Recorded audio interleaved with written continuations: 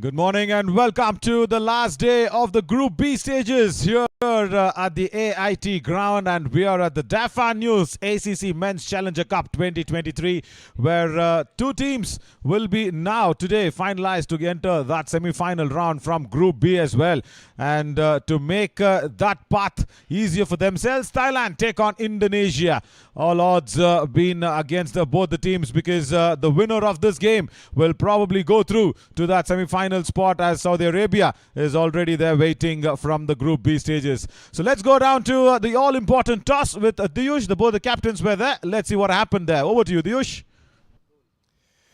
Very good morning, ladies and gentlemen, and welcome to the DAFA News ACC Men's Challengers Cup 2023. This is the semi-final spot which is on the line. Thailand is taking on Indonesia. We have the match referee, Mr. Sarika, with us. Sir, are we ready to go with the toss? Yes, today home team is Thailand. They'll spin the coin, and Kadek, the visiting captain, will call.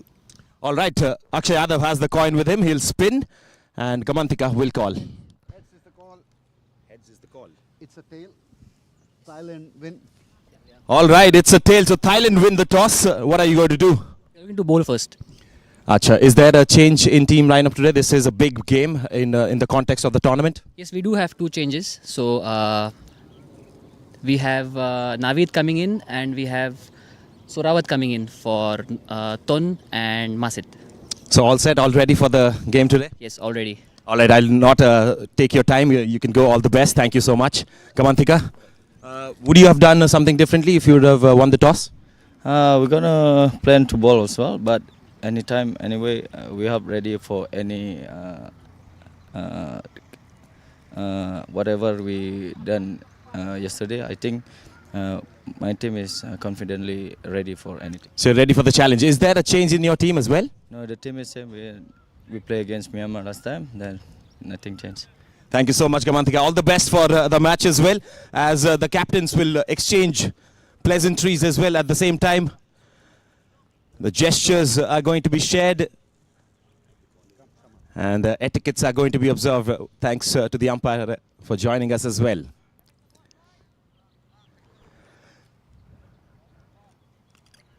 All right then. So that's the news from the center. Thailand has won the toss. They have elected to bowl first. Thank you so much, Diyush. And as we've always seen, the teams winning the toss here in this AIT grounds have always bowled first. They wanted to chase every time. They've been successful a couple of occasions, and a couple of occasions they've not been successful. But yeah, for Thailand, Robert Vinay Rana comes up, and Daniel Jacobs, actually that is, have been corrected even by Loki a couple of times on that official scoring. He wants it to be called as Daniel Jacobs, the centurion, the first centurion. And Akshay Kumar Yadav, the captain there. And Naveed Pathan gets a place today. Couple of changes in the Thailand squad, and Yandre Kotse, hope he comes in and bowls his full court of overs today. And Changi also makes his way in, and also Chatpaisan, Narwit and Suan Choi will be with the gloves, and Senamontre and Sorawat makes their way in. And Senamontre, because he's playing in, I think even today the big miss for Thailand will be Vichant Singh, the Honey Singh that we know of, because both left arms are spinners, as Senamontre has found his way there in. And in Indonesia, Danielson is there, Fernando Gade Periananda, and also Drama Artha Kadek, the captain, will have to bat his skills out today, and Artwana will have to bowl really well. And Pastika gets that gloves in his hands for today's game as well. And Mohammad Anjar, Mohammad Afiz, and Padmakar Rajaram, Paddy, he will definitely bat up the order. And Rogerio Cora, Maxi Cora, he will come in with the ball and the bat as well. So we are all set for the first ball to be bowled, and it's Athar Ali who says bowl Yandre, and Yandre with the first ball bowls it, just a swing in the air, a hint of swing, and loads of confidence is the man that we saw in the toss. Diyush joins me. Diyush, good morning, as Priyananda lets that first ball go. Very good morning everybody watching this, and very good morning my co-commentator Naveen Shori. This is Yandre Kotse, ladies and gents, who bowled a brilliant spell of bowling in the last game that Thailand played. They lost that game, but Yandre kind of featured in the bowling effort. Today, it seems like he's taking a slow run-up. You had a word with him post the post-match presentation ceremony in the previous game. What was it about? Yeah, he was just saying that I need to save myself. He's got a side groin, if I'm not mistaken. He's got that left side of his body a little on the stiffer side. I'll have to bowl that one again. So maybe he'll have to just warm up even more. And also Sise, his wife, was also here watching the game. And so yeah, it was that little chat that he had and said, I just need to save myself from a bigger injury, or rather aggregating that injury towards the wrong side. Yes, better safe than sorry, that's for sure. But he's still out there putting his 100% commitment to the Thailand national team. Wonderful spell of bowling. That was steaming in. He was swinging the ball. He took a wicket as well in that spell. And then he was taken off because of that injury. Yeah, power play in contention, deep third fielder, and a very, very squarish fine leg, I should say. It's almost deep square leg. And that's a wonderful drive. First up, first boundary for Indonesia. And Priya Nandana actually shows his array of front foot drives. Again, that lack of pace that he's generating because of the slowed run-up, that was pitched up for Priyandana, and he was not going to miss out on that opportunity. Brilliant drive to get off the mark will put some confidence back into his game as well. Absolutely. And Priyanandana with that drive towards that mid-off position. It will give him a lot of confidence. And now Akshay Kumar Yadav, he comes in very early to stop that delivery. And interestingly today, the other venue's game is probably not having an impact like yesterday, where we had surprise contender Bhutan from nowhere coming in and getting qualified, and Saudi Arabia versus Myanmar. Probably Myanmar have to beat Saudi Arabia by a margin of at least 300 runs. That is what Loki was mentioning. So if not, the winner of this game will go through to the semi-finals from Group B as well. After the first over, 5 for no loss.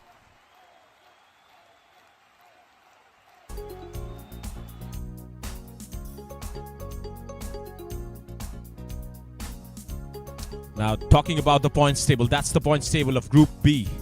Saudi Arabia have 1-2. They're definitely through to the semi-finals. And Myanmar have no chance of making it. Yeah, very, very clear on that list. Now, you saw that Group A, what happened. Even with that minus 0.361 instead of Iran's minus 0.77, and Maldives had a very bad net run rate. So it was that competition between Iran and Bhutan, and Iran lost big time against Bahrain yesterday. Lost by a big margin, could only score 49, batting first. And this group, yeah, this is the virtual quarterfinals. The winner of this game will just make his mark counted in the semi-finals, and they will be slotted second. So that means they probably will play Bahrain. The winner of this game have a big task ahead in the semi-finals come day after tomorrow, March 3rd, because the second group in the second team in Group B will be playing the first one in Group A as Penkumta comes on for the second over. A good movement of the pitch. Penkumta, right arm medium pace bowler, swings the ball. Also looked pretty decent in the last match that he played.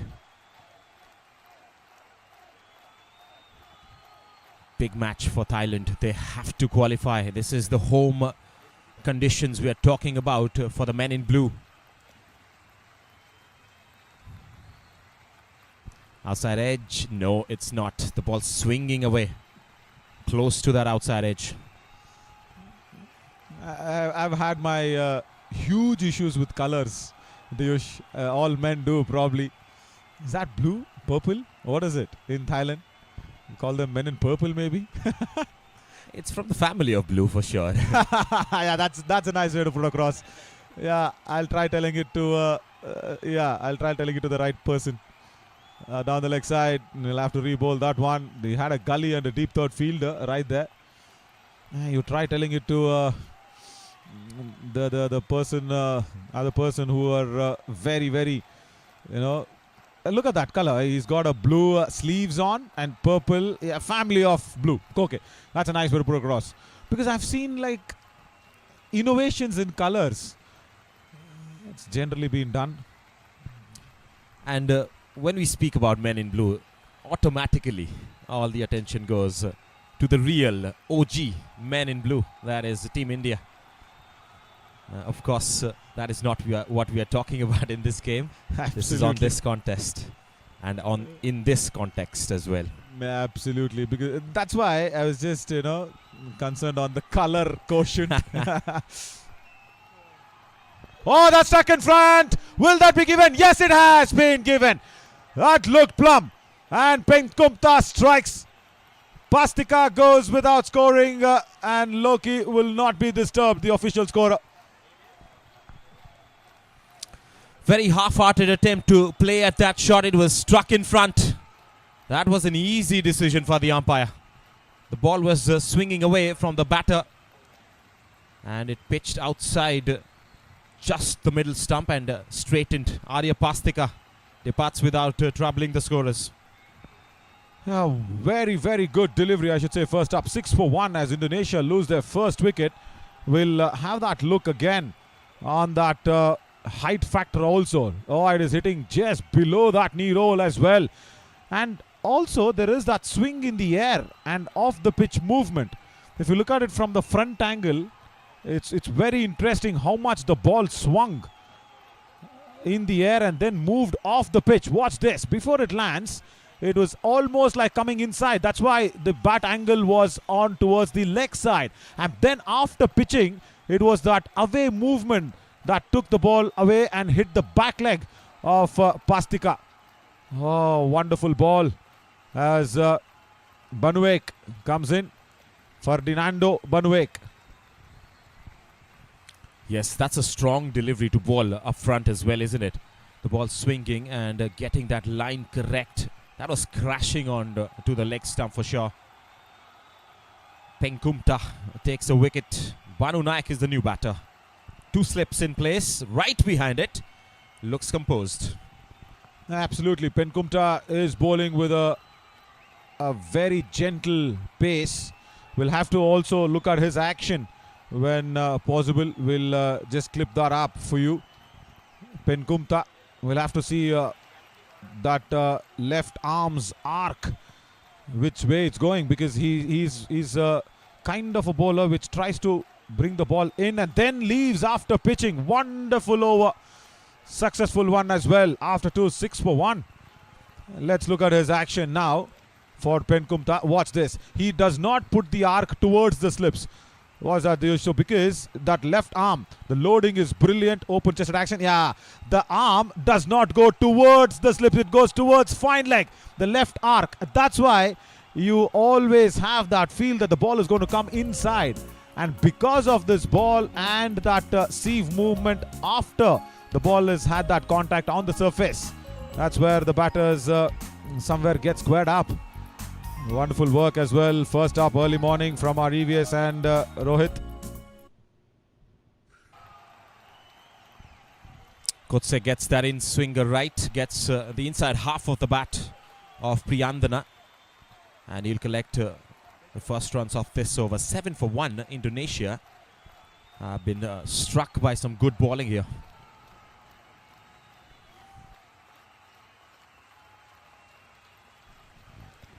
Also, what is helping this ball to move off the pitch so much is because it is weighing 156 grams. So that's commendable weight on the ball as well. It's hard. It's having that weight on the ball. Let's look at that ball that we had clipped for you. Yeah, there you go. Casel Sports.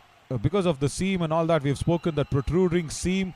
And that's why when it lands exactly on that same position, look at that, 156 gram. Can you see that? Below that sovereign naming, just 156 below that.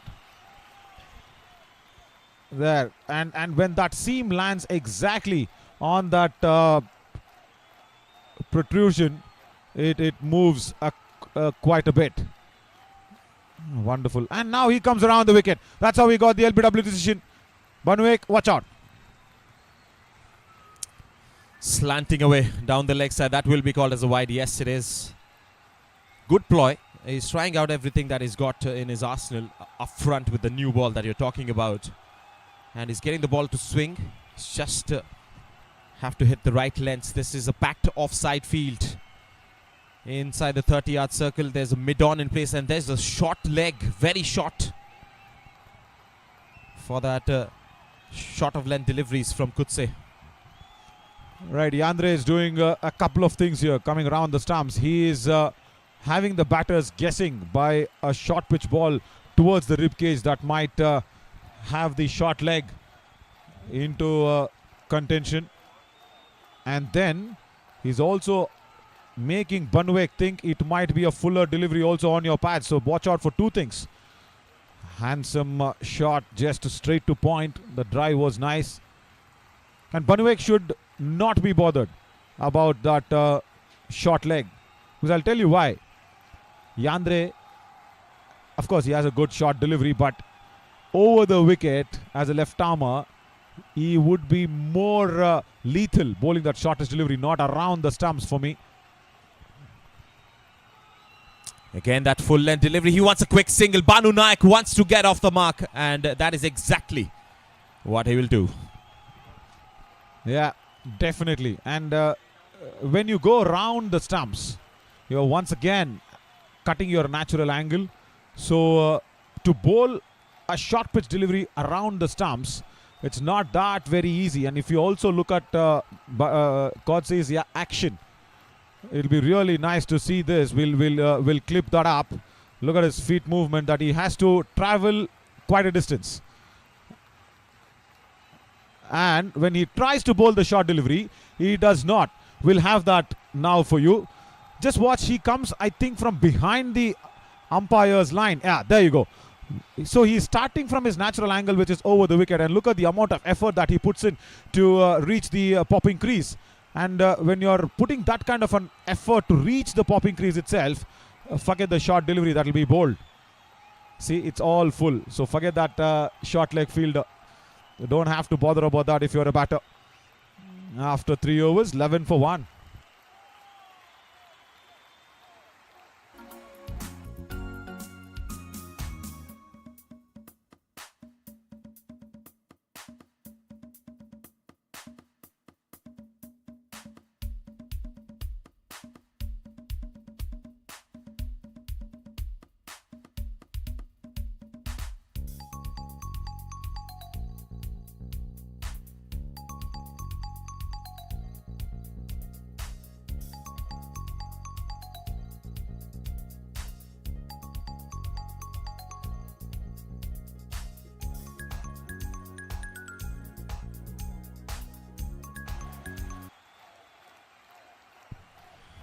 Kumta will continue then.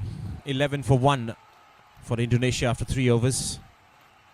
Been a bit of a test for the batters, but I think Priyandana is looking decent here. 6 not out of 8.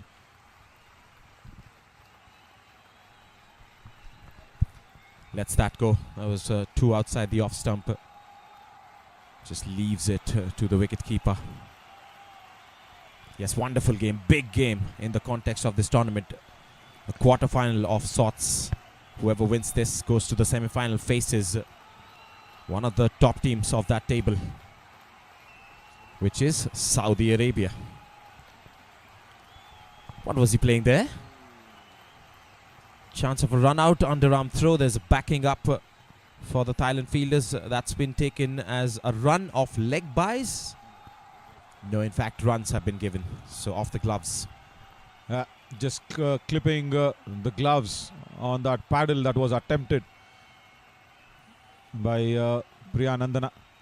Yeah, the winner of this will be facing a big, massive team in the semi-finals.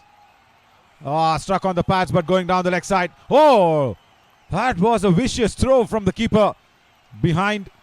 He's in action straight away.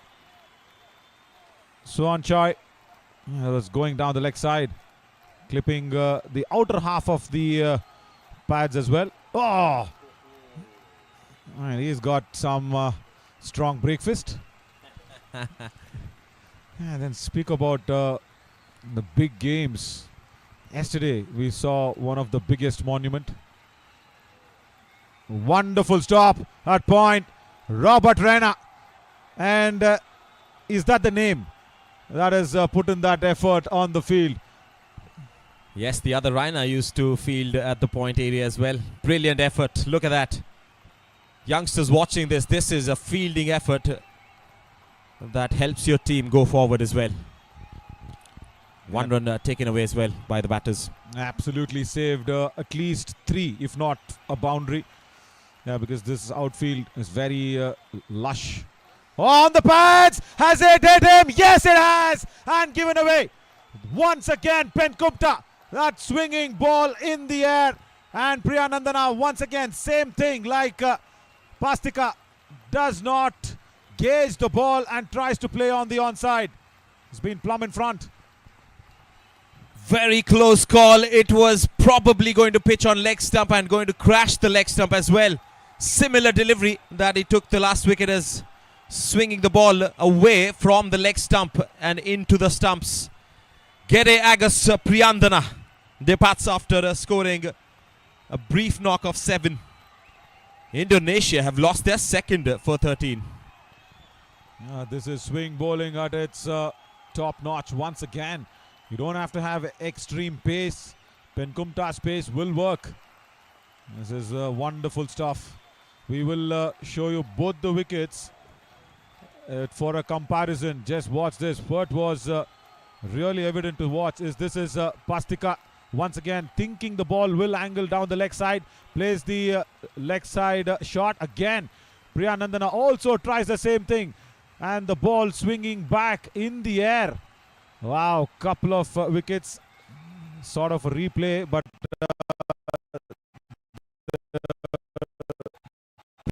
previous one pitched up even more further. Yes, 2 similar line delivery, taking a wickets for Penkum.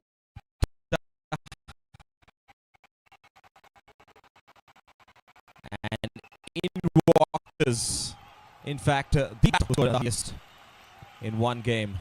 178 is what he scored. Absolutely, and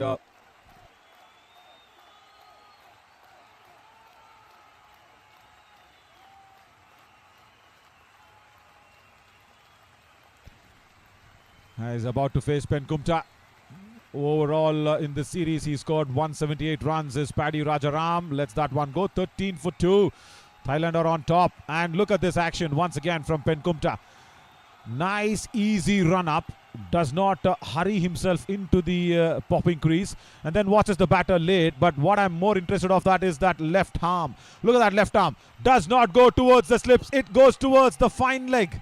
And that is why you feel that the ball will come into you, but then leaves it at the last moment after pitching. Wonderful.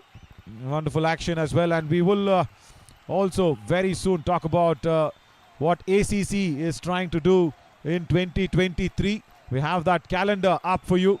Yeah, that's a wonderful, wonderful calendar. Men's Challenger Cup that's happening now in February. Everybody's eyes are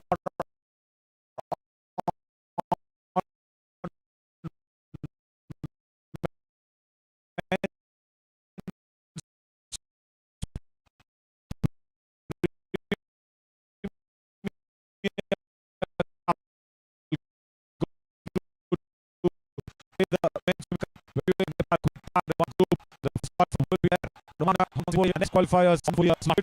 They will stop in his run up. We'll get one more time to look at that calendar. Yeah, as Yandre loads up once again. Yeah, there we go. After that Premier Cup, it's very, very important where they go to play that emerging cup as well.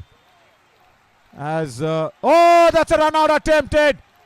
No, says Anand, the umpire.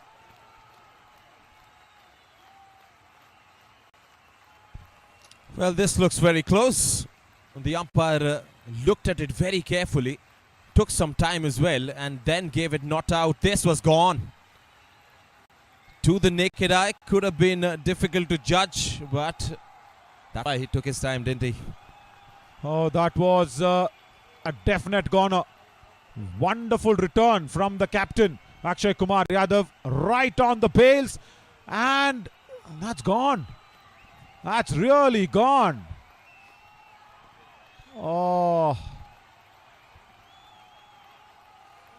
Look at this. From over the wicket.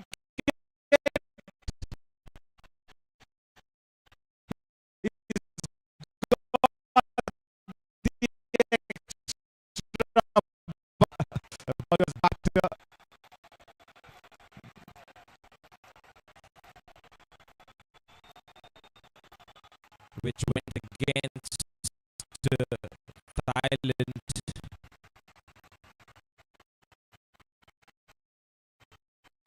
But they've been provided to him. Full delivery pushed back to the mid-on, who's really close to the bowler. Jacobs, Daniel Jacobs, ladies and gents. That's the run out. And we have the facility of the replay, and we saw what happened. And it was out by quite a distance. Anand standing at that square leg field there, he could have gone to the third umpire. We have the opportunity for that, for the run outs. He could have just gone in and had a look at that. The third umpire is of course there. Very crucial decisions. And Akshay Kumar Yadav, what a wonderful return into the gloves of Suyan Choi. Yeah, there he has come from that short cover position. He came in a flash.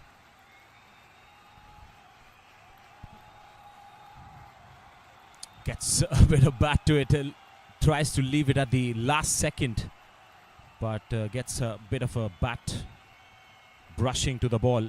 We saw a wicket yesterday with the bat rushing with the ball, and the ball coming back and hitting the stumps.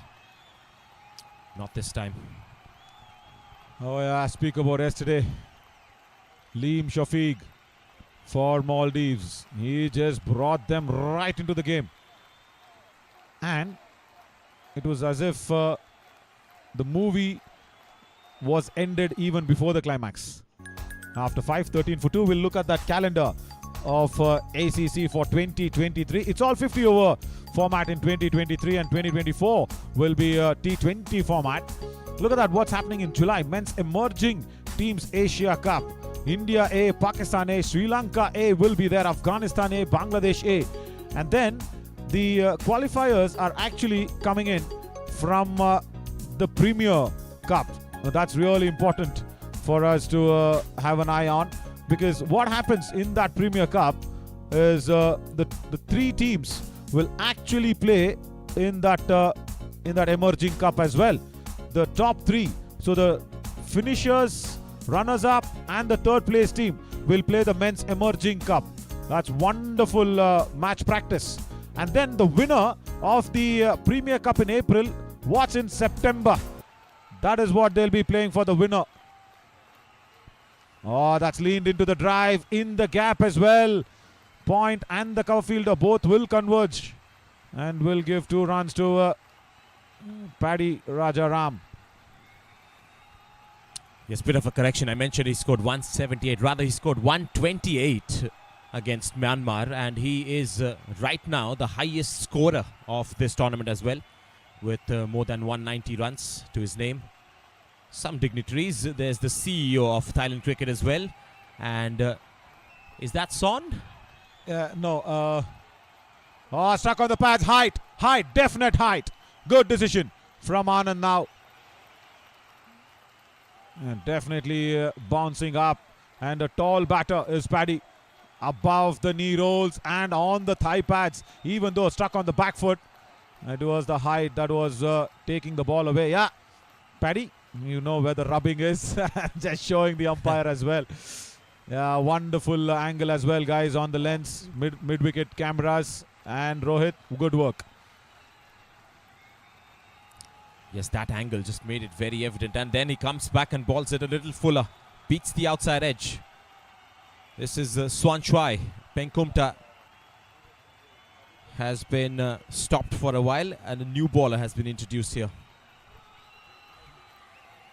That was in the VIP section, Mr. Kadir, the CEO of Cricket Association of Thailand, and the gentleman who is sitting on the right of that screen. We'll show that for you. Oh, this has come back in. Swan Choi, yeah, the gentleman who was just having a conversation with the extreme right. The extreme right is Mr. Kadir, and the man in the center, he actually is the trainer of the coaches, because Akshay Kumar Yadav, Austin, everybody has been trained by him to actually coach the Thailand men's and women's cricket. Wonderful man to be there. Very, very experienced, has good connections all around the world. It's so cool to see your CEO come in and watch the match, understand what is happening on the field as well. Thailand cricket is definitely in good hands. Last ball from Swan Choi. Another in-swinger, bit of a back of a length delivery. Rajaram was happy to defend it. It's the end of the 6th. It's 15 for 2, Indonesia. A good beginning from Thailand as we look at that calendar once again from ACC. As we are really, really happy to be a part of the Asian Cricket Council. Wonderful calendar that's been put by them. I was mentioning about the Men's ODI Asia Cup in September. The winner of that Men's Premier Cup will play, and he will be slotted in the group where India, Pakistan will be there. And in the other group, you have Sri Lanka, Bangladesh and Afghanistan. So what an opportunity to go ahead and play the Giants in Asia. They've always put up a very, very good performance in terms of playing it really nicely for their country. And in October, what is that? It's men's under 19 as well, as Yandre once again comes in. That's it direct. And this time, Banuek is very safely inside. No doubt on this occasion. Is Banu Naik living a little dangerously out there. Just 2 of 15. You can see what they're trying to do. This is the replay of that direct throw. Good defense, but he was outside the crease. That is why the ball was thrown in and it was hit directly. But he was back safe. Shot delivery way outside the leg stump. It's white signal by the umpire. I hope Yandre is not listening to me on the ground, and he cannot listen to me on the ground. I know Yandre bowls the short one over the stumps. Yandre, I get it. Because around the stumps, it's a little extra effort, my friend. You just have to go the wider angle. You will not get the angle to actually hit the deck very hard. That angled away. Another wide signal by the umpire. That was a little close to call. And to add insult to injury, another single has been stolen away. So 2 extras will be added to the total, and this is going to be a good contest. Rajaram is going to take strike to Kutsi. Yeah, what happened in the over before when Yandre was bowling was this. Banuek was well outside the crease. Akshay Kumar just throwed it exactly on top of the bails, and Banuek had gone for all money. Anand thought otherwise. He's got the life. Rajaram, open stands for him. Yeah, that's a little difficult when you're playing against a left-hander who's trying to take the ball away from you. Rajaram is definitely going to play shots no matter what. If it is going to be in the offing for him, he's going to pounce on it. And that is why this is a beautiful contest on your screens. Straight to the keeper. No chance from the batter.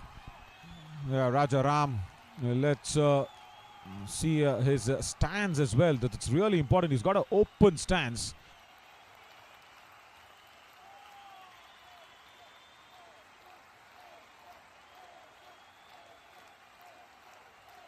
Just look at this. He's got that left leg opened completely.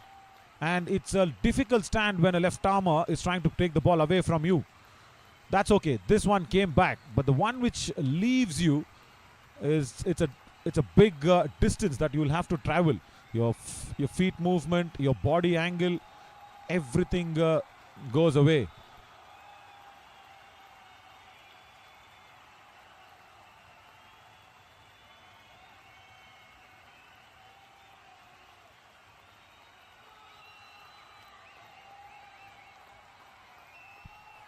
Kutse with his fifth delivery down the leg side, easily picked away. They'll find a fielder as well. Yeah, last couple of deliveries has come into Paddy's patch. But look at that delivery previously. What happened there? Look at the amount of travel that Rajaram has to do when the ball is going away from him. Yandre is nicely setting him up. There's a slip in place. 2 deliveries has come in. Watch out, Paddy. Now the ball will definitely leave you outside the off stump. Just don't try to fish it out there. Oh, he tries another one. Just trying to come back into him. Thinks otherwise as well. It's a contest between, I think what, me and Yandre. As a batter, I'm searching for it. Hey, Liam, good morning. No, it's absolutely spot on with the way you have picked Rajaram's stance in this example. But anything that is going to be on his pads is going to be picked away. So that's not decent bowling from Kutse. Final delivery of the 7th is again going to be brought in by the left hammer. 7 overs gone, 19 for 2. I really want Rajaram to change his stance. Or rather change his guard. You can't change your stance. Of course, that's very natural. So if you can just change your guard from leg stump to middle stump, that would be really good. Because if Yandre comes back the next over, because he's bowled 4 on the trot, bowling card, if we can have a look at that. We'll get that to you very soon. I think he's bowled 4 on the trot. Yandre has not been given a break by Akshay Kumar. But Penkumta, what a day he's having. A must-win game for Thailand, a must-win game for Indonesia. And the winner of this match will play the mighty Bahrain team.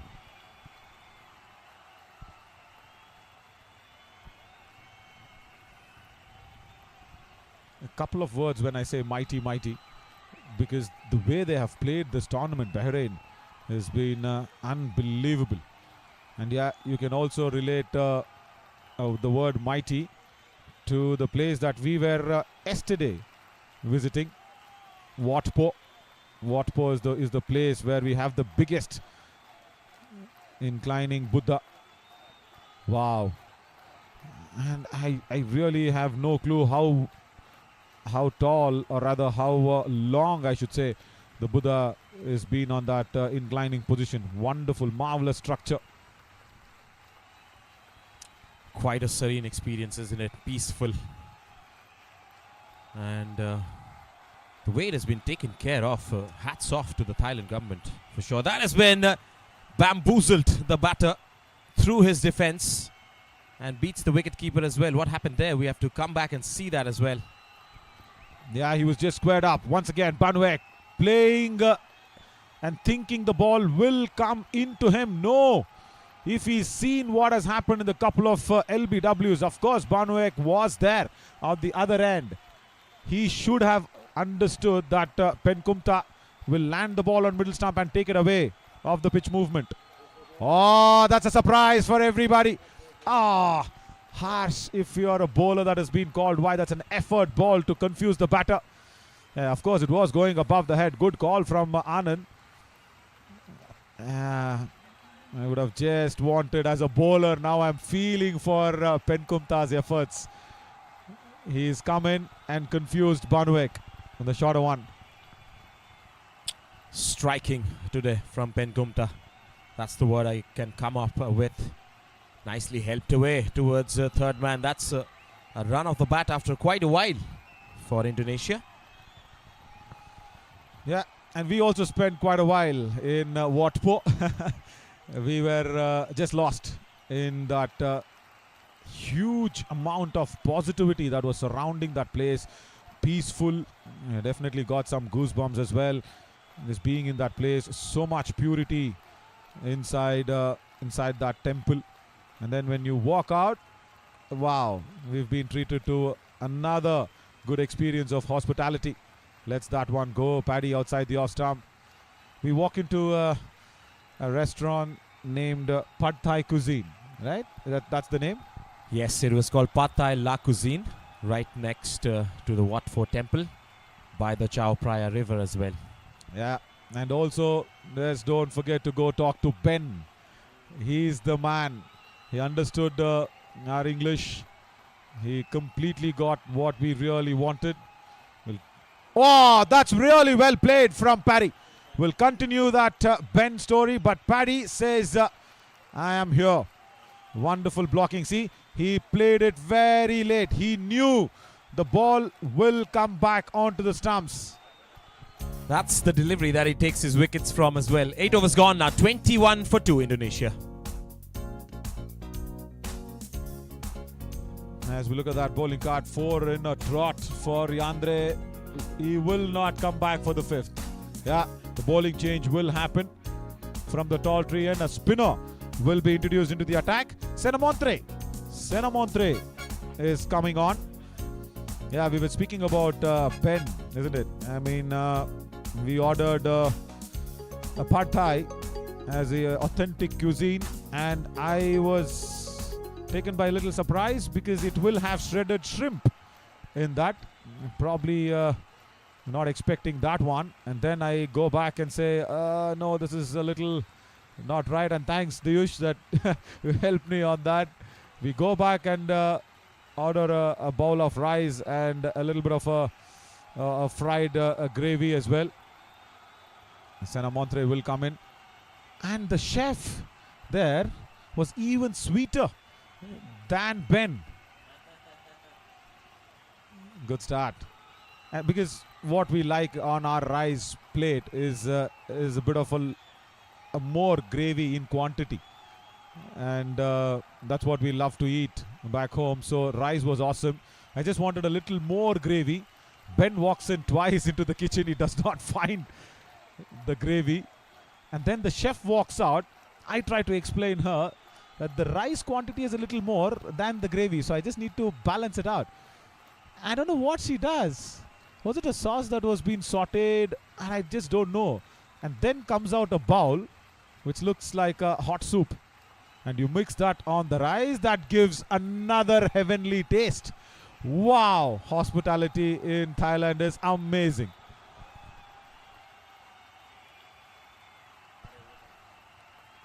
Well, this commentary panel was not about sports only. It was about hospitality, and now it is becoming about culinary experience in Thailand. Yeah, we just want more and more people to come in and experience what we have been treated to, isn't it? Yeah, sports, of course, being the front runner. And surrounding stories are also important. As Banuek once again blocks a ball which is bowled on the stumps. That didn't carry, that was a bomb ball. Everybody was excited except the fielder who collected the ball. I thought for a second that everybody thought that it came off the face of the bat, and the fielder says it was a bump ball. Yeah, it was. Maiden, I guess, to start off from Senamontre. Good over. 9 overs gone. 21 for 2. And we get our first maiden in this quarterfinals. So yeah, just going back to that hospitality story as well. The chef comes out, gives us that bowl of gravy. And then we mix it in the rice. That gives another wonderful experience. A lot of gravy is what we love, with a little bit of rice in our cuisine. And that tasted so Indian. That was so spicy. That was so nice. And then we're still not done with the story. We walk out, then again we get lost. Every time, the issues maps don't work exactly in the time where we wanted to go. We were traveling the opposite side again, right? I think we like to get lost in Bangkok. Yeah, when me and Diyosh get along together, we like to get lost. Naveed Pathan, the man who didn't play the previous game for Thailand, finds his way in. Seam bowler again. Starts well on that channel. And speaking about the getting lost channel, we are the top runners for it. And then we once again meet up to another very, very sweet person called Liu. If I'm pronouncing it right, she also spelled her name out to me, L-E-W. Oh, that was a big swing of the bat from Parry. Doesn't make any connection. So Liu actually guides us to the subway because she's a university student around Wat Po. She also studied, you know what, Diyosh? Archaeology. Wow.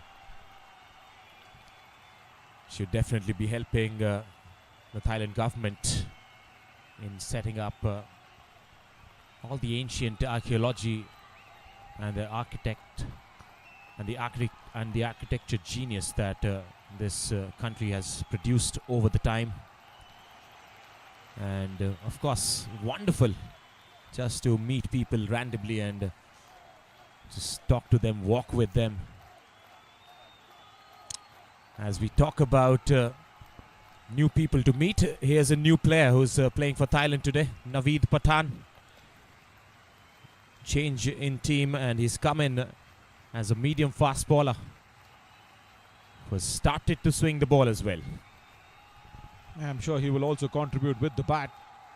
And the second wide of the over. So no runs off the bat for 9 deliveries now and a couple of extras. Yeah, and then going back to that Liu story, she was supposed to walk away from the subway station. She was not destined to come to that subway. Met it on the full, but straight to that point fielder. Would have been disappointing for Paddy that he didn't put it at least left or right of that fielder, because there was a deeper point fielder. Should have just put it left or right to him.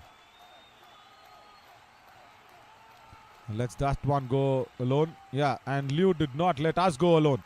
She walked us through that subway. She said this is where you can take the subway, reach another spot, because we were, what, I think again 80 kilometers away from our hotel rooms here at AIT Wat Po.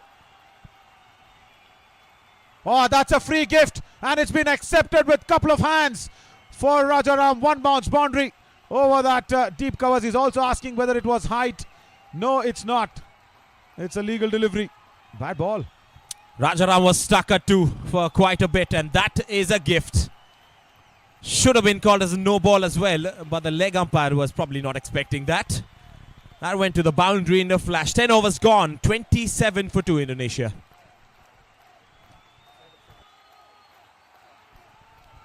Let's watch that height once again now from our mid-wicket cameras. That definitely was not dipping. That was over the waist for sure. But Rajaram played it wonderfully well to put it over that cover fielder's deep cover boundary. Gets his first boundary, Rajaram. It was definitely over the waist. Lucky there for Pathan. First power play done, 27 for 2. It's a small cautious start after losing first 2 wickets for Indonesia, but a strong start for Thailand.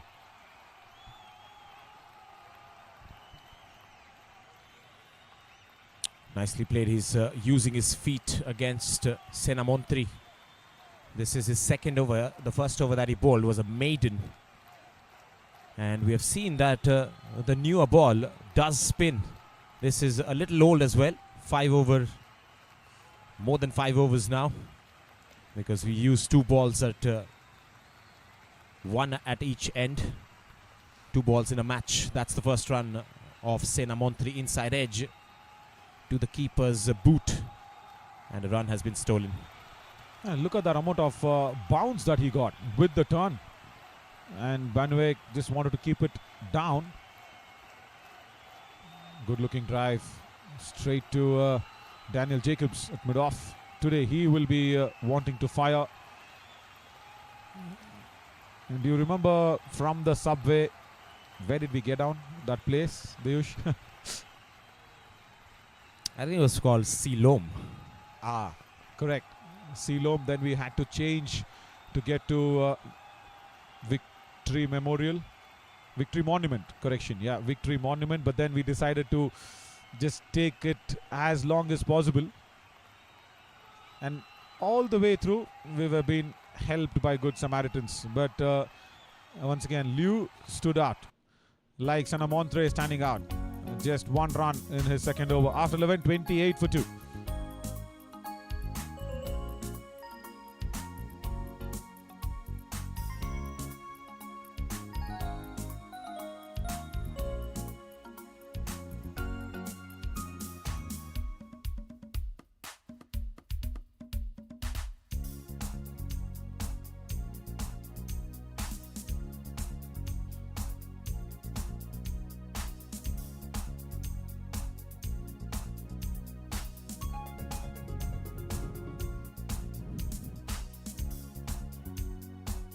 Banu Naik and Rajaram trying to dig things up and build a layout for Indonesia, just like Liu from the archaeological department, who would be digging up stuff to find artifacts.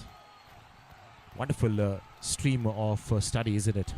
And look at the university that she is being placed just right next to Wat Po, for a place which is so historically important, as Robert Rena comes in for this important over.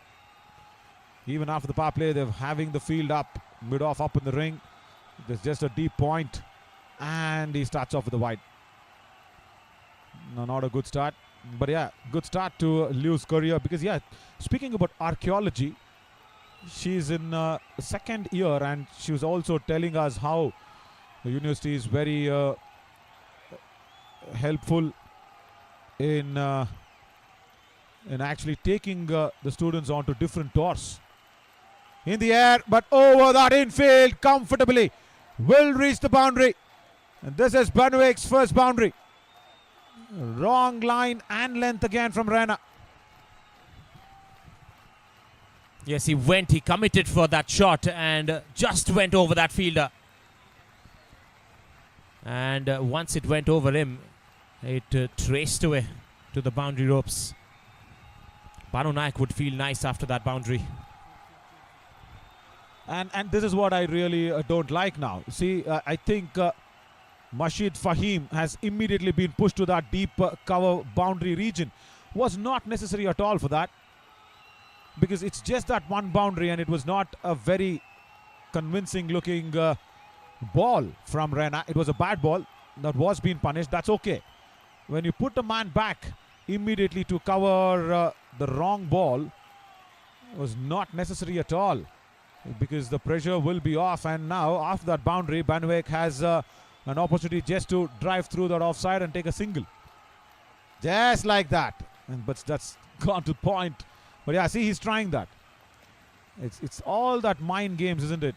Any sport, may it be cricket, kabaddi, football, it's played between 2 years.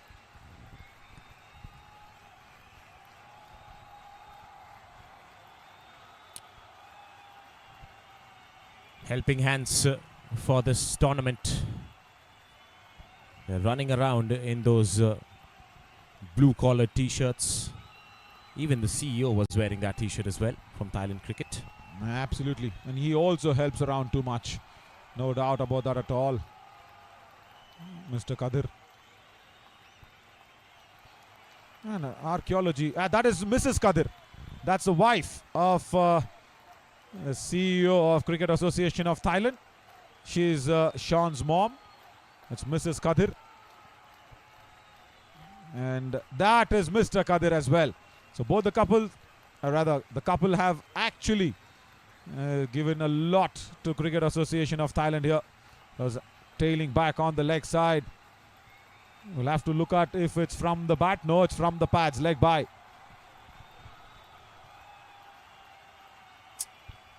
That was swinging in from Raina, and it was going away from the leg stump for sure. Single was on offer. Leg by will be signaled by the umpire. Yes, pretty graceful of Dr. Kadir to pull up a chair for his wife as well, as he was sitting on a bench. Who's the boss of the house? That matters a lot. And the single has been taken to Akshay. He's not happy with his efforts. After 12, 36 for 2.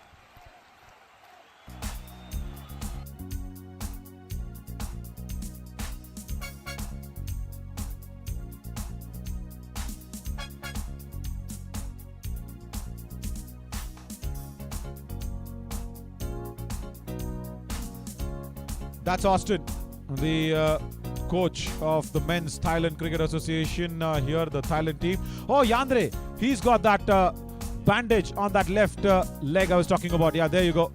That is the injury that he's nursing. He's also icing it with that cold water. And I think that's ice water. Yes, it is. Oh, look at that. It was, I think, started off as an ice pack. It's melted down to ice water.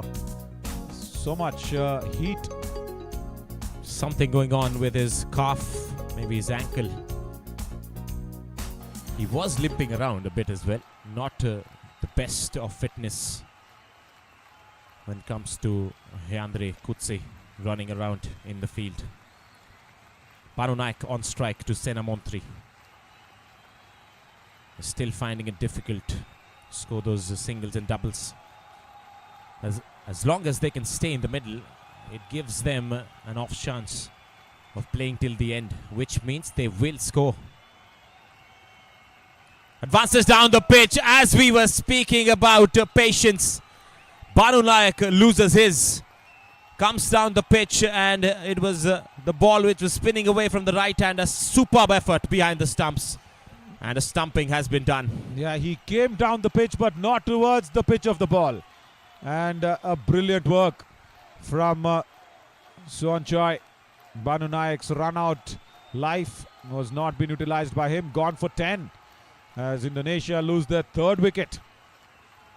Not a right one. Let's look at where he was going. Look at that. He was not traveling towards the pitch of the ball. He was trying to come just straight down the ground. That's why the ball, he knows it. He knows it, Banu Naik. Even with the hint of turn, there was not a big turn from Sena Montri. It was just a half an inch turn, I should say. That was enough for the keeper to dismiss him out. A small little partnership was mushrooming, but that's been fried without a very good intent from Banu Naik.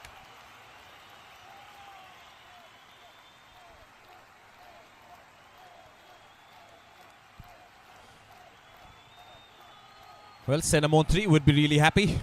He's picked up a wicket. Much needed breakthrough. This was a partnership which was standing strong in the middle. Captain himself from Indonesia, Kadek Gamantika, is out there to steady the ship. Right behind that one. Now, Indonesia has got a lot of ships, isn't it? That wonderful landscape, or rather I should say the group of islands, big group of islands, Indonesia. It's called Archipelago. What is it actually termed as? It's an archipelago of islands basically, and they are divided in two different names called as Java and Sumatra in Indonesia. And this man, Gamantika, comes from Bali. That's a big appeal given. Sena Montri picks up the wicket off the opposition captain. Wonderful delivery. Hitting him on the back foot, on the turn. Good decision from Mr. Ali. Now pitching in on the line of the stumps. Not playing for the turn. Playing it a little early. He was indicating the height. No. Gamantika, it was hitting you right in front of the stumps. Even it was for the thigh pads. You were not playing for the turn.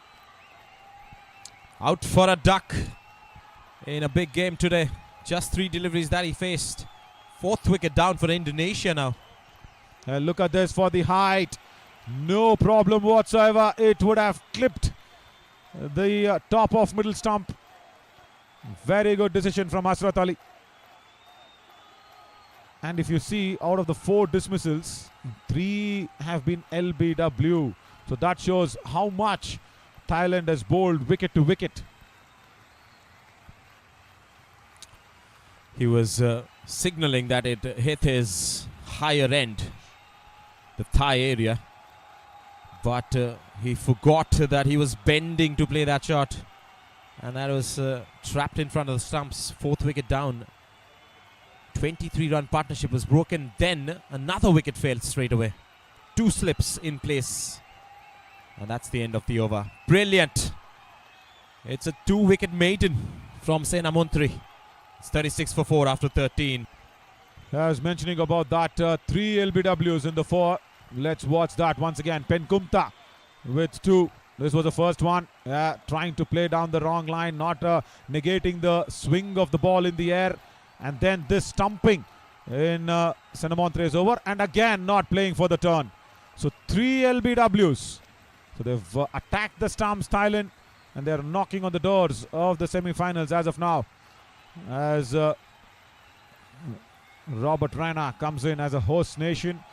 They will love to play that semi-finals, isn't it, against Bahrain. They are the top team from Group A, Bahrain. They've already qualified before anybody could. Wonderful, wonderful contest on cards. Indonesia, yeah, it definitely now has to steady the ship. Waya, the captain himself, I think the batting side now will look at the ship's captain as Rajaram Surve. Is it a ship now or a submarine that they'll have to steady it out, Diyush? It's definitely the boat which is going down. They have to patch it up, bring it back up on the surface. And it has to be this man, Rajaram. There is single on offer. Sweeper cover. They're okay to give the strike to Rajaram and allow him to take the single. At the other end, Tadaras is the new batter who is going to face Raina. Yeah, Tadaras, he's got a big job to do. That is to support Rajaram Surve. And support in a very, very big way. Because the winner of this match will be qualified for the semi-finals. The other game in the other venue will not probably have much of an impact because it's Saudi Arabia versus Myanmar. Going down the leg side. So Saudi Arabia, if Myanmar has to really qualify, I think 280, 270 runs should be the difference, which is very highly unlikely. But you may never know what's going to happen, as yesterday that happened with the Group A teams.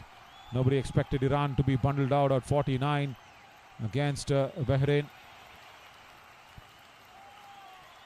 And then, even in the post-match presentation, the captain of Bhutan, Jigme, he was very open in his talks, very sweet lad. For all the inside questions I asked him, he was very happily, with a smiling face, answering everything. That's what I really loved. He said, yes, our team management was keeping a real hawk eye on the match that was happening at the other venue. And they were giving us the information, and they were really in our ears when Iran was just all out for 49. And when Bahrain came back and chased it without even losing a wicket.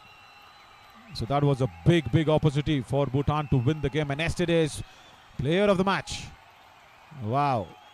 That was something to watch out for. Supreet Pradhan. He came in 19 of just 18 deliveries. Swept really well. And swept away the awards as well. Yes, we've seen some wonderful things happening in this tournament as well. We have seen a wicket-keeper given a Player of the Match award as well. That was quite historical. We don't see that normally in cricket, do we? That's the first time for me as well, doing so many presentations all around. Because there was a 5-catch and run-out dismissal for Hasib. Hasib was his name, from Saudi Arabia. 38 for 4 after 14.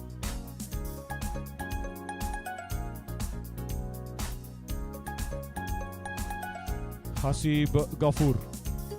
He will be also featuring in the semi-finals for sure. And I also remember asking him, I understand that was against Thailand as well. He won it against Thailand, the Saudi Arabian wicketkeeper. I asked him, I understand Daniel Jacobs' wicket as a left-hander when you caught his catch. The first wicket, big batter dismissed. I understand the excitement, but he was having the same excitement even with the 5th catch. That shows how much he loves keeping and how much he loves his cricket. As Sena Montre loves picking up wickets, he's back to his 4th over. He's bowling from the tall tree end as well.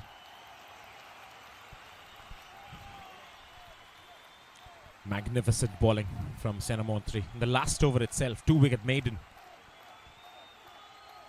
Labouring through, trying to bring in as much as wickets possible right now for Thailand. They want a thumping victory to go through to the semi-finals. The host nation of this edition. Well, Kutse is back on the field after that ice pack session. In the air, but there's no fielder. Fine leg. Will not cut it off either. That's a boundary, a very welcome boundary for Indonesia. Yeah, rightly mentioned.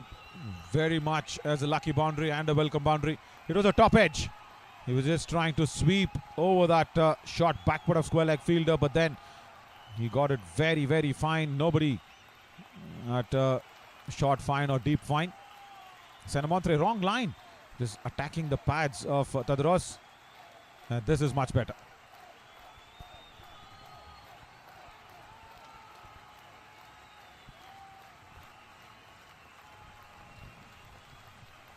.43 for 4, not a lot you can do as a batting team. Just stay there as much as possible. And this is quality bowling from Thailand today. They have pulled up their shocks, come back really nicely into this tournament. And you also look at that deep mid-wicket fielder if there is a slog sweep coming out. After 15, 43 for 4. And we had actually forgotten one important piece of a story that was getting concluded. After rather before eating at Pad Thai La Cuisine, we went to a small place where we purchased a couple of bags as well. And the reason why I mentioned the story is when she was an elderly lady. I was just bargaining my way through. She never agreed. She never ever agreed. She says, no, 200 baht per bag. That's it, because it's hand stitched. It's really good. Yeah, it was of a very good quality. And then after giving out all the money, I say, give me your blessings. You know, just bless me.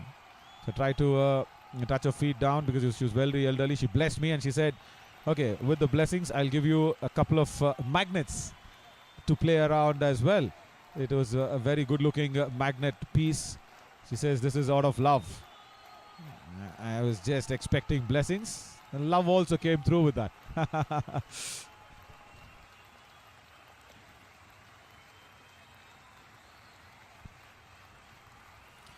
Right, that's what you get as a souvenir as well to take back home.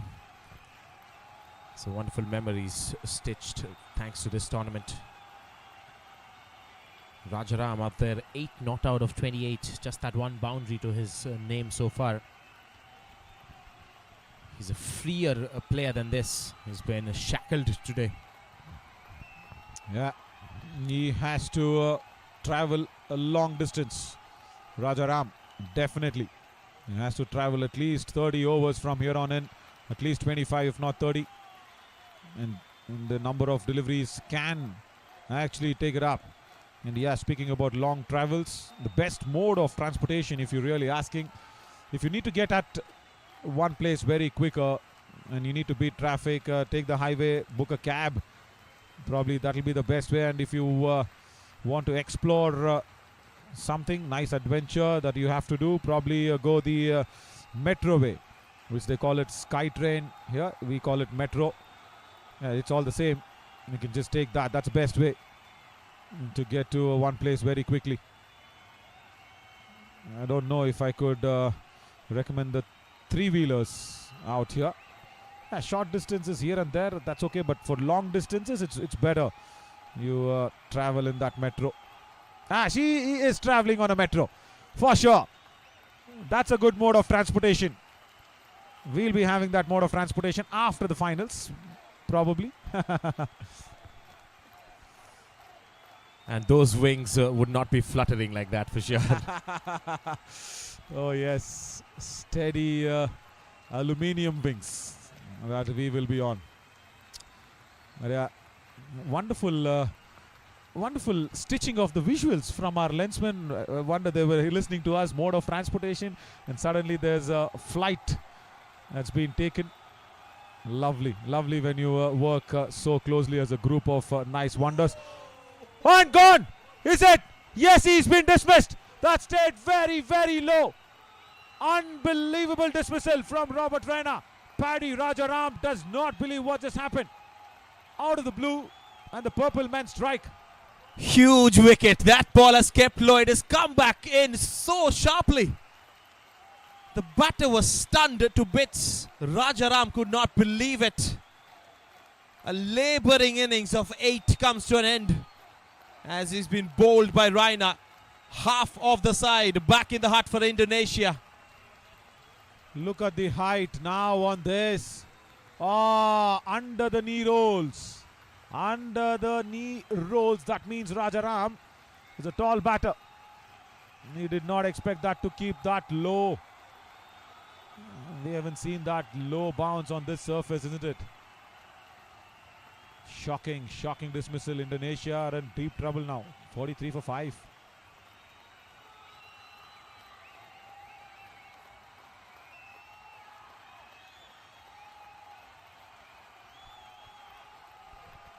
For a moment, even I thought the ball just kept low and went to the keeper.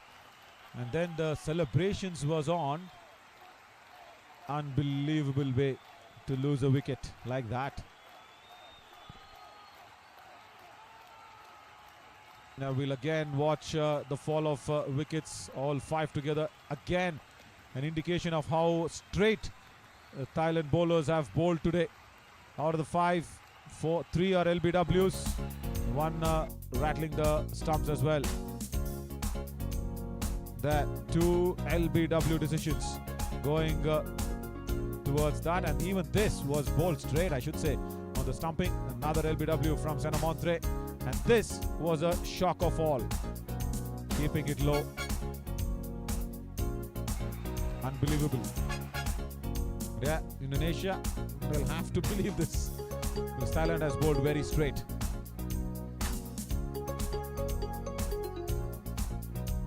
Penkumta started that damage by bowling straight.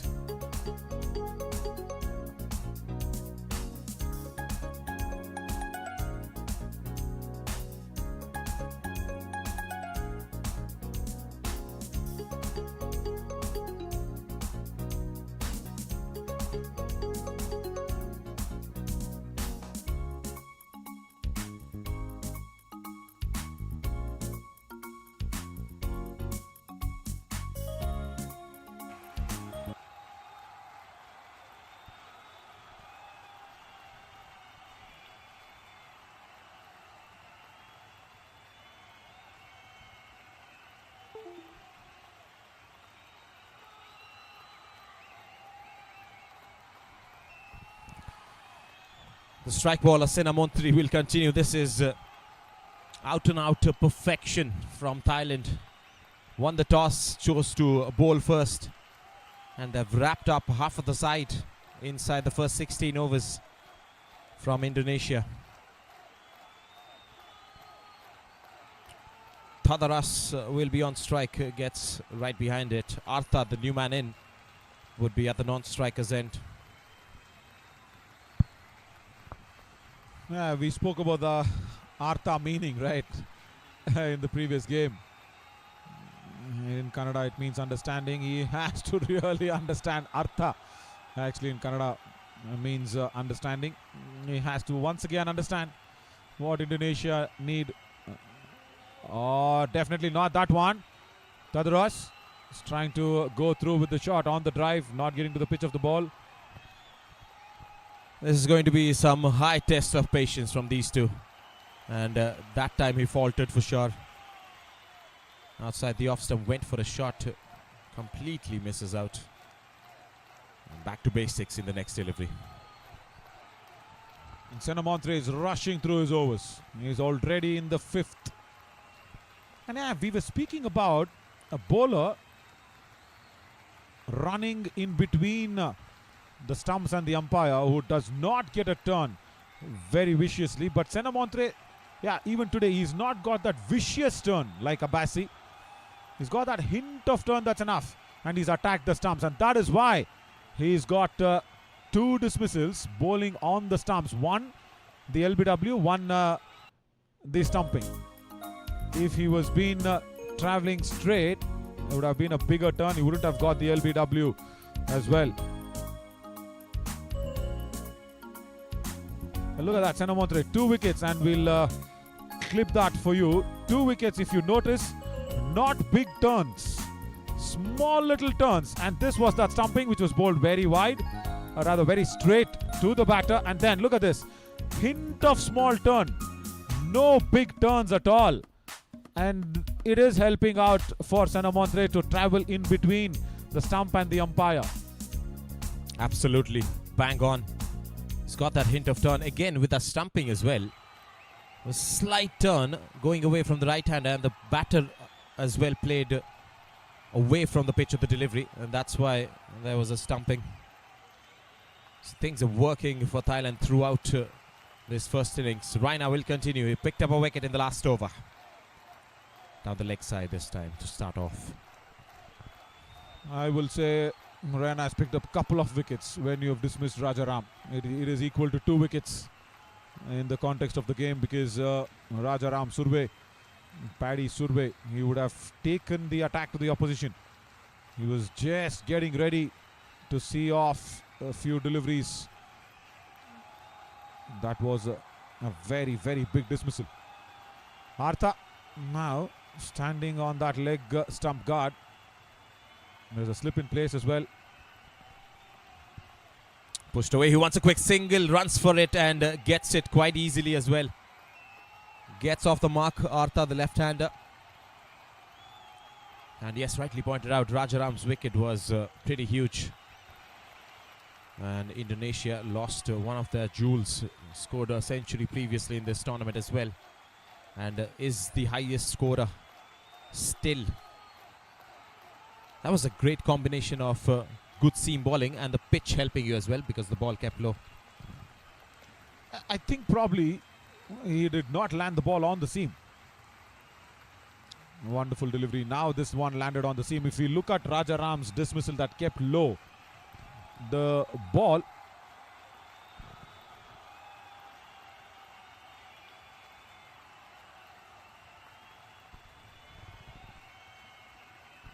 just watch where that ball will actually land. I'm pretty sure that did not land on the seam. Yeah, there. It landed on the leather. In the air, over Rena's heads, but that was a sitter that was being dropped. Nobody can believe it. Maseed Fahim. That was a dolly to the mid-off fielder. That is the reason he was kept so up right behind the bowler. And it was spilled completely. That is an easy opportunity you would expect to be taken. Just a hint of grip on the surface because of the lack of the pace from Robert Raina. And that one, extra pace from that good length delivery. He's mixing it up really well, Robert Raina. We'll look at that drop once again there. Just gripping a little on the surface. Was very early through the shot. And the catcher was also very early for him. Was in no position. Now, no words exchanged. No words exchanged from the bowler and the fielder there. Gets it off the thickish outside edge, will collect a single to keep strike in the next over. Indonesia 45 for 5 after the end of 18 overs.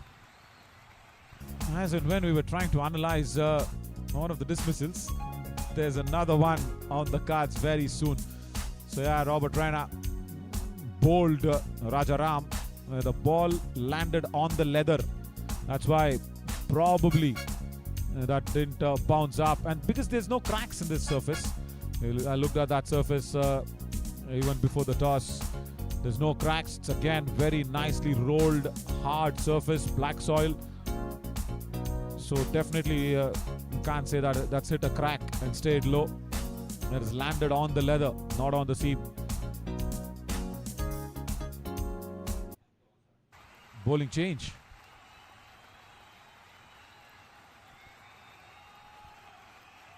Sorawat, he comes on to bowl.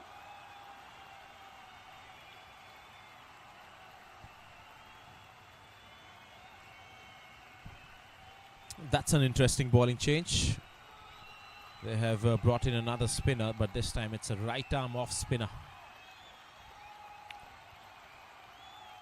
Deshung Noin is the bowler. Sorawat gets an outside edge, beats the slip, and might collect a boundary. The ball is going to stop at the outfield. Oh, it has been pulled back. It has been pulled back by Robert Raina, the man who's been really active in the last 15-20 minutes of gameplay. Stops it from going to the boundary. And the umpire looks convinced. Let's look at this from this angle. Again, the ball just kept a little low, and Robert Raina got too low for stopping it. And then the hurdle jump. He's done two things at one. He's ran that 100 meters race, and then at the end of it, he's also had to participate in the hurdle race. Yes, quite fit, Robert Raina. Very aware as well.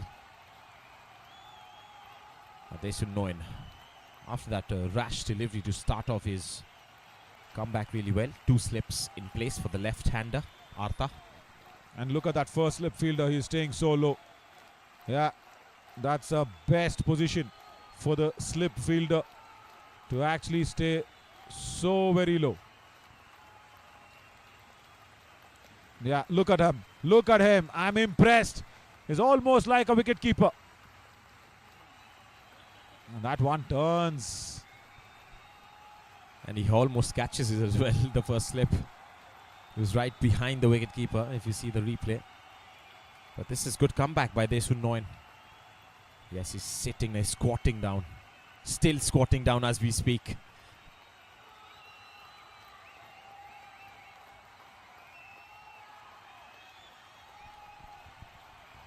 Yeah, it is Narawit at first slip. Wonderful over once again to start off. Sorawat, he thanks the umpire for holding the cap. 19 overs gone, 49 for 5.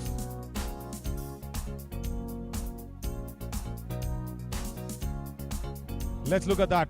Have you seen any bowler do this to the umpire? I haven't seen it. When the over was done, trying to go to pick up the cap, says thank you so much umpire for holding my cap and adjudging this over legally.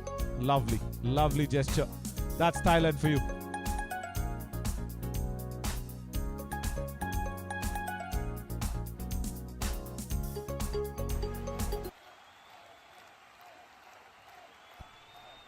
Yeah, as much as I'm impressed with the gestures here, our lads in the PCR and the lensmen also been very impressive. Robert Raina bowls one down, going down the leg side. They are very much glued to our story. That is what a good combination of teamwork has to be. May it be Manoj. Yeah, that is Mr. Manoj's work. Yeah, she knows it. She knows it. Yeah. That is exactly Manoj's camera angle. I know for sure. He's not standing on the shacks. Where is Mr. Manoj? Just show him, guys. He's under the blue umbrella. There, look at him. Hello, turn this side. Yeah, thank you, Mr. Manoj. Turn this matches this side. Hello. Yeah, he says it's fine. Hello, no, come on. Outside edge, that'll run away. It should be a boundary. Should be. Yes, it is. Ah, look at that. Once again, a hurdle race that was being jumped over. Was that Andre Kotsi there with a bit of a limp? Outside edge, it ran away very quickly.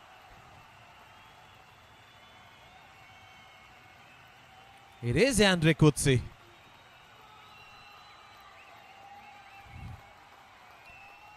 Correction, it's Naveed Patan. Jersey number 6. We just managed to catch a replay. Shot delivery pulled away. Catch has been taken. Tadaras, after getting a boundary off an outside edge, tries to pull the next delivery. And it has been taken quite easily at the end by the captain himself. Robert Rena strikes for the second time. Again, lack of pace. No weight transfer on the back foot, pulling from the front foot. And Akshay Kumar Yadav had to just lean forward for that low flung catch. And Tadaras has been dismissed for 12. Indonesia once again lose a wicket at a very, very wrong time. That's a very good catch if we can get that angle. Yeah, that's the best way to watch this catch as well. Look how low it was.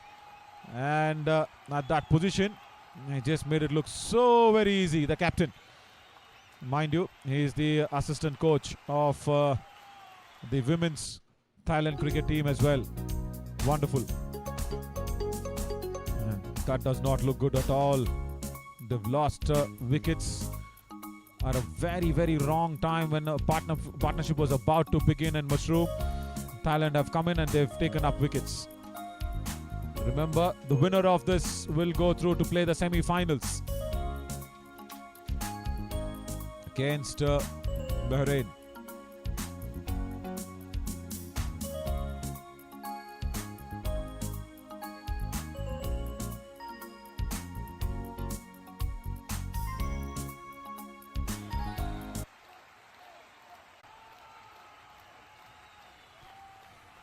Fantastic Thailand here today in the Wednesday morning at AIT Cricket Ground, and almost clipping the off stump as well.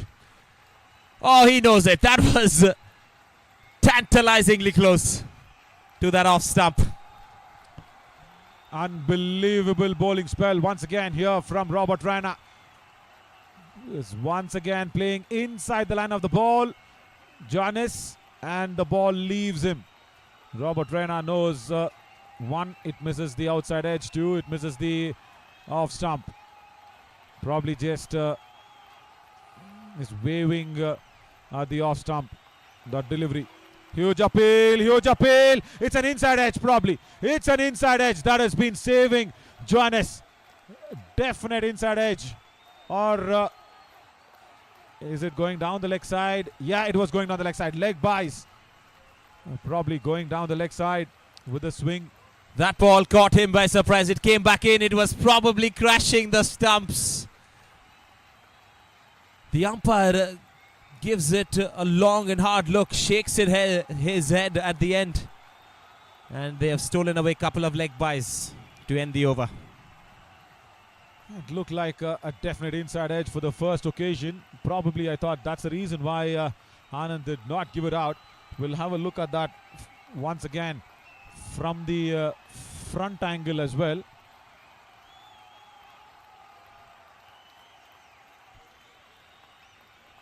And look at this. It was angling in. Bat was very close to the ball. Looked like an inside edge. It looked like an inside edge for the first beginning, and that's why the keeper and the slips did not go up. Robert Rana went up, and then Anand said it's in leg by as well. Interesting. It's very close to that inside edge, isn't it? I think it might have been a finest of the edges, but leg by was signaled by the umpire. Right, 55 for 6. The off spinner is going to ball to the left-hander, Artha.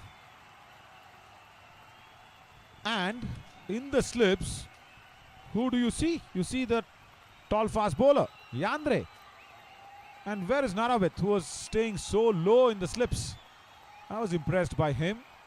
Yandre replaces him. He's already nursing his left calf muscle. Don't try to bend it too much, Yandre. Yeah, there he's struggling. He's not staying low. He's as if fielding for a pace bowler in the slips. Naravith was wonderfully sitting low and squatting down even. Change of field plans by Akshay Kumar Yadav. Lets that go very close to the off stump as well. Not a great day if you're an Indonesian cricket fan. You saw that scorecard. The highest scorer was the extras. 17 extras by Thailand. That should be contained as well. It's another dot to finish off that over. It is another maiden over. 55 for 6 after 21.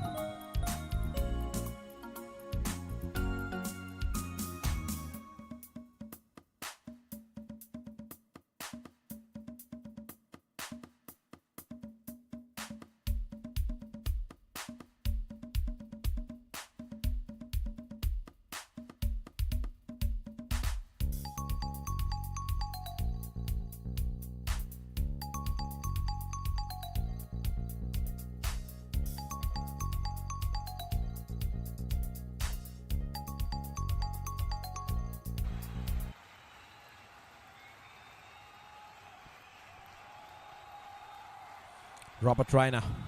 What a brilliant spell of bowling this has been. 5 overs, 15 runs, 2 wickets. Played an on drive in the gap. Beautifully punched by Johannes as he gets off the mark in style. Boundary to his name. What I loved is the placement of it. It was bowled outside the off stump. He made sure he reached the pitch of the ball, and then the placement even better at mid-on. Just beating that mid-on fielder. Much needed boundary.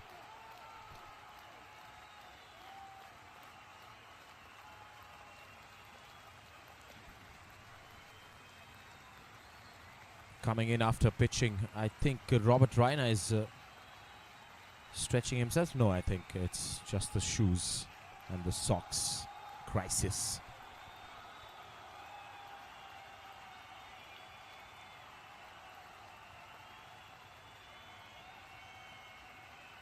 Tying his laces now as he struts back for his third delivery. Beautiful shot first up today in this over. Johannes just leaning onto that drive, playing it right next to the mid-on fielder, and getting a boundary going for his name, and the scoreboard keeps ticking as well. 6 fours in this inning so far from Indonesia, and that beats the outside edge. The ball that leaves the right-hander. Why is Johannes playing inside the line of the ball? I'm still confused with his strategy. With this ball, once again, he's not moving his body towards the line of the ball. Look at him. The bat comes down inside the line of the ball, probably expecting it to come in. Ball is going out, and Raina has not brought back the ball in. See, once again, back of the length, this one a little bit shorter on the length as well. But Johannes on a couple of occasions has played inside the line of the ball, which is not the right way. Which also means that the bowler is winning the contest for now. He's keeping him guessing whether the ball is going to come in or go out. The first delivery was a beautiful shot. After that, it's been all Raina.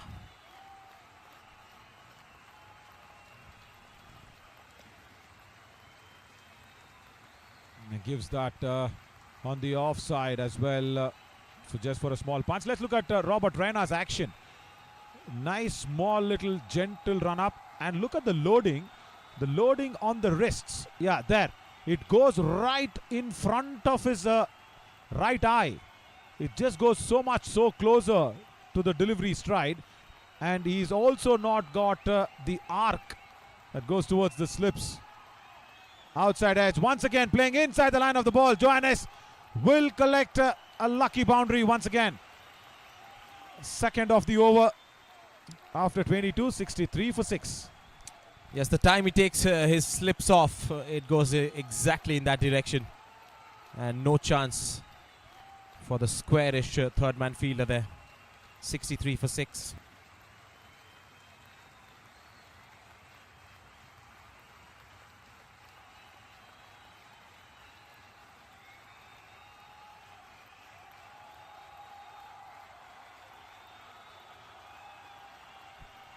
It's been a slow batting display from Indonesia, a must-win game. First 30 comes at 67 deliveries and the second one comes at 65 deliveries. Slightly better or faster compared to the first one. But still need to do a lot of work as Sorawat continues.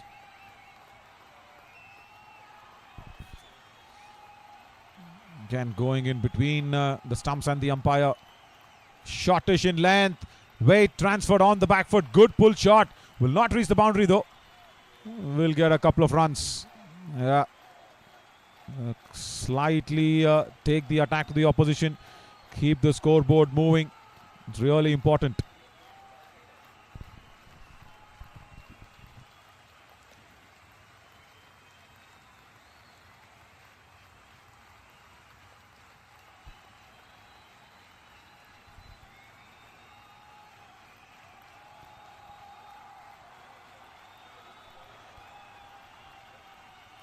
Now watch his travel now is Sorawat. He goes in small little steps between the stumps and the umpire, and even if he is traveling so much as a distance, does not come closer to the stumps.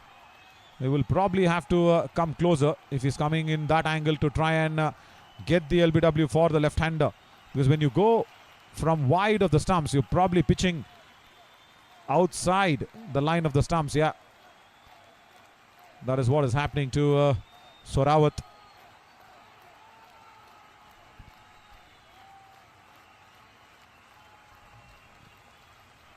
Stuck on the pads but going down the leg side. Another good over from Sorawat comes to an end. 65 for 6. Now Indonesia, they really need a big partnership.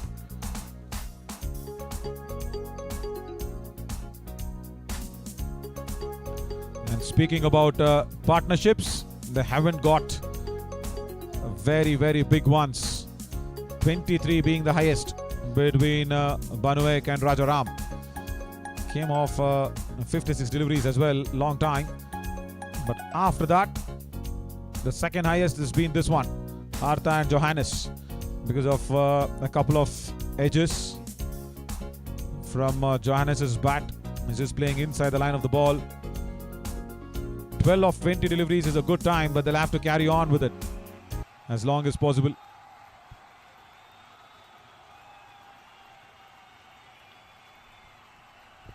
I think from the pavilion end now, Sanamontre will continue. Yeah. 6th over for him.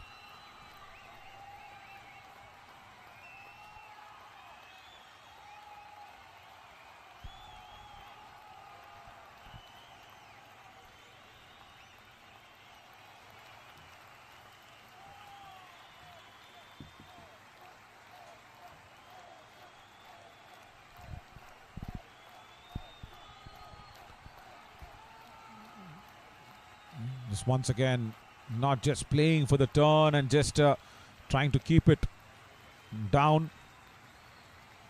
Definitely, you want to have that bit of a partnership going, because mind you, you will be playing Bahrain, the winner of this match, in the semi-finals. That's day after tomorrow. It's a Group B's last day today for the qualifiers, and once again, as we had a lot of excitement yesterday, there is a lot of excitement in this game as well. Virtual quarterfinals. Couple of runs off that outside edge once again.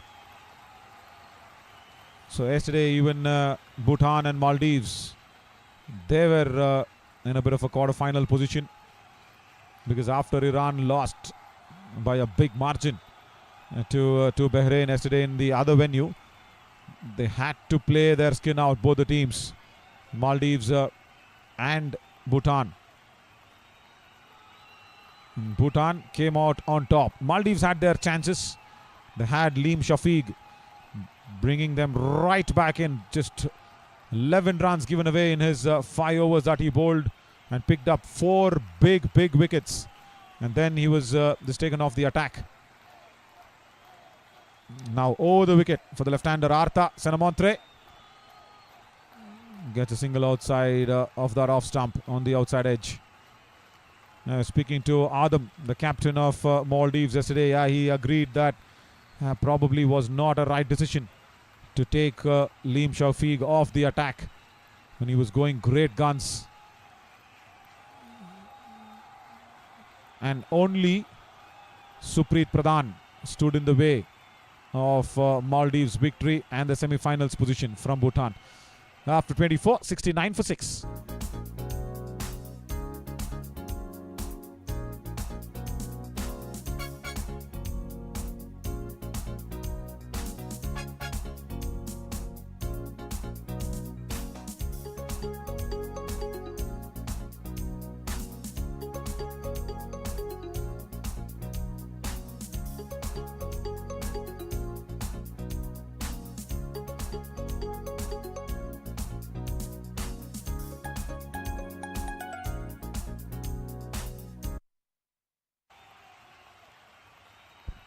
Captain comes on. Akshay Kumar Yadav. Short ball and pulled straight to that mid-wicket region. Does not get a good timing on it. Doesn't get good hold on the middle of the bat. Is probably just played it a little early.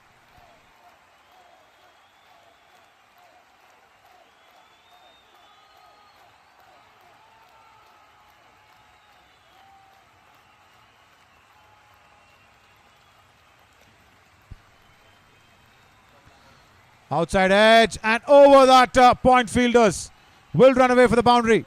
Yes, it will. Short ball, again a wrong length from Akshay Kumar Yadav.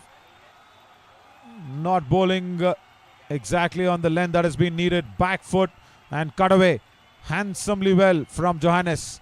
First convincing boundary from him after a couple of outside edges that gave him the boundaries. Now, this one more authoritative.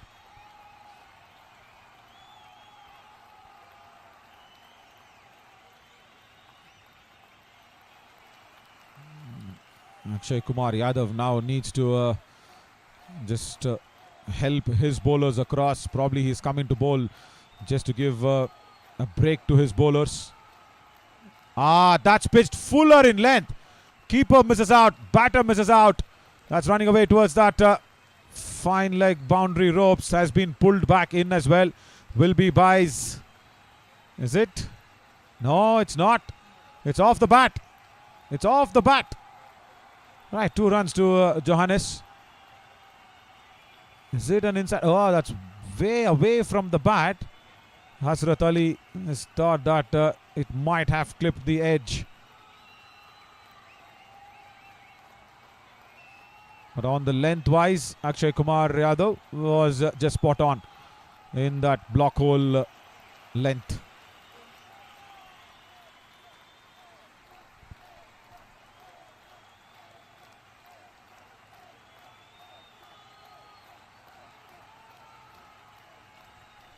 Apart from that first couple of deliveries, it's been that good over. 7 runs from the captain's over. 25 gone.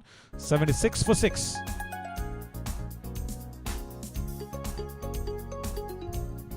Let's have a look at Group E standings. It's really important, as we keep saying, that this is the semi-finals, because both the teams have that positive net run rate. Indonesia and Thailand, both the teams have lost 1 game, won 1 game. So the winner of this game will go through to play Bahrain in the one of the semi-finals, because the top team in Group A will play the second team from Group B. And currently, the one position that has been finalized for first semi-finals or the second is that Saudi Arabia will take on Bhutan. That is what is being fixed as of now, finalized as of now, confirmed as of now. But apart from that, nothing yet in this Group B standings. So semi-finals 1 will be Group A first placed and Group B second placed. So that will be the semi-finals 1. We'll have to re-bowl that one again, Robert Raina. So Bhutan, yeah, they will play Saudi Arabia in the semi-finals number 2. We're waiting for the fourth team, the fourth semi-finalists as of now, because from Group B we've already got Saudi Arabia. That's a wonderful lofted shot. That looked very handsome as well. Boundary over that long on region. Artha strikes one off the middle of the bat. Fully pitched up delivery and went straight batted. Poses as well, as he's very confidently lofted that over that vacant region at long on. Very good shot from Artha and Johannes. Yes, they are turning things around. Much needed.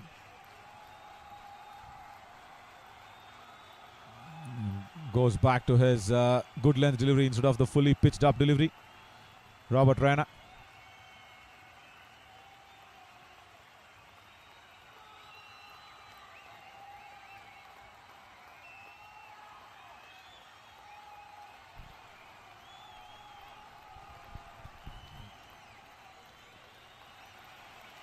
Robert Raina is bowled wonderfully well again.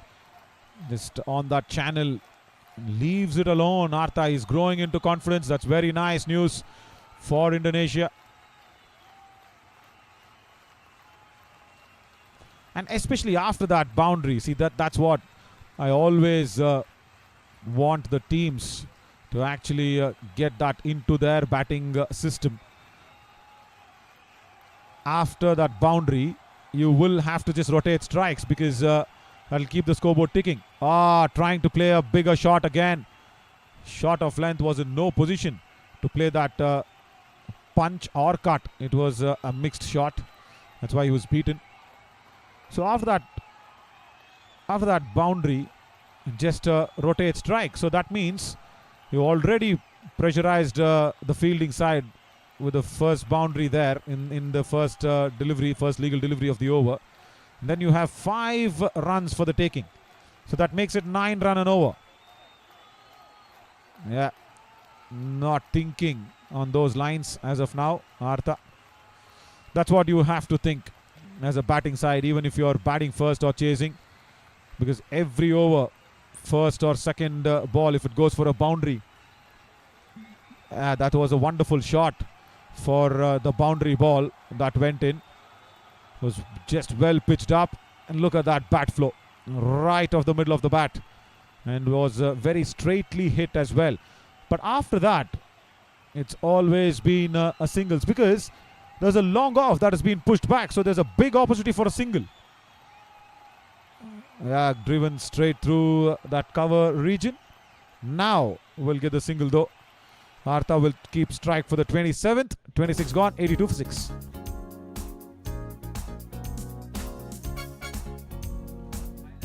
Let's look at what Thailand actually did in their previous match.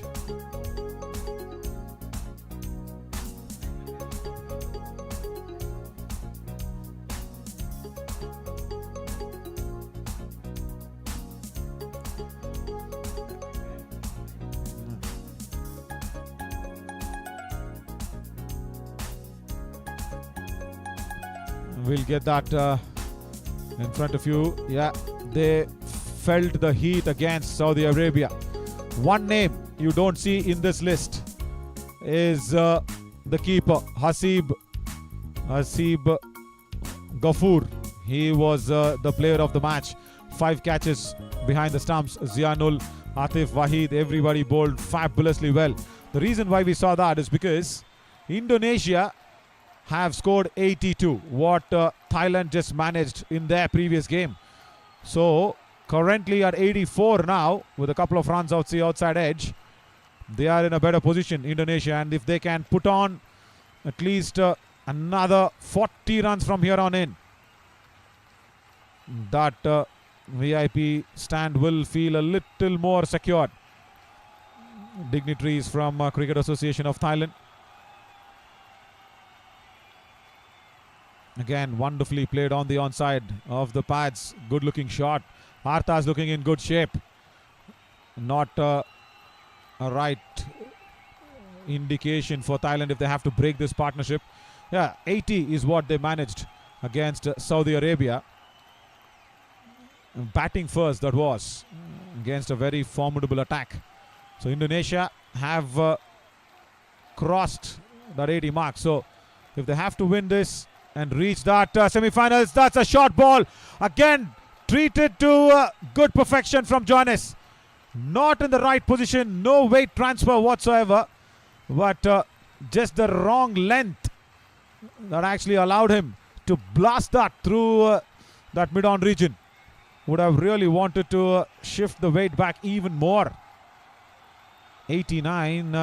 Diyush, I was just mentioning about Indonesia have managed to score what Thailand just managed against Saudi Arabia. They just managed 80 runs. So this is again going to be a challenge for Thailand if they have to reach the semi-finals. 90 on the board now. They have to better themselves what they did previously. Absolutely, and this is a partnership which is building for Indonesia. And just a while ago, you saw that visuals coming from the dugout of Indonesia. They were looking relaxed because 90, if they go beyond 120, 130, that would be a par score. Even a challenging score. And you will again hope to dismiss Daniel Jacobs very early at the top of the order. Johannes and Artha are stitching out a nice partnership, even though with the direct hit is well in. No problem to Artha. That is Honey Singh, the experienced left arm bowler, discussing it out with the other seniors as well to how to break this partnership now, because now it has just grown from not just a mushroom, but it is just growing to become a small plant as well. Once again, a little costlier over from the captain. 27 gone, 91 for 6. If you look at the partnerships, this pair has put up the highest runs for Indonesia. 38, that's a good one. It's come in good time as well. 46 deliveries. 38-run partnership, much needed for the fight back for the 7th wicket.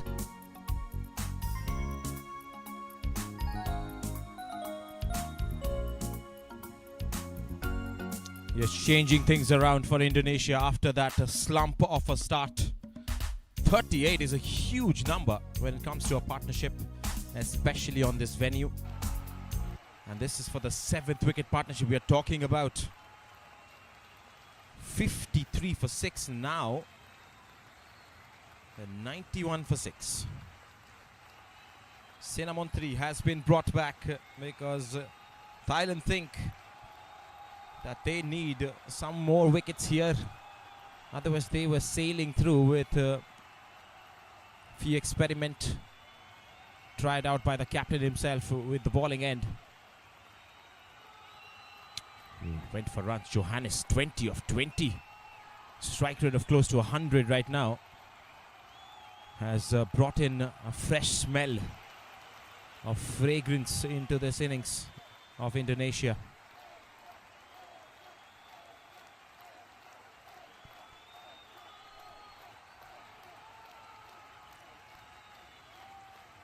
.3 overs. This is the power play number 2 we are talking about.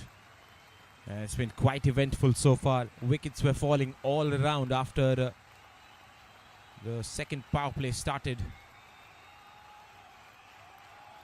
It was looking like the ship was sinking for Indonesia, but these two, with their skills with the bat, are trying to save it. Inside edge onto the pads. Senamontri has been brought back exactly for this kind of a job, because he somehow or the other creates those opportunities of picking up wickets. Almost went through that defense.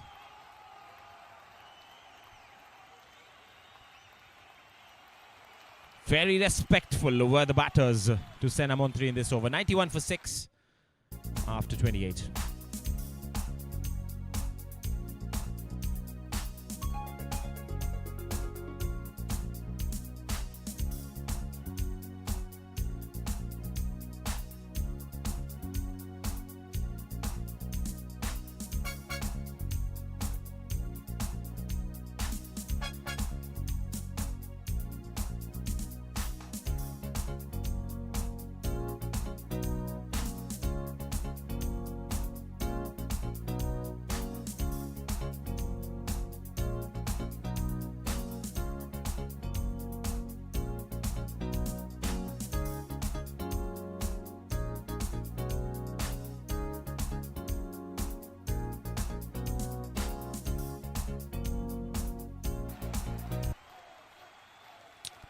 Well, both the wicket takers have been brought into the attack. It's Penkumta who's coming from the far end. Down the leg side. Easy pickings for Artha, who has spent a substantial amount of time in the middle. He's not going to make a mistake on those kind of deliveries. Run taken of the first ball.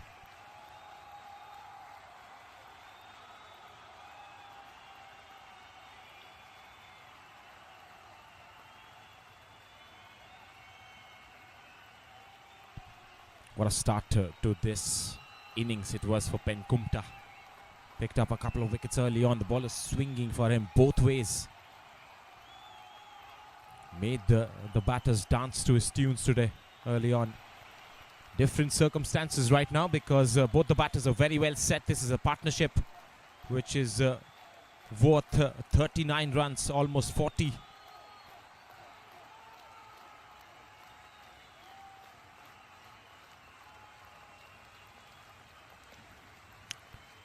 Circumspect approach from both the batters. Johannes was firing initially when he started off his innings. Now he's understood the importance of his knock because he's settled.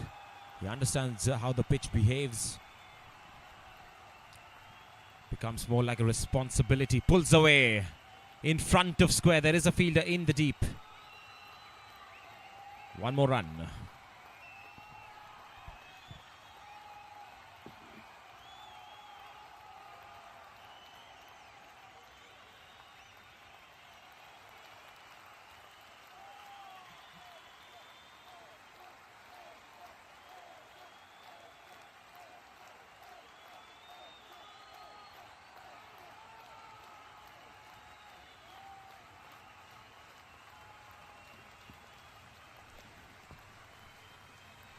Short ball to the left-hander as well. This was in the air for some time. But safely landing because there was no fielder in the square leg region inside the 30. So singles are on offer. The bowling team has been pushed to the back foot. They have spread the field.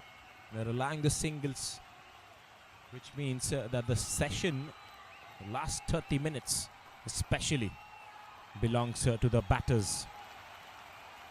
That was going down the leg side.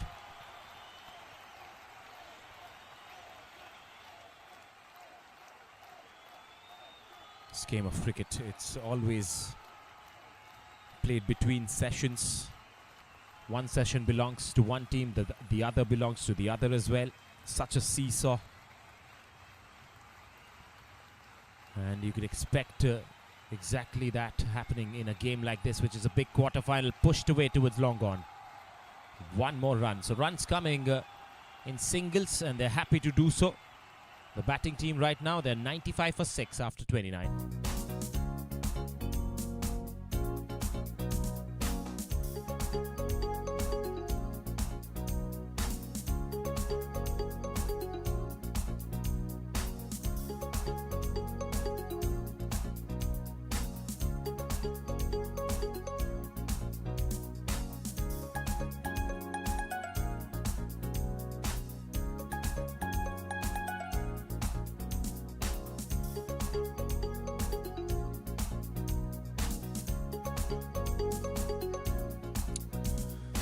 That's the balls that has been taken to score 30 runs.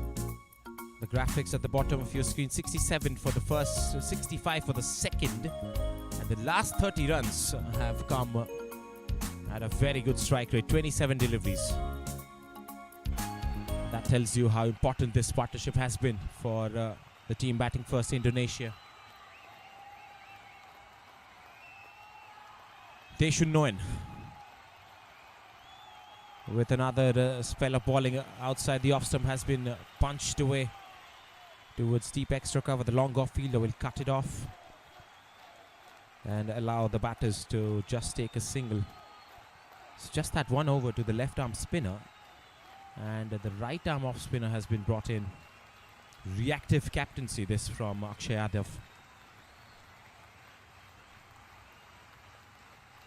He's experimenting with all his options because he knows this is a very crucial juncture in the game.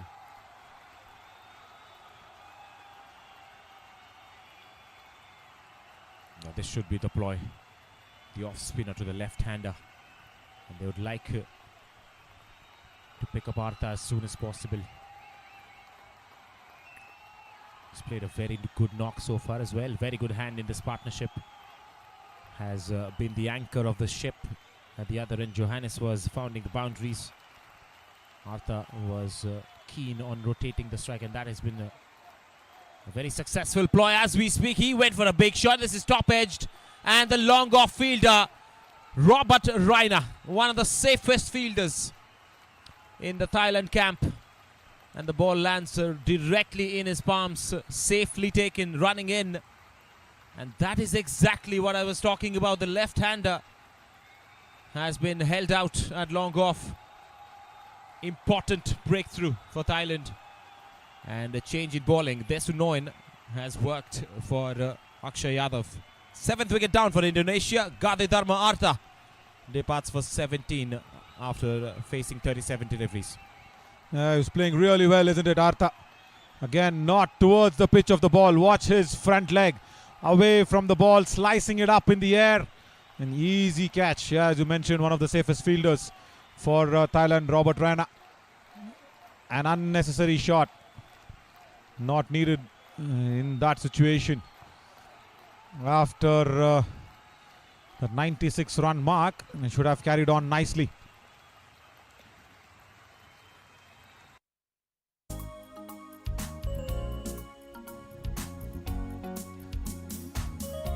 We have a nice person that will be responsible for the party post-match. I'll tell you in a while. We will search where he is in the ground because he keeps traveling everywhere outside the boundary lines.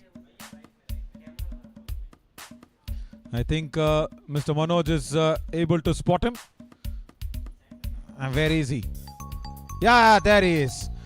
Liam, happy birthday to you, brother. Just a couple of days ago, you became a meme content for us. Outside edge and gone through that slip region. Arthwan got a very big, I think return gift on the birthday for Liam. And that was not expected from the slip fielder. Oh, Liam definitely caught that action in his camera. That was the outside edge they were looking for. The slip fielder was not ready.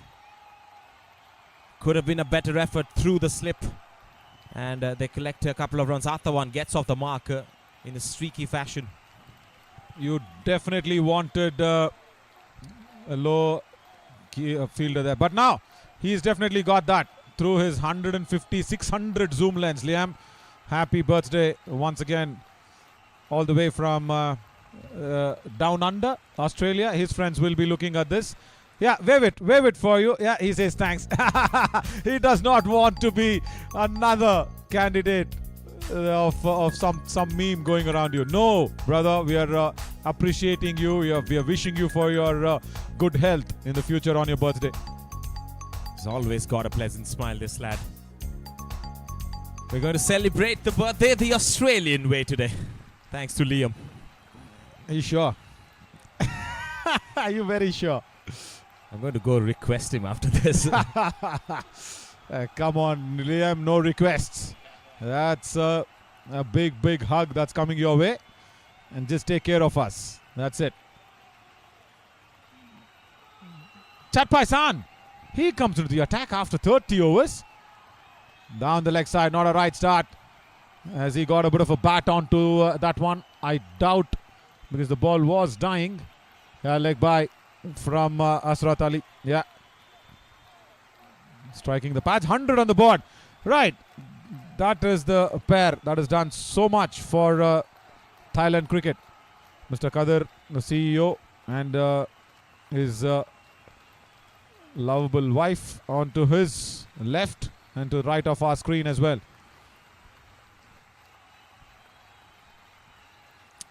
Interesting, intriguing rather, captaincy from Akshay Yadav. He brought in Nofon Senamontri for 1 over. And then he brought in Penkumta for 1 over. And then he changed it. Brought Soravat Desunon, which worked out because he picked up a wicket. Now Chatpai San replaces Penkumta to start off his spell in this match. Incredible from Akshay Yadav. He's thinking differently, that's for sure. Down the leg side, white ball.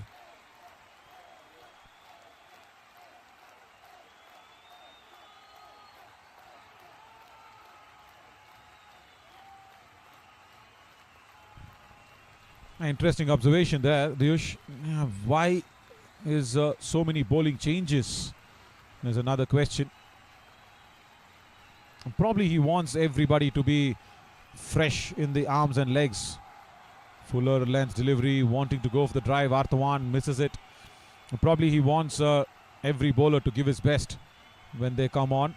And also keeping them match fit and match ready if they go through to the semi-finals to play Bahrain.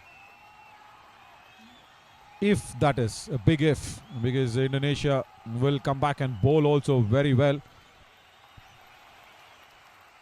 Yes, you could understand that he's trying to pick a wicket as soon as possible, get this done with. But just that 1 over spell is slightly shocking. Yeah, it is Or shocking surprising to me for sure. Yeah. Got me by surprise, that's for sure, yes. Yeah, we'll have to probably speak to Akshay Kumar after the match and ask him as well that one, because he's got his side of the story as well. Every time he makes some changes on the field, and we were talking to him about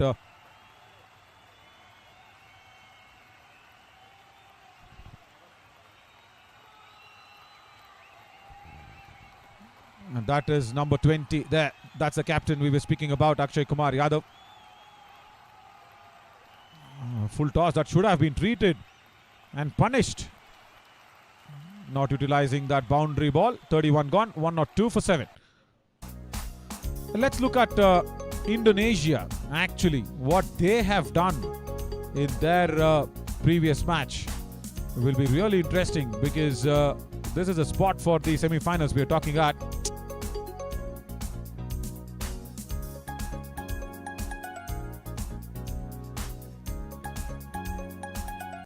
And Indonesia, they have played the previous game. You just have to gauge on those lines of what they have done previously. It will be really interesting. We'll get that out soon for you. It's going to stick with Soravat because he did the job for Akshay Yadav in the last over, picked up a wicket. It's got to ball to Johannes, another very important wicket for Thailand in this context, because he's playing a very good knock, 24 of 33. Almost picked up Arthawan in the last over as well. It was an outside edge. It went through the slip cordon. Inside edge this time from Johannes. Almost kissing that off stump as well, and the batters will come back for the second. The edges, the outside ones, the inside ones to Johannes. They have been lucky today, wanting to go for that slog sweep, playing it very, very early. even before the Sky train arrived. He was trying to get onto the tracks. Would be a bit of an electric shock. Now on tracks and dropped. Unbelievable. Really. And that is Penkumta at deep mid wicket. One of the fittest fielders, good bowler, and did not get under the ball that time. Arthavan, and Penkumta slips it out. Two very similar catching options. The last one was from Robert Reiner. He picked it up quite easily. This time it is Penkumta just spilling it.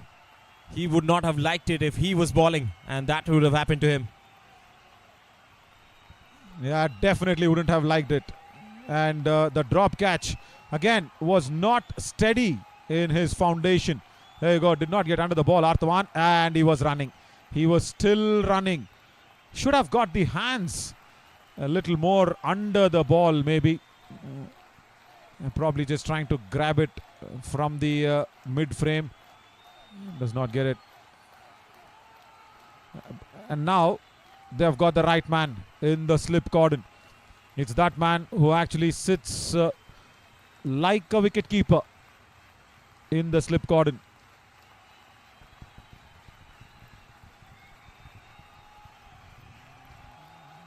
Wow, that one turned. It's Narawit in the slip cordon there. After 32, 105 for 7.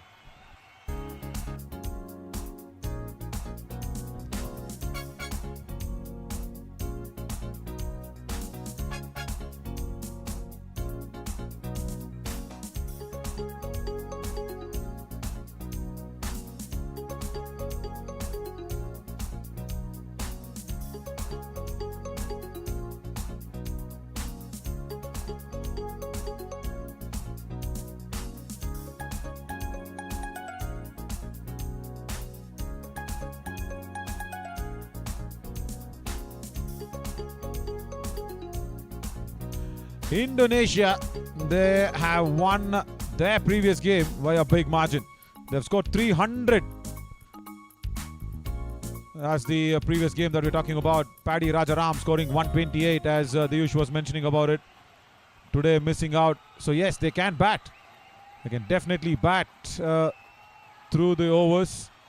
We will go back to that same match summary after this over. Chat Paisan will continue.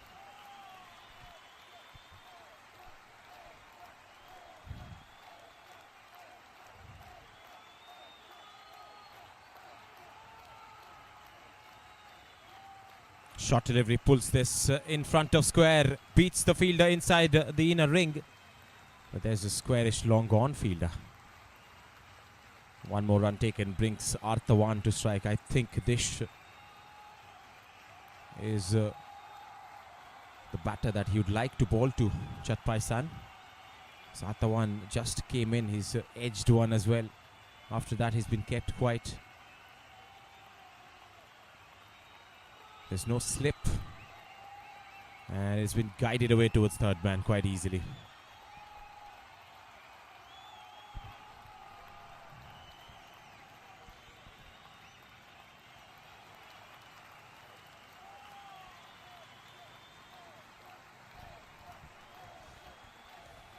Not 7 for 7. That's not really challenging. But for Thailand's previous game comparatively, Indonesia is in a better place. Oh, trying to cut the ball. Was playing it too low. Under the ball. And ground fielding from Thailand has not been very great, especially on the catching lines. That was the first drop where that was again was a very easy one, should have been taken, and in the slips the fielder was standing 2 up and 2 drops. That is there. Penkumta, once he dropped in the slips and once in the deep mid wicket. Yes, it was Penkumta in the slips.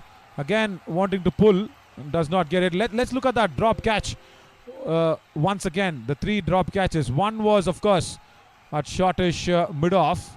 There, look at this. This is Penkumta. It is Penkumta at slips, missing out, and one at deep mid wicket. So couple of catches that has been put down by the bowler, who actually started to damage the Indonesian batting lineup. That is cut very hard. Very good adjustment from Robert Raina. The ball after pitching was turning and deviating away from him. He managed it nicely. 33 gone, 108 for 7.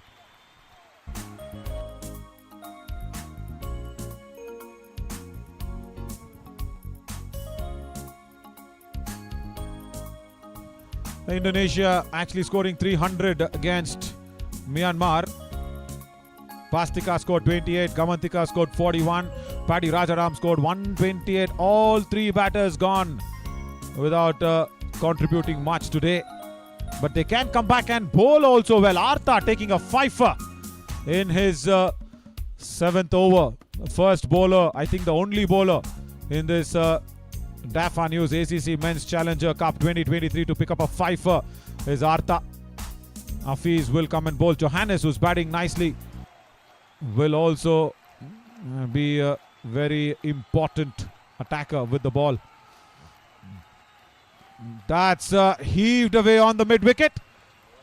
Penkumta does well. Yeah, 2 drop catches and he does well at mid-wicket now to save that boundary. As that ball was travelling, very nicely done, casually at the end from Penkumta, as if he had it covered with his left hand, picking it up and throwing it with his right. Just 1 run taken. Arthur 1 will take strike. Full delivery. He's driven it. There's a fielder inside the 30, right at the edge of it. Now this should be the end that the bowlers would be fancying to take a wicket from. Absolutely. Sorawat has picked up 1 wicket. And also talking about wickets and picking them up at right time, Artha is coming up with a nice form against Myanmar. Also Johannes is the top scorer now for Indonesia in this innings. Started very scratchily, but then got it together. Sorawat isn't spinning the ball as much. He's a finger spinner. He's just giving it the rip. But there's not a lot of help from the surface yet. He's not the big turner of the ball, isn't it? When we have seen Sonamontre, it's just that slight hint of turn. That's it. No big turners in this Thailand lineup. Sonamontre did the job well. Attacked stump to stump.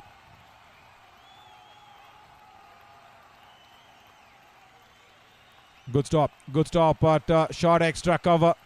Wonderful work from Sonamontre himself. Speak about Sonamontre, he's there with the fielding abilities. 34 gone, 109 for 7.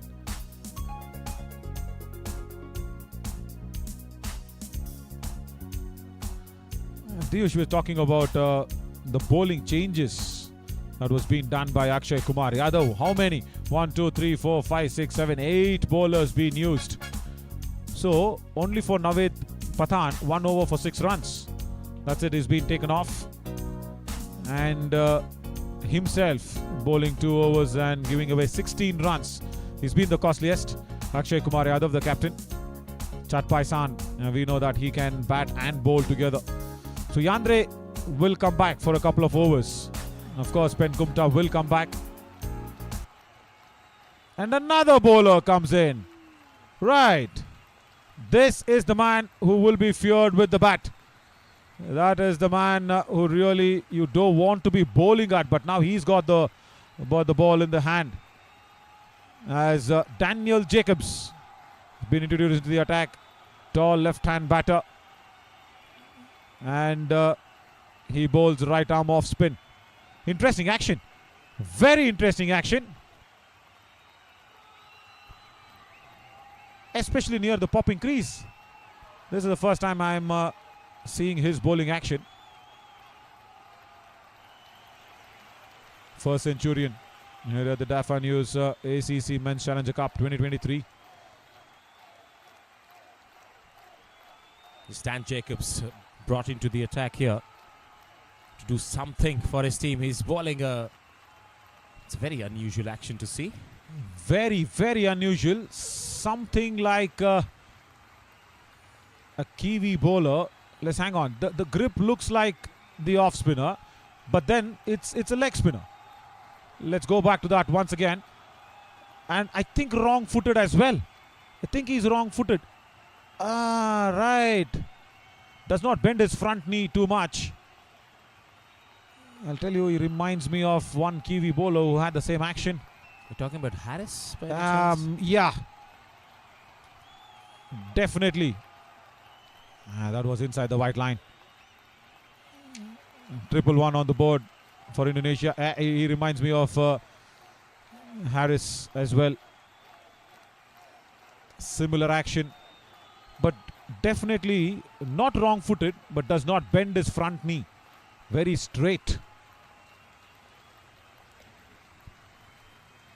As long as he can pick up a wicket, doesn't mind how you bowl. Ninth bowler.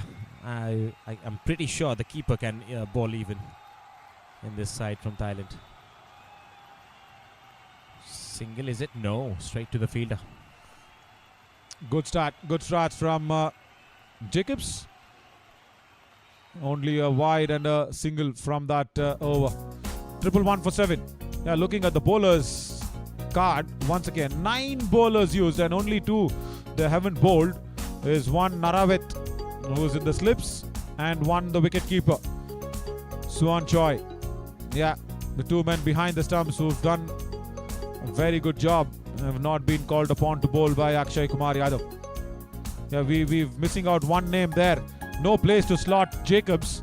It's showing 8 bowlers, but actually 9 bowlers.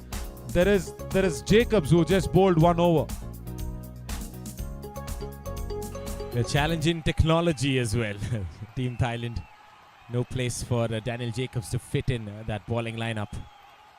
We'll try and work it out as Sorawat Desunoin is continuing his 7th over. Nelson strikes and so does Johannes. That is a powerful blow. He has muscled it for 6. Yeah, nice way to get out of the Nelson, isn't it?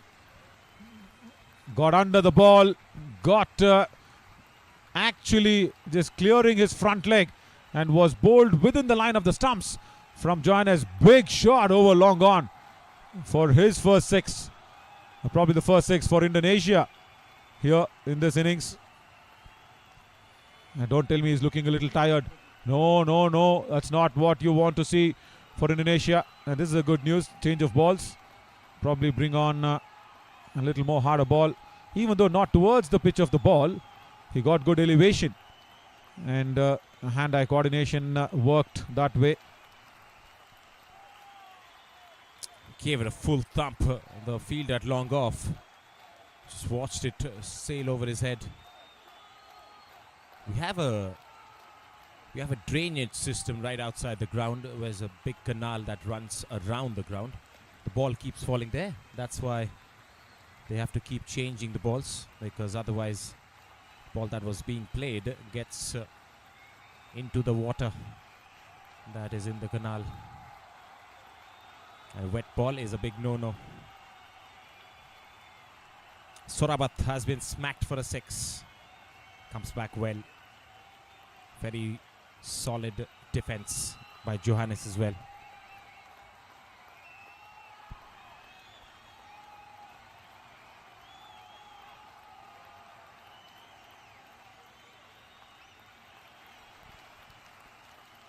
Rightly behind. That's okay. They've got that 6 in this over. And see, that is the worry for me. When you've got that 6 and you just need to carry on and make that over a 10-run over. At least 8 runs after that first 6.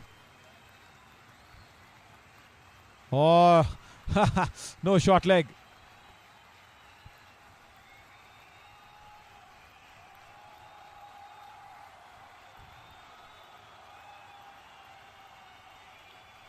Last ball of 36, he would want to keep strike.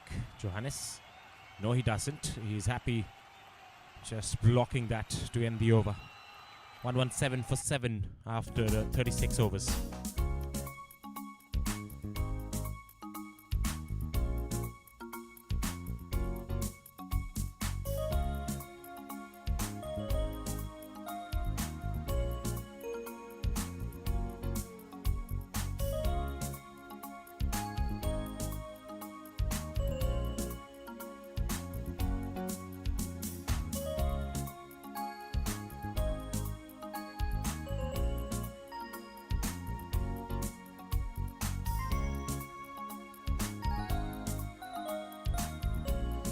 Unless and until Johannes is there, Indonesia will hope that they will cross that 150 mark. He just needs good partnerships. Artawan, he's come out and faced 20 deliveries, hasn't looked very out of shape batter. He's got behind the line of the ball for the spinners nicely.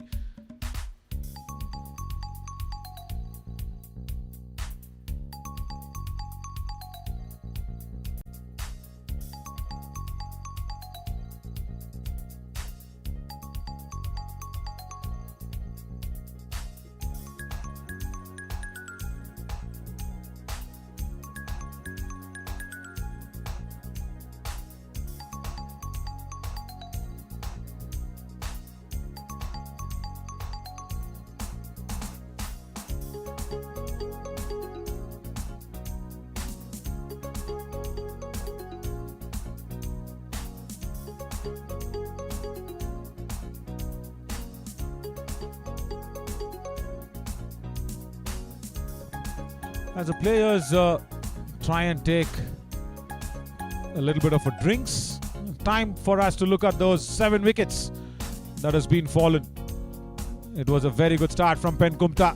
That seam bowling attack was started by him, trying to bring the ball in and then leaving the batter at the right time. And then the stumping from the keeper. Hassan Montre came in, small hint of turns, and he's got that LBW as well, pitching it right there. And this was a big one. Paddy not understanding the ball that pitched on the leather, kept it low, and then a good catch from Akshay Yadav at shortish mid wicket. And then this one was unnecessary. He was playing nicely until that occasion. Artha just found the best fielder in the Thailand side at long off. After the drinks, it's the 9th bowler for Thailand. He whips the ball in his left hand and then comes in and bowls right-handed. He's a left-hand batter. What? Look at this. Look at this. It looks as if he's going to bowl left-handed. And don't tell me he's ambidextrous, which we can bowl with both arms. That's allowed, by the way. Yes, the way he was gripping the ball as well while he was throwing it up in the air. Could be an ambidextrous bowler for sure.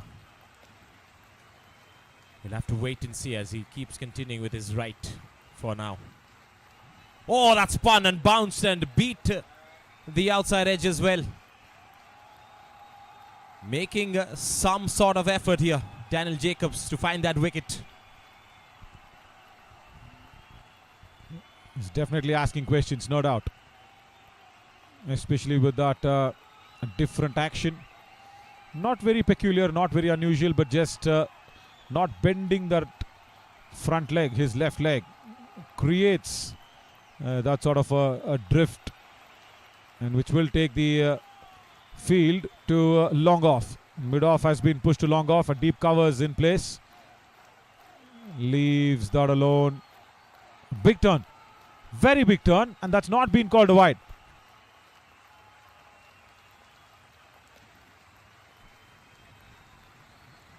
That's more closer to the batter and the off stump and to the outside edge as well. But before that ball, there was a ball that was being bowled and that spun a lot way.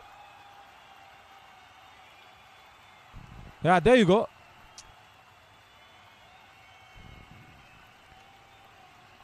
Again, a lot of questions, no answers from Johannes.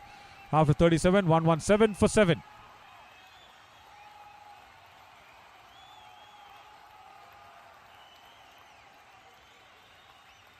Look at this delivery. That spun a long way outside that white line. Keeper collects it outside even the turf. That has not been called. We have seen similar deliveries called wide by these umpires. That was touch and go again. Another day could have been called as wide. Yeah, very much. Sanamontre says something's there sticking to the ball. Mr. Anand, can you just wipe it off for me? I think he takes out a tissue paper. That should do the job, is it? No, it's just taking out a cutter. A small little weapon that umpires keep in their pockets just to cut out that extra threading or extra leather. It's leather. It's leather. It's not the thread. The thread will not come out very soon on this ball. It's that leather which has just lost a little shape. Yeah. Again, Senamontre thanks the umpire, takes the ball. As soon as you drift it in the hand, as soon as you try and spin the ball in the hands, you will feel that extra leather hanging outside. So immediately goes to the umpire. Good call from Senamontre.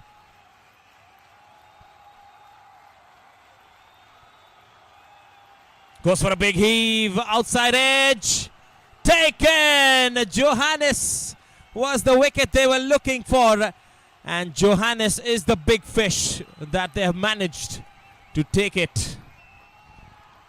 Unnecessary once again, trying to go across the turn. That was a problem for Johannes. Not playing the ball with the turn, trying to go across the turn, leading edge, and an easy catch there at deep point. Johannes goes for 37. Indonesia 117 for 7 now. Again a wrong time for Johannes to walk back. Just a 6 and 4 boundaries. Good strike rate as well. Just look at how far the ball was away from his body, and there against the turn. Just a fully pitched delivery from Senamontre. He should have just gone over extra cover or over point. That should have been the idea behind that, but no. Losing his patience once again, I think, on that occasion.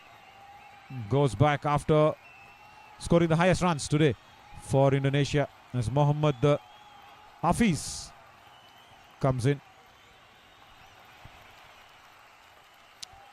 Senamontre has once again proved to be very successful for Akshay Yadav.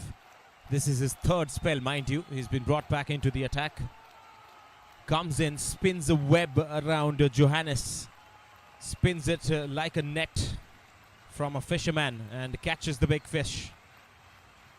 8th wicket down for Indonesia, and the new batter comes in. Office is going to take strikes straight away to the left arm spinner. Back of length, slightly dabbing it towards mid-on. Akshay Yadav fielding very close to the bowler there.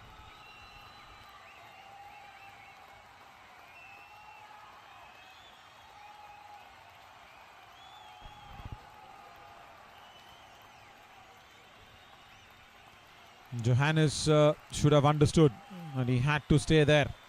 Wrong time. And the third wicket for Senamontre.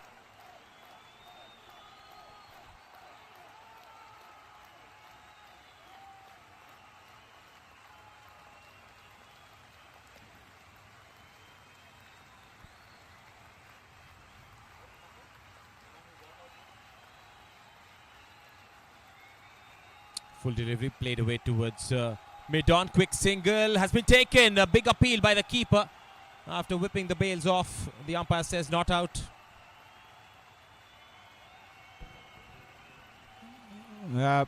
Single was on and is in. He's in this time.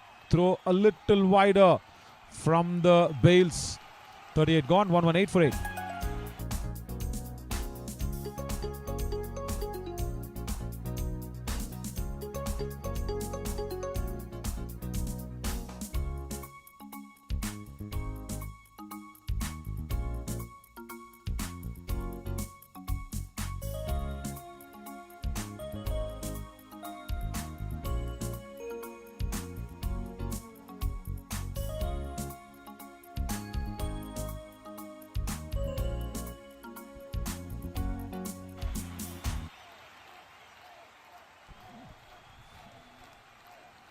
Danielson Johannes should have stayed there, but Daniel Jacobs is there with the ball. He's bowling really well. Again, giving that flight. He's also turning it away from the right-handers.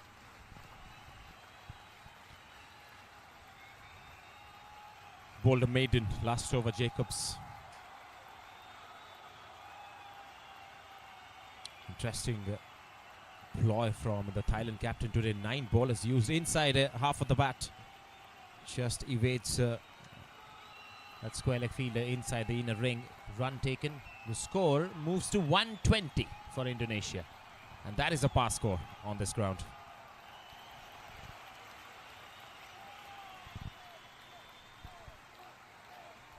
It all depends on this man who's bowling. How well can he bat? That's been called a wide. That was called a wide. The previously it was done, and now Jacobs does not like the decision. Just shakes his head and goes back to his run up. Bowls one on the leg side. Wow, look at that for a stop. And acrobatically, Senamontre, that went to his wrong side, that went to his right side. So he had to turn, that allowed the batters to come and finish that single. The throw could have been towards the bowler's end. There you see he was a little caught up in that circular motion that he went through while he fielded the ball. And a bit of a disappointment from the fielder at the far end at the fine leg area. I think it was Andre Kotze there. The background of your screen. I was slightly disappointed with that effort by Senamontre in the field. That's a beauty from Dan Jacobs. He's making the ball turn from a length where you can't go forward or backward. It's that good length area that he is bowling at. Again, look at that length. Wonderfully bowled. 39 gone, 122 for 8.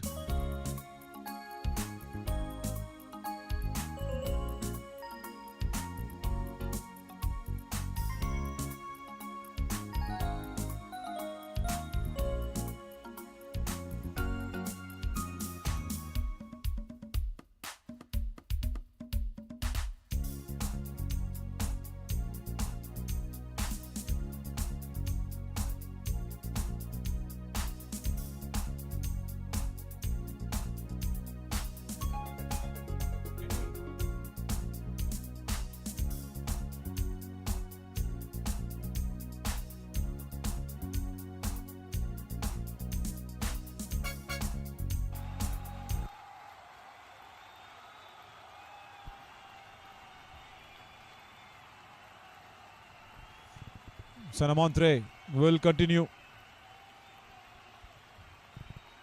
And of course, looking at all the permutations and combinations, who will go through? Who will just go through to the semi-finals? Leading edge. The first game what Thailand played was against Myanmar. They scored 300. And the second game, Thailand versus Saudi Arabia, that was a little bit of a struggle.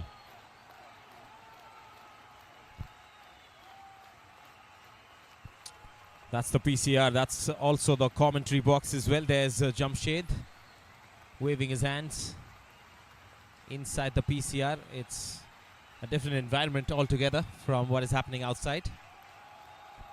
But that's where we are calling the game from. There. Lots of hands, isn't it? Lots of hands at work. And Jamshed does a double hand. Down the leg side.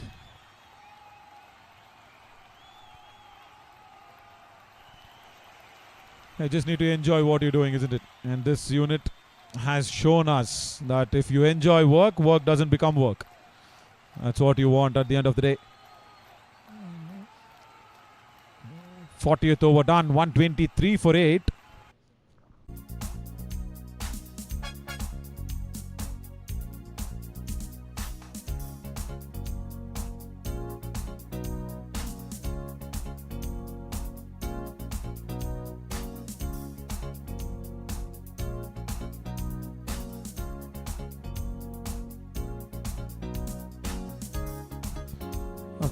Thailand had a tough game against Saudi Arabia. We just saw this list. This was the second game that they played in this group stage.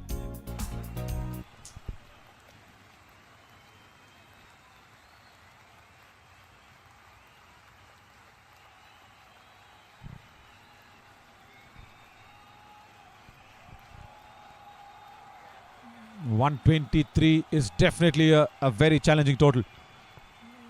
If especially if you get this man out early when he's with the bat at the top of the order. And Dan Jacobs. No real intent from the batting team right now. It's as if they're asking the bowlers to take their wickets. White ball signal way outside the off stump. Yeah, that's definitely wide. No, but again, just trying to keep it together, Hafiz and Arthavan. They need to stay there as long as possible. It's really important. Because the net run rate, of course, is not a big contention here. But if you can just hold on to that. And mind you, if at all there is a tie game, if this game is a tie, then that net run rate will definitely come into play. We will not have those super overs probably, but oh, that's a full delivery. Went hard at it for the drive, doesn't time it, Hafiz. Yes, Thailand at this position have a higher run rate than Indonesia. Yes, definitely a tie would again make us fall back to the net run rate to see whether one of these teams qualified to the semi-finals. That's the end of another quick over from Dan Jacobs. 124 for 8 after 41. Yeah, that's what. Let's go back to that Thailand and Saudi Arabia match that we were actually waiting for. There, only 80. That would have dented that net run rate by a big margin. And also, even with that, Thailand having a better net run rate.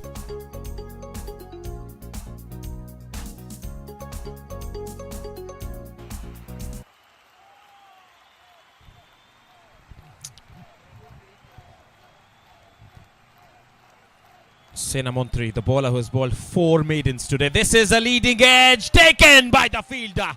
Akshay Yadav, the captain, does the job and takes the 9th wicket for Indonesia. Again, playing very early, Arthavan. He was induced into the shot much early. There you go.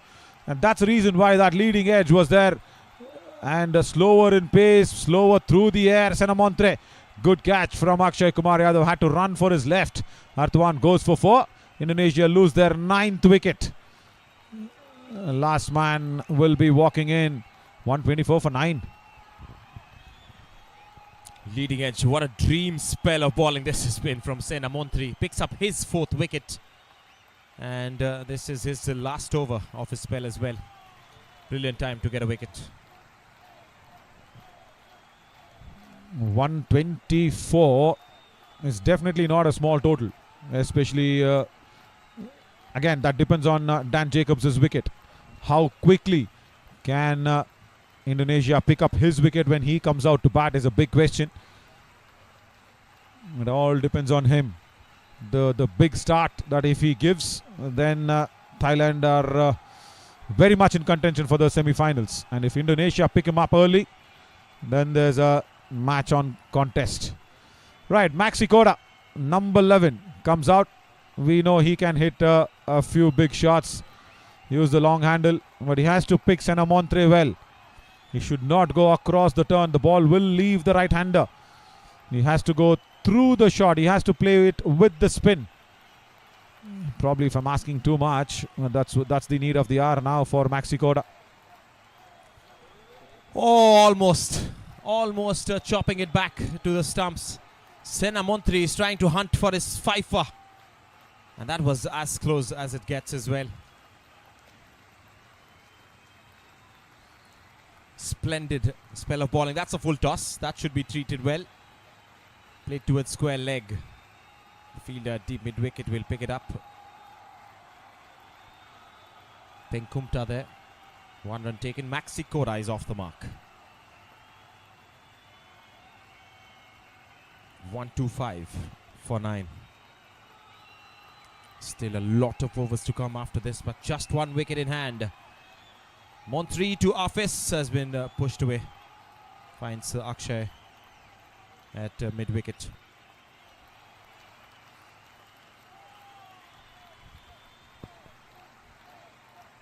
Oh, leaves him. Hafiz had no clue about that turn. Big turn for Senamontre because he was pitching it outside the line of the stumps already, and that left Hafiz even more after pitching. Last chance at a fifer. Almost a fifer. Is it going to be given? It is going to be given. Senamontre picks up a fifer here today at a big stage of the quarterfinals. And look at the celebration as Hendrik Kotze joins in with a jumping high five. Once again, advantage of bowling it wicket to wicket. Hafiz did not know that that ball won't turn. Again showing to the umpire that it has hit him high. No, it was at a good height. Struck right in front of the stumps. Fifer. Senamontre. A wonderful spell of spin bowling. Another fifer. Thailand need 126 runs to win this game and reach the semi-finals. Let's look at what happened in the first innings on the high pointers. Yandre Kotze started off the proceedings, but then it was all Penkumta show that happened. 2 LBWs sent out the batters early, and then there were a few boundaries as well, and this run out chance, and it had to be given for Banuek. Did not utilize the opportunity. Paddy Surve just tried to hang on for a few deliveries and boundaries, but wasn't enough. Then Senamontre came on. That was his first wicket. This was his second wicket. A 2-wicket over, and then a couple of lucky boundaries here and there. And then the big one from Robert Rana picking up Paddy Surve. This was a drop chance that went down, and he came out there. Danielson just couldn't continue with the same fashion. Good catch from Akshay Yadav at short mid-wicket. Again, these were the outside edges that put the highest runs on the board for him. Danielson, the left-hander, this was a shot of the innings for me. He played it so nicely, Artha. And everything was going fine, and this happened. Sliced it in the air, picked up Robert Rana at long off on that occasion. And the drop chance, Penkumta was not as lucky as is in the field as he was with the ball. He bowled well, and this was a 6. It's a meaty blow that was being struck. And then Senamontre said, okay, after the drinks break, I will pick up few wickets. Swinging across the line, that one, and then this one playing very early. This was the last man to be dismissed. Hafiz playing it to the turn, doesn't turn, holds its line, struck in front of the stumps.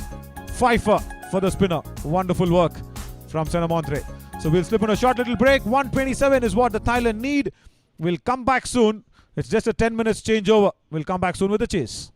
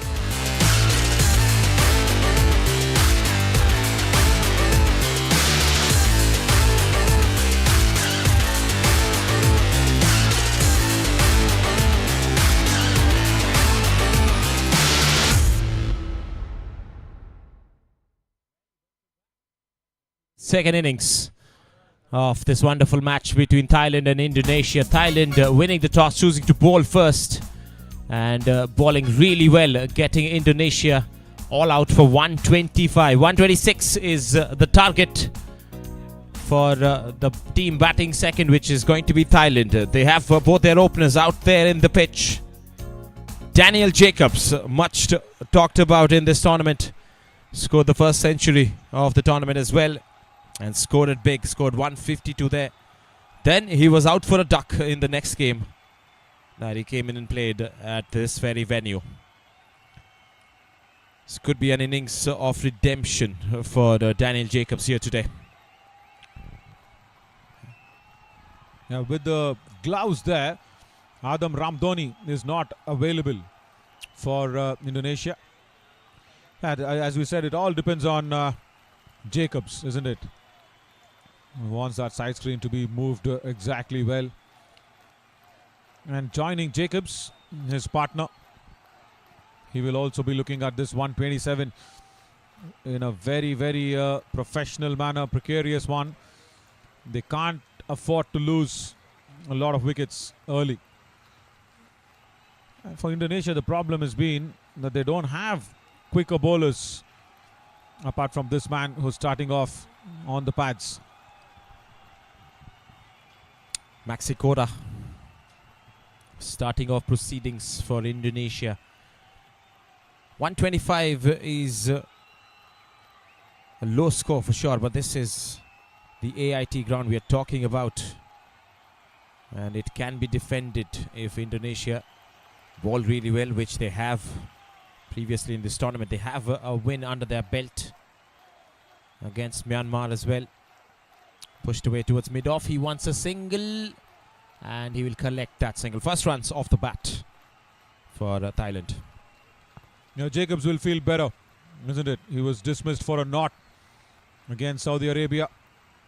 He'll feel better getting off the mark. In the field, also for the right-hander, is one slip, deep third fielder, and a deep backward square leg. No fine leg for Maxi Koda. Can't just drift on the leg side too much for him. Piriapong Chuanchai is the batter, the wicket keeper, who is wonderful behind the stumps. Is out there opening with Daniel Jacobs. Faces his first delivery nicely behind it. It's a good punchy little shot that he started off with. Like the feel of the ball as well. And also all the dignitaries getting along from the Cricket Association of Thailand. A very, very important game for them. They have to win this. They have to come out in a positive manner and chase this 127. Don't lose too many wickets. Maxi Koda. Outside edge. And that has been dropped. That will go down as a drop chance in the slips by Priyanandana. That is exactly the start that Indonesia required. Gets a genuine outside edge. Difficult opportunity for both the keeper and the first left fielder. It went low on them as well. But you could expect that to be taken, especially in a match where you've scored not too many runs in the first innings. Why is Priyanandana the slips wearing the shin pads? Why is he wearing that one? It will not allow you to bend down low. And we'll look at that drop chance once again. Will be really interesting. He's wearing the shin pads there. Look at him. And he does not go down low because the pads will not allow you to bend your knees fully. And you should have gone both hands for it. Why is that necessary? In the slips, Gordon, like a wicketkeeper, why you need to have the pads on? It's definitely going to be fielding close in later on, but you don't require to wear it at the start of play when you're at the slips. They're trying to just make work out of it. Well, that's again very well spotted by Naveen there. 1 for no loss Thailand after the first over.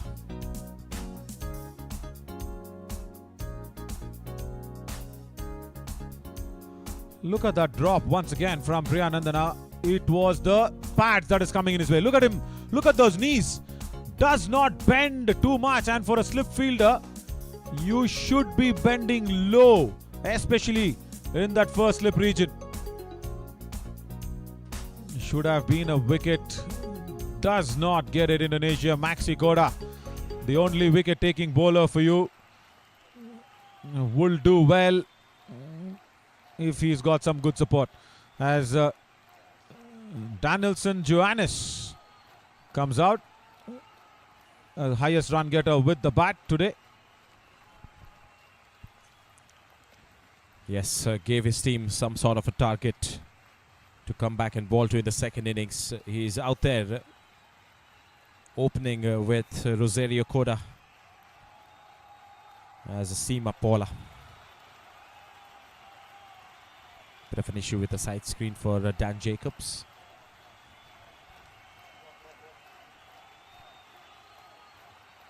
Look at that drop catch once again. If you're a close-in fielder, you should be ready to take some blows. On the knees, on the ankles, on the body. That's okay. Playing for the country is the biggest. Now, Priyananda is in the second slip. Still the pads on. And look at the gap between the keeper and the first slip. That's a big, big gap. On the stumps, nicely tucked away. He'll probably come back for the second. No, they're going to settle for a single there. And Pastika, the wicket keeper.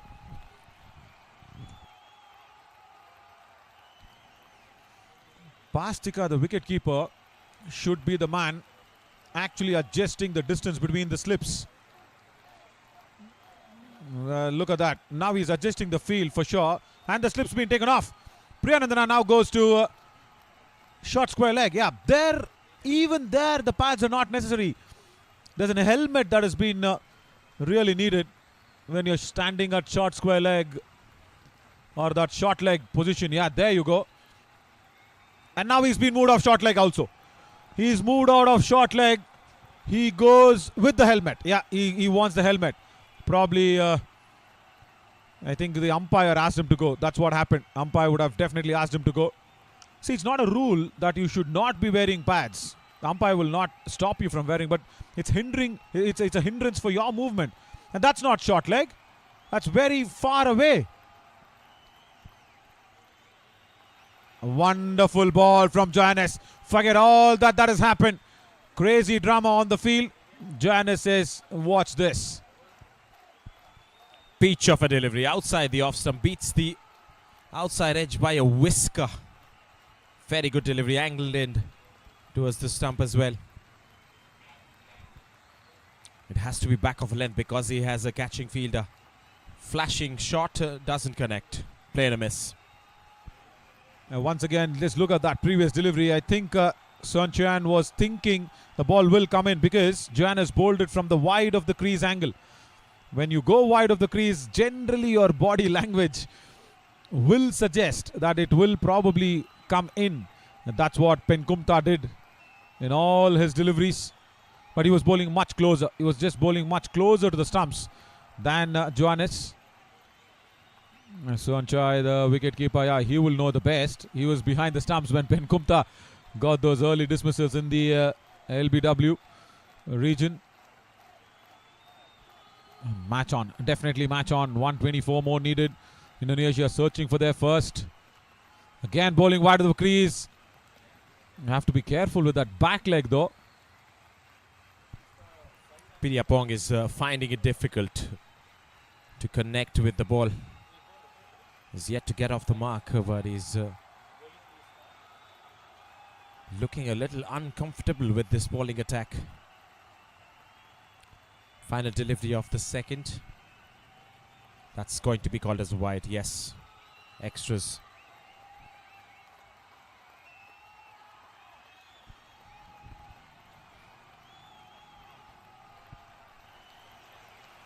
Now that's the man under the helmet who dropped that all-important catch. Priyanandana.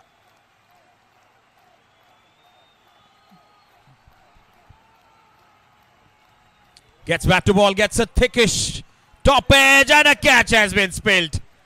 Third man fielder came running in And this is yet another chance gone down begging for Indonesia. They have to hold on to these opportunities. Second life for Seon Choi. The third fielder was just rushing in, not gauging the pace of the ball, not getting under it. And we will have to feel for the fielders and the bowlers as well, because that's not what you wanted. That definitely not what you wanted. 2 overs, 2 chances been created.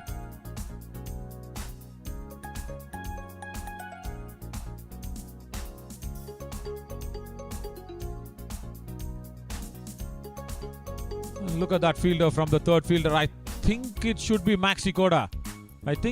Yeah, it was Maxi Koda. He was running in, trying to grab the ball as if it was a rugby ball, a triangular shaped rugby ball that was coming at him. This is a very smaller ball compared to that, Maxi. You had to have softer hands. You had to just wait and settle. The ball will travel towards you. You don't have to rush in so much, Maxi Koda. Yeah, look at that drop catch once again from Maxi Koda. He was running in so very quickly from the third fielder position. There. He was actually going for a sprint, and then, as if you're collecting a triangular shaped ball, the rugby ball. Right, not a right one, Maxi. So many times as an outfielder, you just tend to overrun. And that is once again what happened with Maxi. Chances going down with not a lot of runs scored on the board in the first innings. It's going to haunt Indonesia in this match today. With that cricket knowledge that I probably have, one thing which I really don't know is who introduced that phrase called catches win matches. Look at this. 2 catches going down. Another time, slip fielder and the keeper have no differentiation in the way they stand with the pads on as well. Look at that. It's very, very similar. Quick run. Jacobs is there to play a big innings. He knows the importance of him staying in the middle. And all credits to Narawit from Thailand, who was fielding the slips position.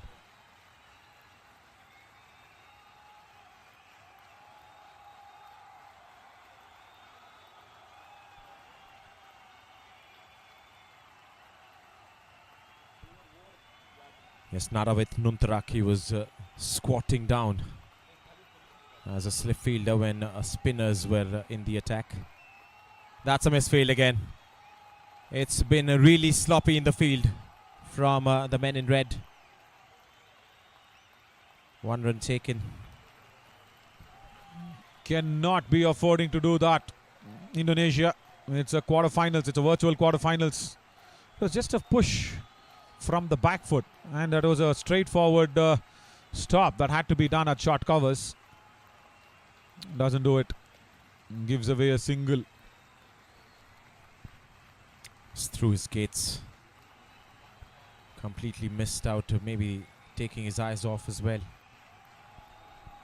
Jacobs on strike. Slanting away from the left-hander.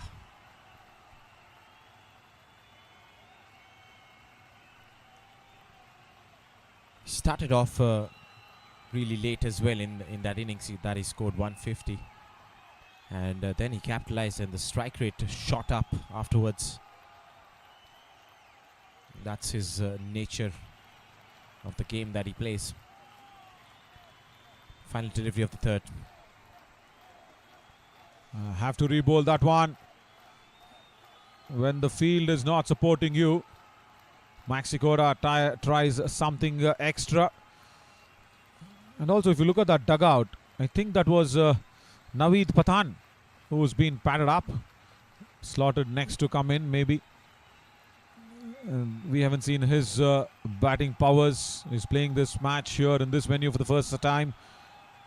He will be a force to reckon as well. So, 2 catches of Seon Choi should have been taken. Leading edge again. Did that carry to backward of point? From the looks of it, you can say that it carried Paddy Survey at backward of point. Oh, that definitely carried. That definitely had to be taken at that short gully. No. 3 drop chances. And in 3 overs, the bowlers are creating the opportunity. Fielders are not supporting them after 3. 9 for no loss. If you go back and see those 3 drop chances, 2 came against the wicketkeeper batter, Suan Choi. That was the first one, where in the slips that was being put down.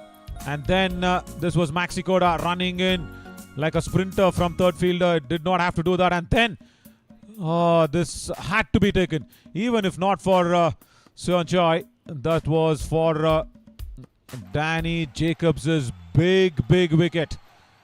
At short gully, they had to be taken it. He's still rubbing and shaking his palms. Yes, Surve. That will not count, my friend. What counts is that catch. And have you ever seen a second slip fielder with a helmet and a pads on? Second slip, look at that, helmet on. And that has been placed away. Could be the boundary that Jacobs was looking to play his release shot for. And he gets it going. Bad line from the bowler whom you really wanted a good effort. And Jacobs just helped it way towards that onside at deep backward of square leg. There was a deep fine fielder. But Danielson has to get his line right. 2 slips waiting. Leaves that, watches it till the end and just lets that go to the keeper. And the dugout will be focused. Definitely focused. And you know what? They're watching what the telecast is also. I don't know if they can listen to us. I really have no clue. Parried up completely. Slotted to come in next, the batters. Can this be taken? No, it's very well timed. But yes, goes. And the chance what Jacobs had got has not been utilized. It was really well chipped in the air. Not so much so for the timing. Good catch. Running behind on that occasion was a fielder from mid-off.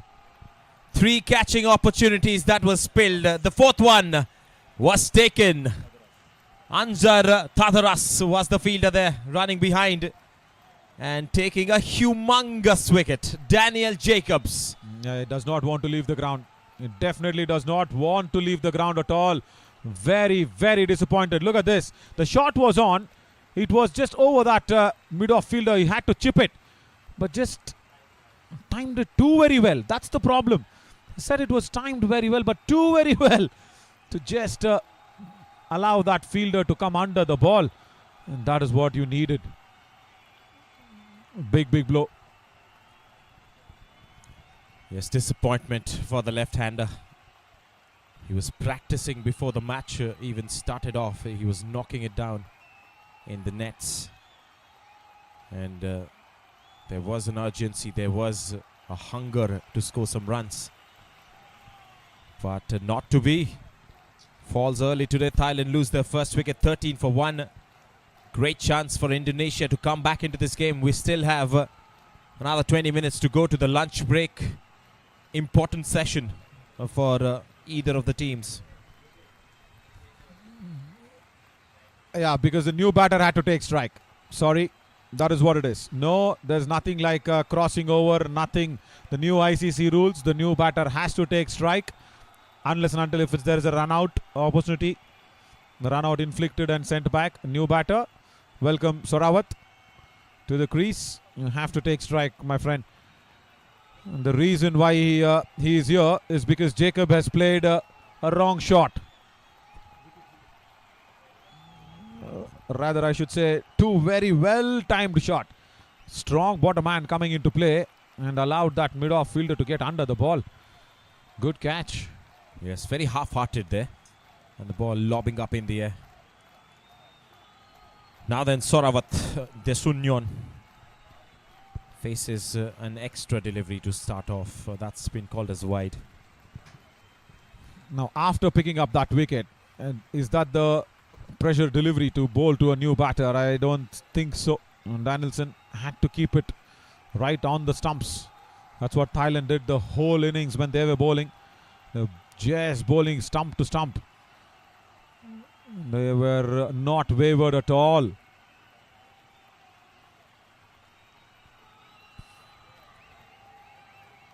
There's a short leg fielder now. Right behind that one was Desunoin. Well, with 9 wickets in hand, Daniel Jacobs has had his opportunity in the first match. This is a great opportunity for the other batters to chip in with some runs and win it. Go to the semi-final, perform big. Still 112 required, a lot of runs to be scored. That's going to be another wide from Johannes, not up to the mark after that wicket. And just for a conversation, a lighter conversation's sake, and Johannes, is he not thinking the keeper was in the first slip because of the pads? I don't think so. The helmets and the pads. Just keeping it a little light, guys. But yeah, still not knowing why the first slip fielder and the short leg fielder both are with the pads on. That's a very big rarity.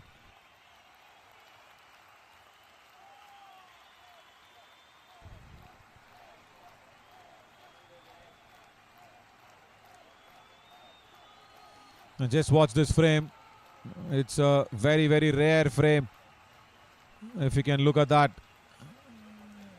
Yeah, there you go. Slips and the short leg fielder. Both are wearing pads. Cannot be doing that. Good stop at mid-on. Successful over any which ways from Danielson after 4. 16 for 1.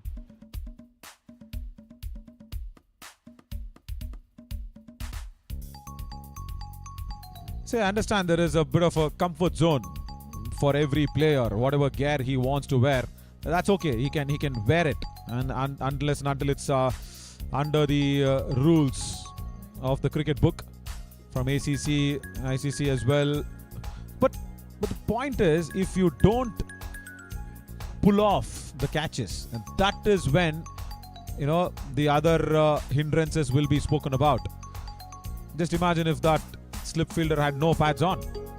He would have had a lot of time to bend. He would have bent his knee even more. Could have even picked up that catch single-handedly. Only when the execution goes wrong, all this conversation comes into picture. Starting well, 4 runs on over, but they've lost a big man. Spin will be introduced with the attack. The last match that this lad played, he picked up a 5 for Artha. Gede Dharma Artha.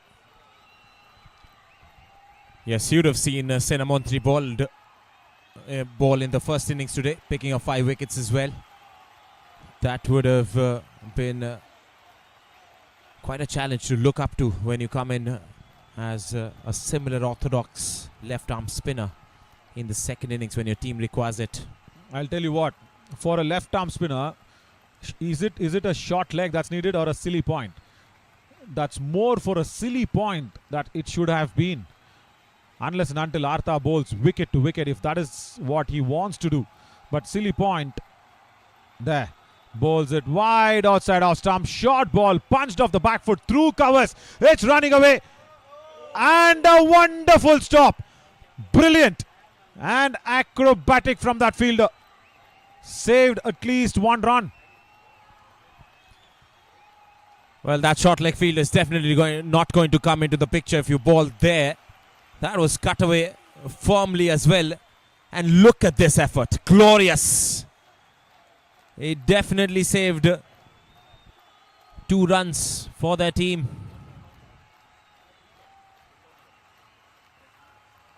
In fact, they threw 3 runs. So good running between the wickets by the batters as well.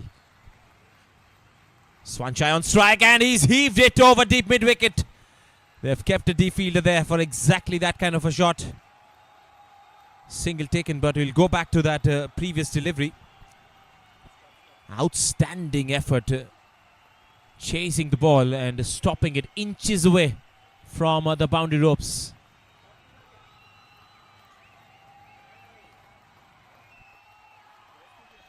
Finds the fielder this time. And Jamshed was just so fascinated with the fielder running. He just freezed that frame for us. I think it was Arthavan. It should be Arthavan, number 0 on his back. Wonderful effort from Arthavan. Yes, it was him. Fabulous work. Yeah, that is what you need, isn't it, when you're defending a low total and your semi-final spot is in contention of this match. Yes, if you look at that fielding effort closely once again, he just called for it as well. There were 2 fielders running in, chasing in that delivery. But Arthavan called it first and went ahead and stopped it very close to the boundary ropes. Yeah, good point. Look at that. I think, did he call or... Yeah, he did. He said, hang on, let me go for the ball. It was also as if it was the substitute fielder who's on the field, Gema Paramananda there, who was not quick enough, and Arthavan probably realized it and then went for the ball. Fabulous. Yeah. Substitute fielder on the grounds. Yes, Gema Pramanda was the man who picked up and threw it back to the keeper. 3 runs were taken away there. Johannes almost picks up a wicket of the first delivery of his 3rd and the 6th over of the 2nd innings. Excitement in the comp box as well. That's what I keep saying. The ball will follow you wherever you are. Slips or short leg. Almost stuck in the hands, but just passing off, and then even the run out being missed. That's a second catch that's been put down by Priyanandana, and even again that's a 3rd chance in the drop that is going down against Suan Choi. This time it's a full toss to follow up. Almost picks up a stunner, and the ball was travelling as well. It was behind him and he put his hand up, and these kind of catches stick to your hands. It did not in that occasion.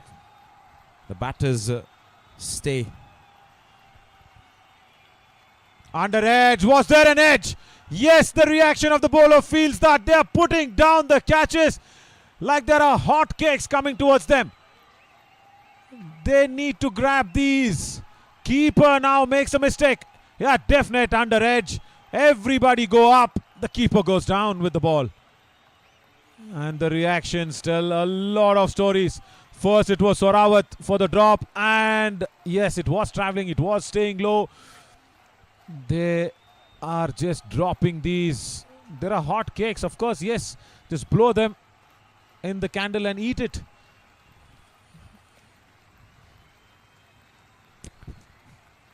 Five catches have been dropped in the 2nd innings, and we are just inside the first 6 overs. And a lot of work for Jamshed, our EVS operator. He has to clip every drop catch now. All 5 for the taking. Fortunately, one of them was taken. That was the wicket of Daniel Jacobs. But wonderful bowling from the Indonesian bowlers.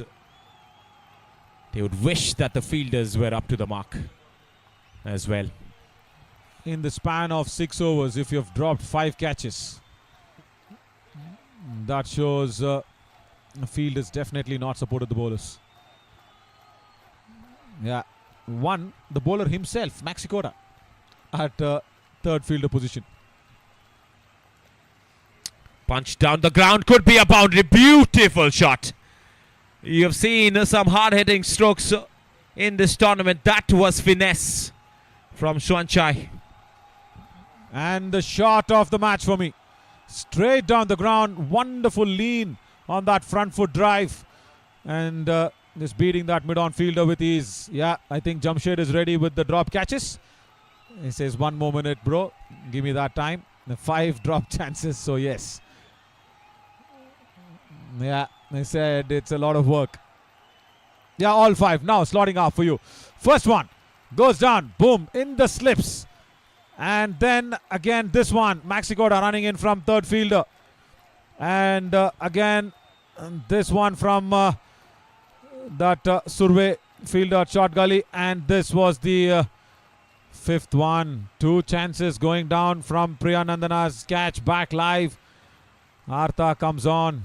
Unbelievable. Just unbelievable. And the keeper's catch. The keeper's catch was missed out. Yeah, this was the fifth one.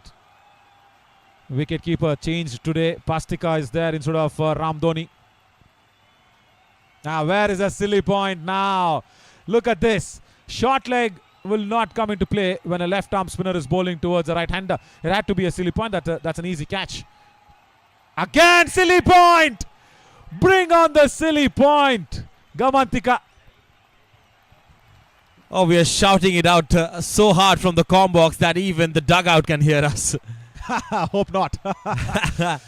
That should have been taken at silly point. Square leg fielder has not got a single opportunity yet when Artha is bowling. There was an opportunity in the previous over when the pace bowler was bowling. But as rightly pointed out by Naveen, the ball spinning away from the right hander, there should be a silly point as a catching in fielder. You can keep a short leg fielder later when the arm balls will come in. Or just to confuse the batter under his helmet. Yeah, that's the treatment if you have a short leg for a left armer. Punched away down to deep mid wicket for a strong pull. Shots after 7, 28 for 1. Yeah, I'm sure Indonesia will learn. Being the associate nation, yeah, very much needed.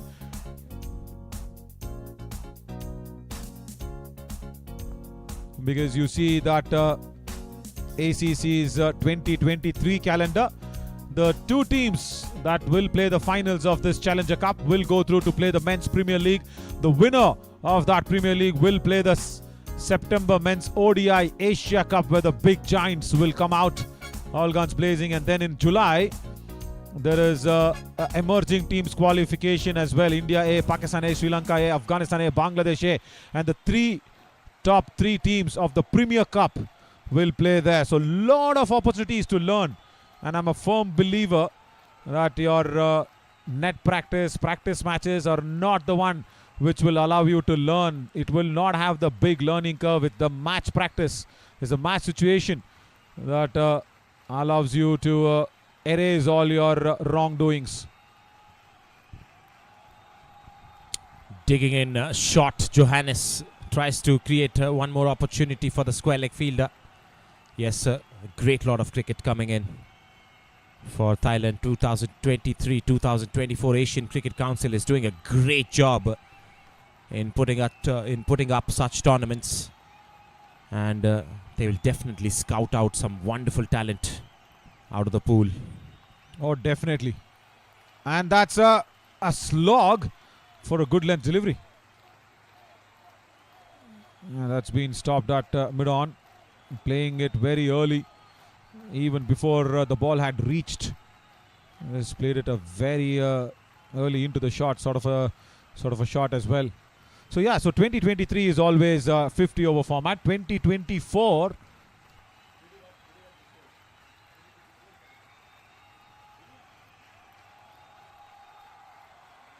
Big appeal.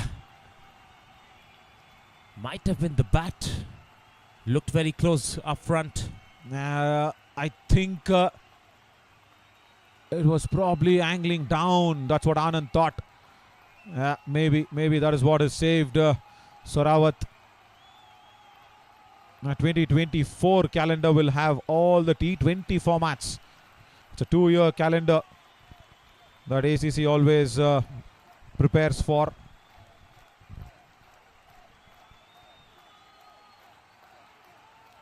Offside, punched away straight to the fielder. It's a dot ball.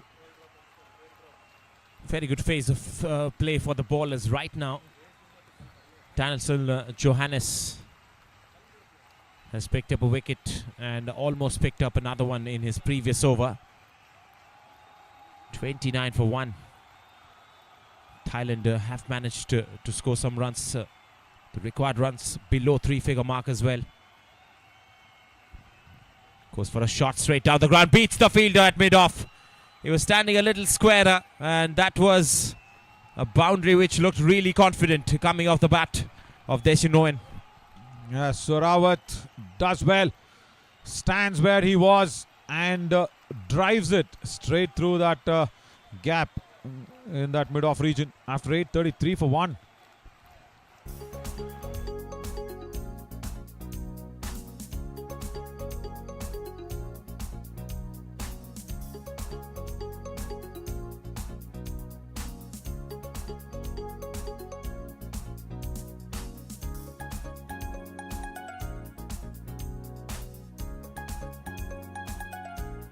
Yeah, I was mentioning about the 2024 calendar in February. Men's T20 Challenger Cup, that's 2024, that's coming in. Asia Men's Associate teams ranking 14 to 23. 10 teams will play that T20 Cup. And then Women's T20 Challenger Cup will happen in March. That's swept away firmly behind the square. Will reach the boundary. Bad length to start from Arthavan. He's been welcomed into the bowling crease with the boundary by Suachnoy. So back-to-back boundaries for Thailand. One in the last ball of the last over, and another one in the first ball of this over from Arthavan. Leg spinner coming into the attack.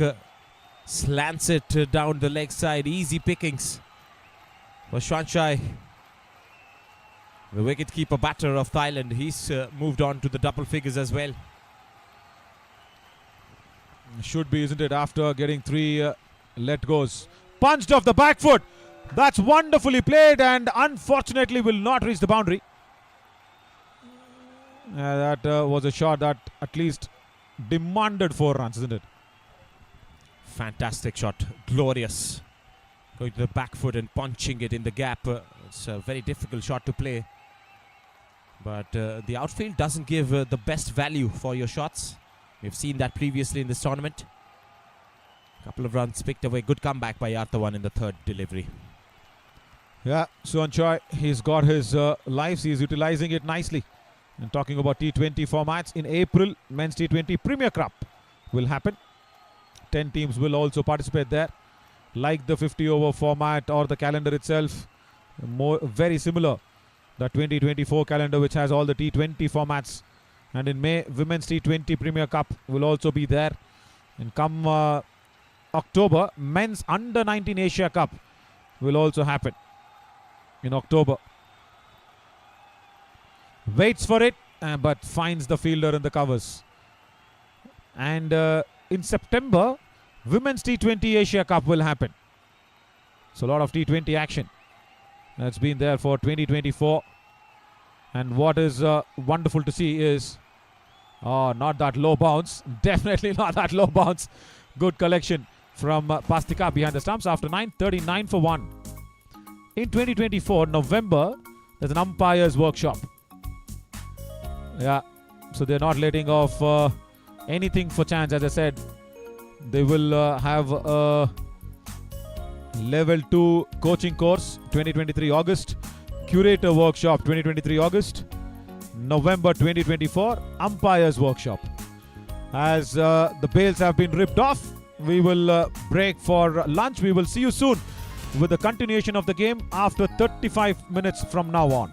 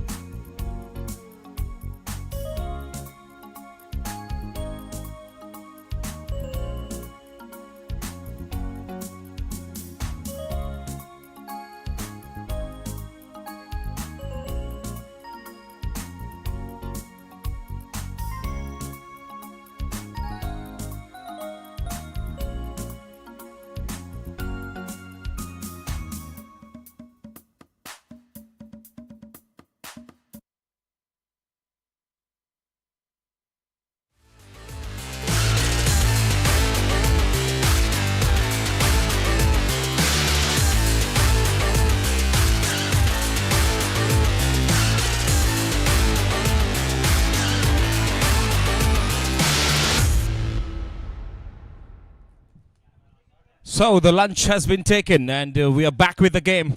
Back live from the AIT cricket ground. This is still Thailand taking on Indonesia today on this virtual quarter-final of a match from group number B. 125 was scored by Indonesia. The target for Thailand in the second innings is 126. They have scored some runs, but they've lost a wicket as well.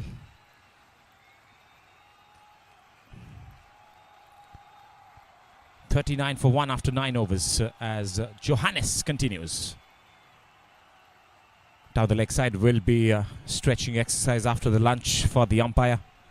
Score moves to 40, just 86 required in 41 overs. The number of overs remaining won't be a matter of concern for either of the teams. It's the runs to be scored and the wickets to be taken. That's what matters right now in this game.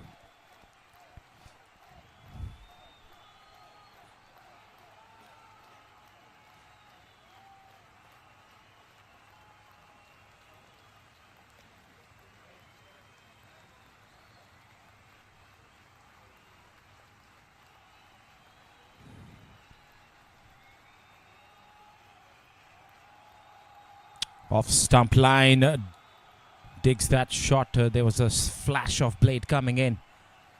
Gets the top edge. Couple of bounces to the third man fielder. Run will be taken away.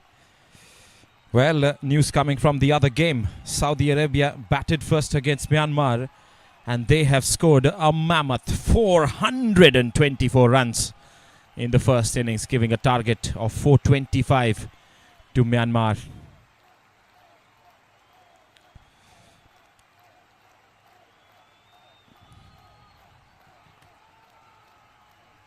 Crazy scenes in this tournament already. We still have 2 semi-finals left and the big finale on the March 5th. And that is going to be an extravaganza to look forward to. Thai Cricket Ground, that's the venue. And all the fight is about getting to be the top 2 teams of this tournament and qualifying to the Premier Cup in Nepal. Outside edge once again, a couple of times in this over. They won't mind that, the batting team, as long as the runs keep flowing. They have moved on to 43 now. Sanshwai and Tashu Noen, 2 batters from Thailand.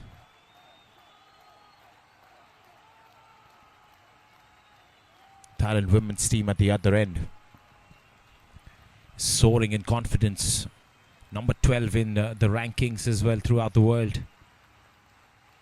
This Thailand men's team are trying to catch up with the game that is being played by the women's companions.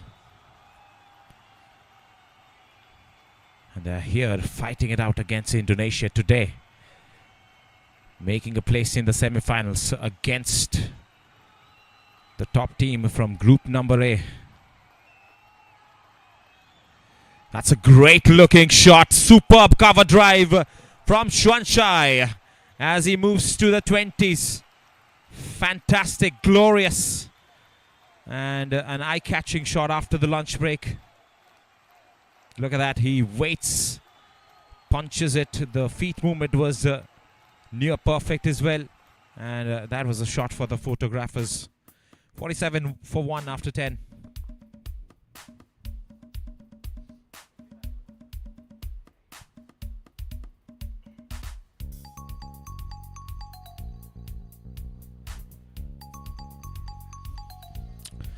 First power play has come to an end in this game then.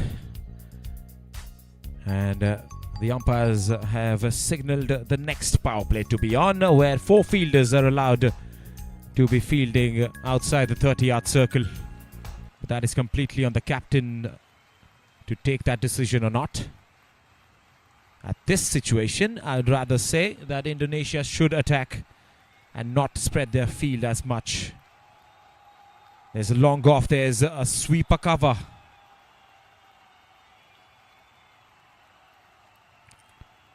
And there is going to be easy flow of runs. That is the reason I thought that the captain of Indonesia would go on with the attacking field, because singles are going to matter. This is not a big score that has been posted in the batting innings by Indonesia. And that is precisely the reason why the field setups would matter. Pushed again, look at that, another single, easy pickings for the batters. Lots of spaces in the ground to pick up those singles. And that just releases that extra pressure that was built by the bowler early on. Smashes back through the bowler himself this time. The longer fielder will pick it up and the batters will come back for the second. 50 comes up for Thailand. And you could say that they are in top of this game, that's for sure.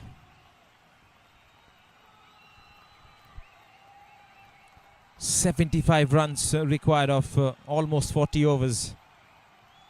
They just need a partnership to take them through, that's it. Without losing a wicket, just to do that every day through Sunday.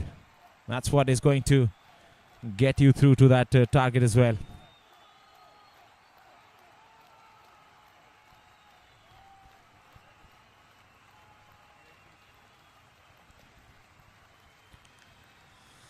So 4 deliveries have been bowled. 3 singles and a double. Just because the field has spread out after the power plays. Is that the right idea? Is what I was thinking when I was walking in. Why spread the field out? Just 73 more needed. Do not give out that single. Yeah, nevertheless, Gamantika thinking otherwise, and that was a sharp turn. Extra bit of a bounce, was going away from the slip fielder. Can't call that a chance. Well, the second NS walks into the com box. There is an opportunity for Indonesia that was produced by some brilliant bowling. Just falling short this time was a difficult opportunity. 11 gone, 53 for 1 Thailand. Absolutely. Yeah, that is Mr. Ravi Sehgal, the president of the Cricket Association of Thailand, in the VIP box. The man who's put so much behind the betterment of Thailand cricket. He was just sharing the story with us in the lunch break that we had, how he put across the Thailand women's team together.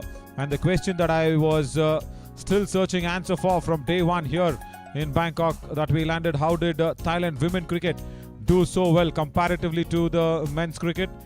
I found the answer today, because this was a man who actually went in and formed that Thailand women's cricket team from the scratch. He goes to that this nearby university, the Thammasat University.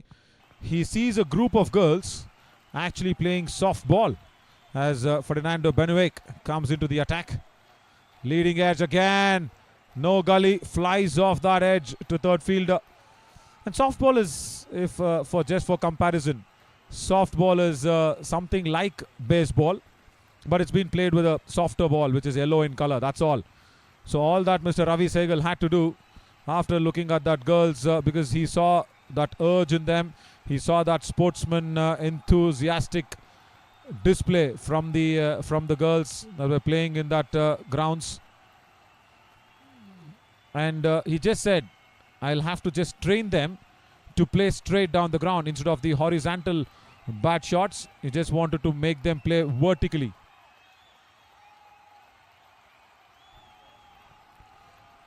So what he does is he goes to the main authorities at Thammasat University, gets the permissions for the big football grounds to be converted into a makeshift cricket grounds on the turf, and also allows them to have that bit of a practice that's much needed. Sends them to India on his own amount and accounts as well, and that's gone straight to Mr. Ravi Sehgal, who's sitting there at extra cover region in the VIP region. Wonderful stroke by Suan Choi. Suan Choi is definitely turning it up for Thailand cricket with his batting, that's for sure, and that would definitely make that man in the background happy. Wonderful stroke from Suan Choi. Yes, you were speaking. Yeah, so that's what he was very happy in sharing the news, and I was happy that I could get the answer of it. And he's also made sure, out of his own expenses, he put that team out from the scratch. And not just that, as a whole association, what they've also done for the women's team is also that they have made arrangements for them to go study abroad. Different universities, whatever studies that they want to pursue, that's also been arranged. Wonderful work. And of course, not just Ravi Sehgal, it's his entire team. And that's been lofted. Chance at long on will fall short of him. Just for a single. It was a risky shot. After 12, 60 for 1.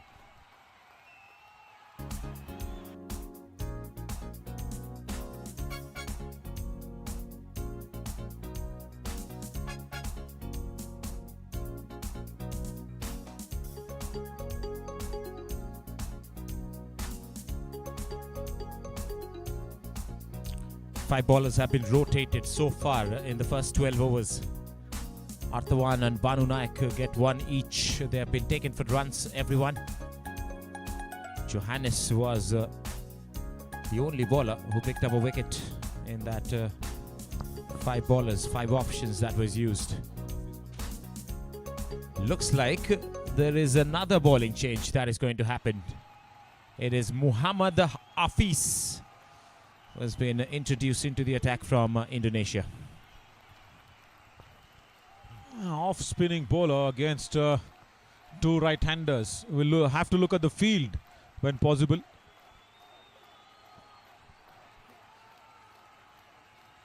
Outside edge, no slip. That is running away towards that deep third fielder. The birds fly off, probably having their lunch in that region. And they disturb the birds, the fielders. A couple of runs. Yes, once again getting that outside edge. We have seen that so many times in the past 2 overs. Finding the outside edges, but it is falling away from the fielders, or there are no fielders at all in that area. 2 more runs taken. He's definitely got a deep square leg fielder and a deep mid-wicket long on for sure for a off-break bowler against a right-hander. That exactly goes to long on now.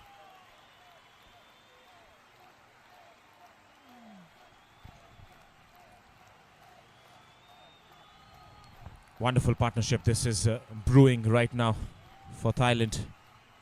Then they've exactly chased half of it. 63 on the board, 63 more needed. And we will also show that hard work from Jamshed, our EVS operator, for the drop catches. He was in a thick of the action after this over for sure. It shouldn't have been just 63 for 1. It should have been more, especially Suan Choi getting 2 let goes. And Danny Jacobs got 1, did not utilize it. Of course, Sorawat also was dropped at short leg. Hafiz just gives 3 of his first over after 13, 63 for 1. Time for some Jamshed show from the EVS. Let's go for this. Yeah, that was the first drop in the slips. Let that one go through the hands, and then Maxi Kora coming in from the third fielder, charging it in too much. And then again, this was Paddy Surve. And at short leg, that was, of course, a chance that's going down. And the keeper puts one down as well. Pastika. 5 of them going down. And, yeah, Jamshed. The last one was not a chance. The last one was a tough one, Jamshed. Yeah, probably in his books it's a chance, yeah, but yeah, it was going away from him, the slip fielder. But yeah, the first 4 rather, generally first 5 was yes. Priyanandana. Jamshed says, if I was there in the slip field, I would have caught it. Definitely his standards are really high, that's for sure. In the EVS operating system, yes, I agree.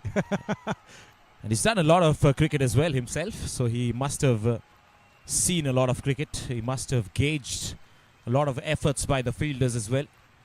And there it is, Jamshed putting up a show as well.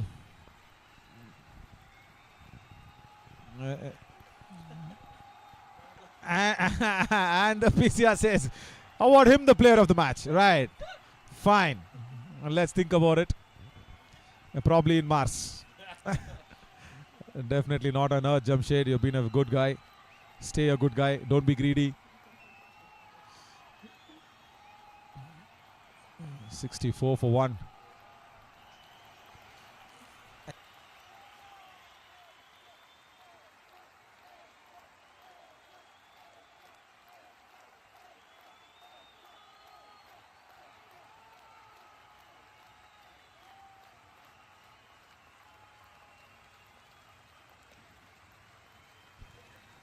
The boys are planning up big, as tomorrow is an off day. Rohit and gang. Guys, don't forget to count us in. Or else, you know, we actually script out the stories here. So, day after semi-finals, it's going to be your stories as well. Yes, Rohit and gang are trying to make a plan to paint the Pattaya city red tomorrow. Yeah, they've purchased 3 gallons of paint as well. After 14, 64 for 1.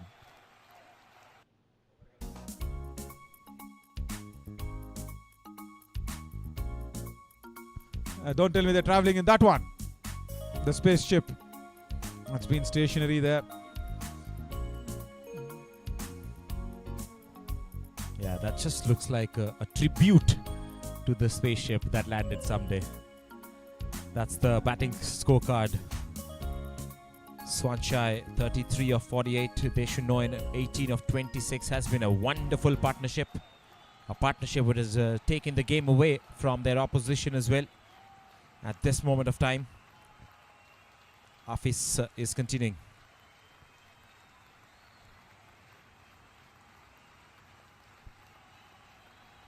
Shot of length, he punches it down the ground instead of pulling it. And just wanting to play in front of square. So it's all Swanchai holding the key here. And Sorawat just anchoring it along. Loopy delivery outside off stump. It's been crashed through covers. It's running away for that deep cover boundary. Will reach it. And a wonderful stroke from Sorawat. It's such a tease, this outfield. You don't get to know whether the ball is going to run away to the boundary or not. That time it was squeezed away by the right-hander, and he got a good part of his bat as well. And that is why there was no stopping that. Save your legs. 69 for 1. Swanchai and Deshunoin are taking the game away from the men in red. And what I love about this outfield is it asks every fielder to put in that effort. It teases him. He says, okay, come on, come and get me. And if you are good enough, I will stop. The ball says to the fielder, but if you are not good enough, I will beat you to the boundary ropes, is what the ball says. Good contest. Really good contest. Everybody keeps guessing of what's happening. Even we. Sometimes we're not sure whether that's going to go to the boundary ropes or no. The batters need to run hard. Fielders need to put in that extra yards. Yeah, overall, challenging outfield. That's spun back in a long way. Still will be a dot ball after 15. 69 for 1.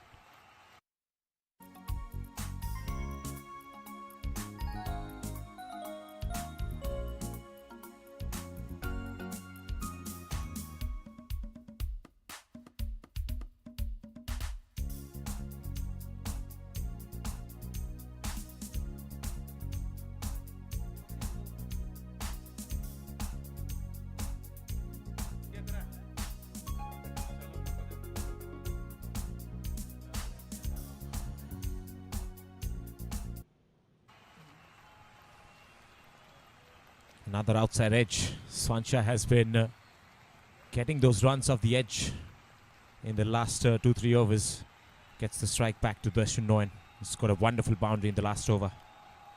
Now the captain brings himself on for the second over. Gamantika just gave away 1 in his first over. No, I know you're putting the body behind the ball. Has to be covered nicely as well.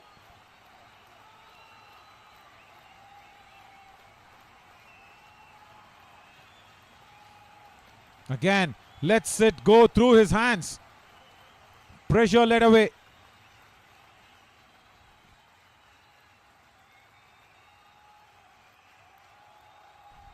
.55 needed, and this partnership has ballooned for a 50-run partnership. 58 of 75 deliveries.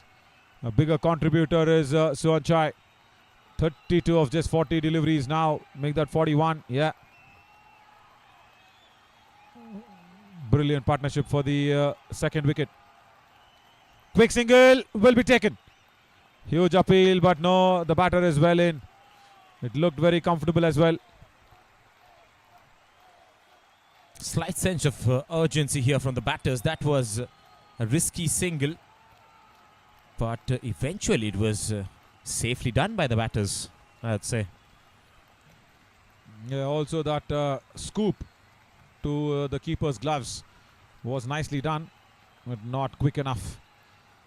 Gamantika, he has to now understand that this partnership needs to be broken and he has to bring back Maxi Koda. Inside edge onto the pads. Yeah, they know it. After 16, 72 for 1. And we were talking about Jamshed. He's gone and waved at us as if he's got no work to do here in Thailand. That's a comparison. 72 for 1. Now Thailand are. Indonesia 43 for 5. Jamshed was there having a happy time. There you go. Look at the way he walks. Swagger. What has... look at the achievement. Have you won the election now? Putting the chest up.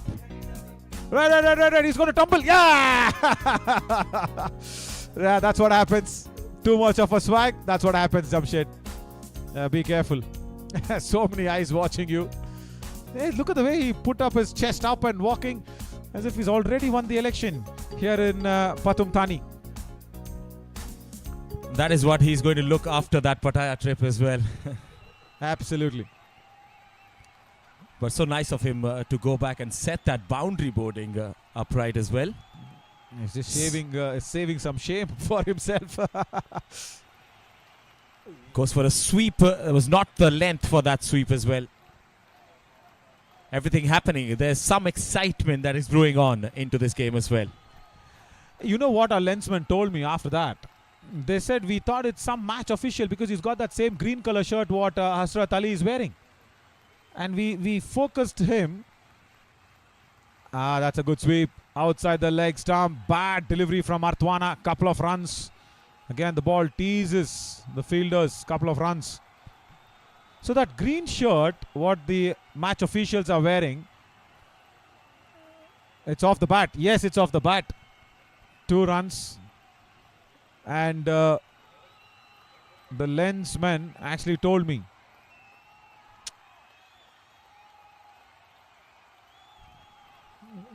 Down the leg side, putting the bat in the way. Son Choi. So I was asking the lensman, especially Manojji, asking, why were you focusing on Jamshed? They said, no, we thought that's a match official with the same t-shirt color. And from far, he looked like one the way he was walking, putting chest up. And then we realized it was Jamshed when he fumbled on the boundary ropes. And we realized, oh, that's one of us.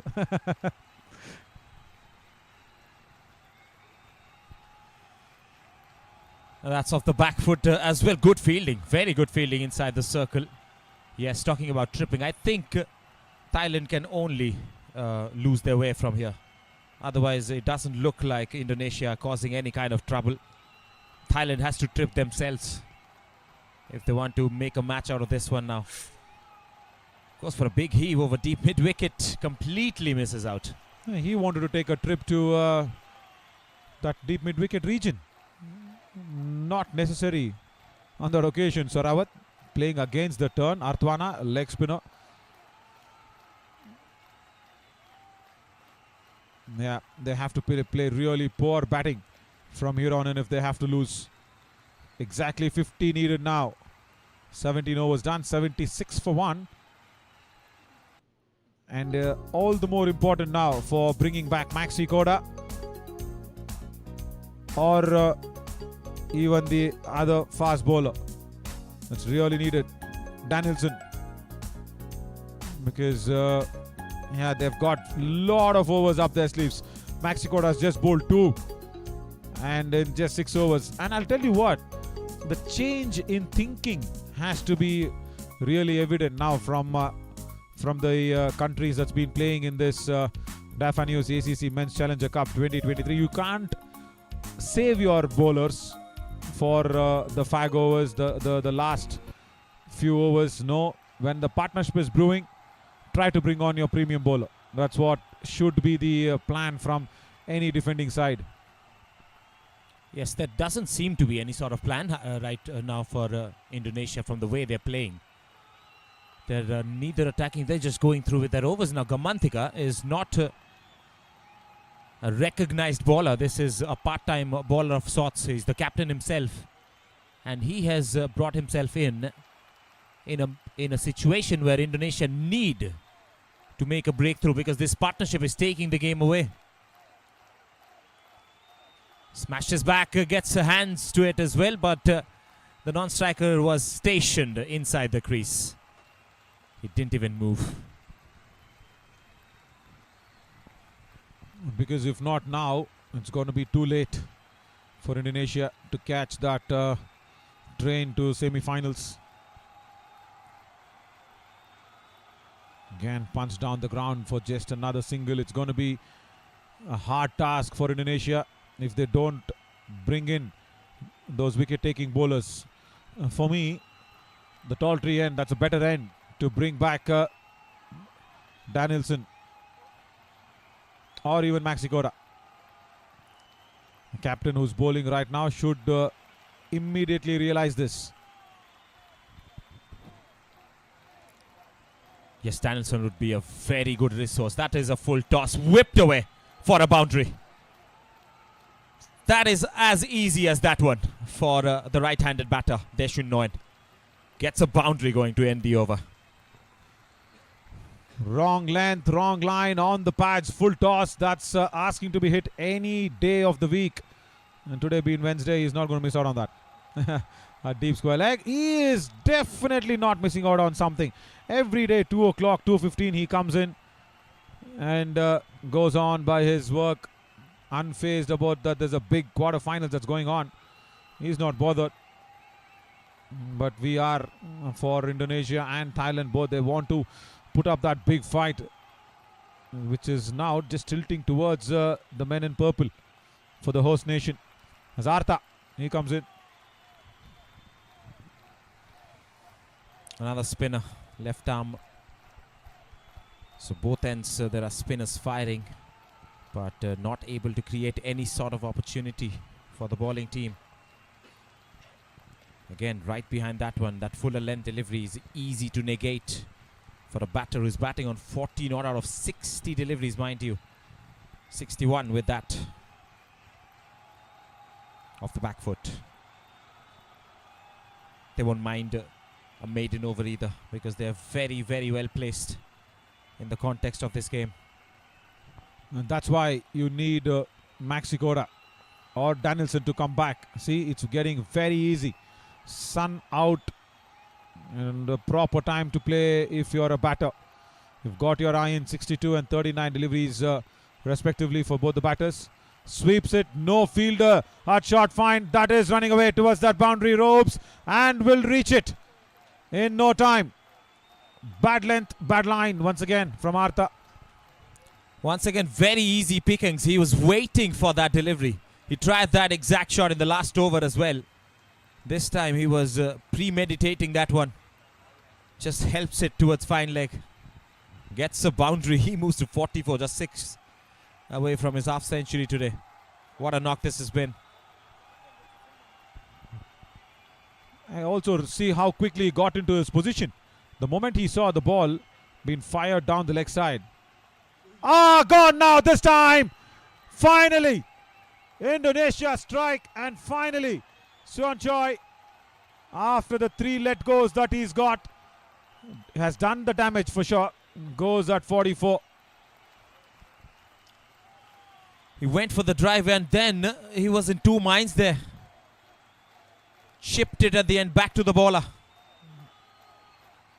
A steadfast knock from the wicketkeeper. 44 is what he scored today of 65. 5 beautiful boundaries in that innings as well. And that also concludes the over. 19 gone, 86 for 2.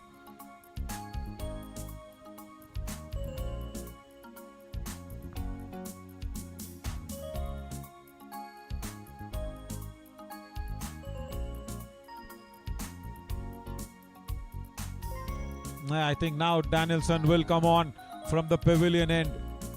Yeah, it's going to be a seamer. Now look at those drop chances. This was what was being dropped out of Suan Choi. Couple of chances that he got. And one was, of course, this was for Jacobs. And this was for Sorawat that went by. And this was the 3rd attempt to get Suachan out. They got him on the 4th. Right, time for some pace as Banuek comes into bowl. I was thinking it was Danielson for the longer run up. No.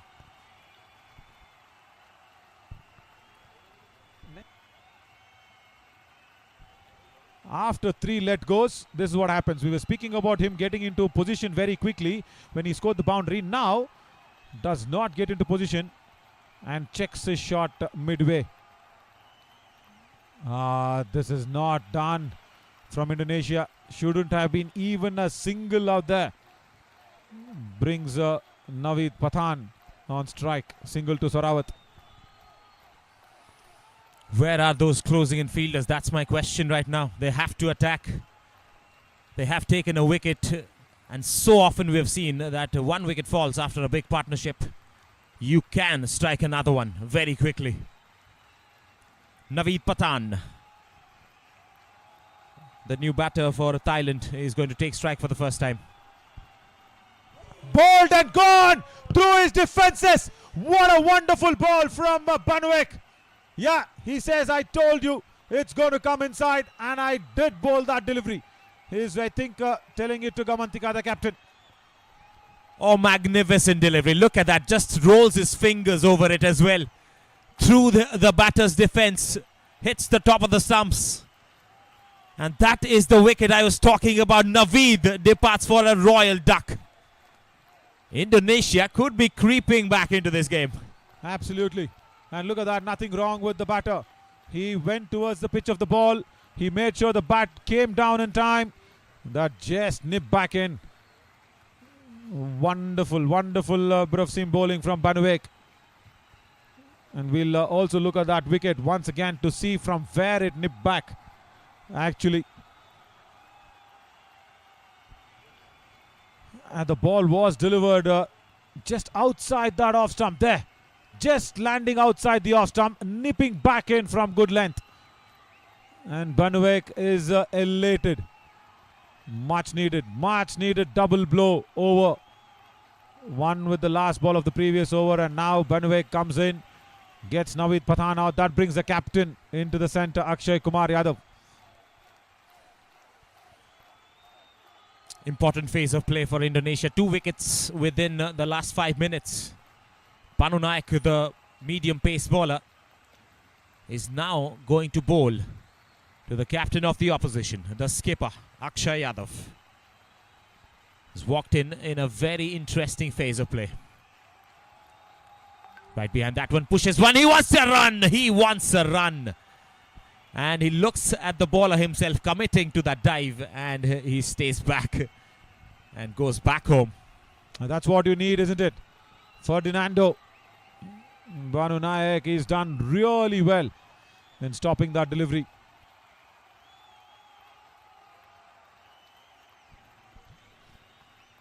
And lets that one go alone. But look at this commitment from Ferdinando.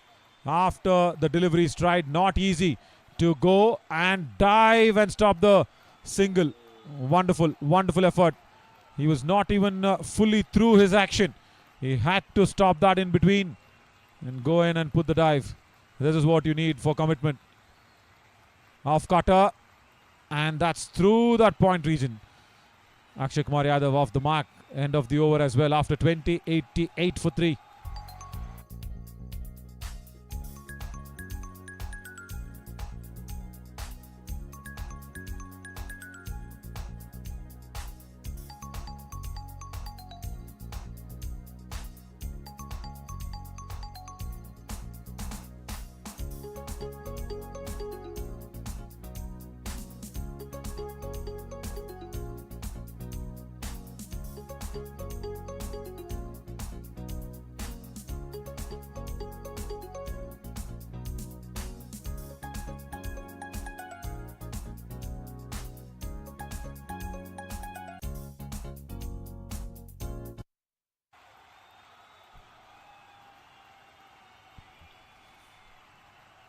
Artha will continue, the wicket-taking bowler from the last over. Brought that partnership to a halt. This is a short delivery, easy pickings for the new batter Akshay Yadav. Just 1 run. I was hoping that they will come back for the second. 1 it is. Yeah, wonderful work from Arthavan. He had to run from deep mid-wicket. Where is he going again? He's taking the same course of flight. Or is it the same video? Probably the same video. Jamshed. That's what I was wondering. Because no bird takes the same course as it took in the morning. It's the same video that's been replayed. And now Jamshed is just showing his smartness. Now let's look at that stop from Arthavan in the deep. That was a very good effort. From deep mid-wicket to square leg, he had to run all the way.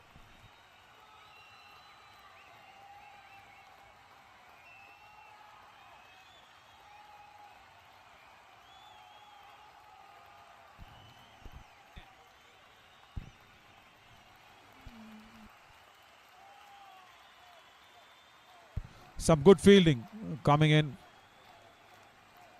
from past couple of overs, especially after that wicket of Naveed Pathan. Artha, who picked up 5 wickets in his previous outing, has to now fire. He's got a backward of point, extra short cover, and also extra cover.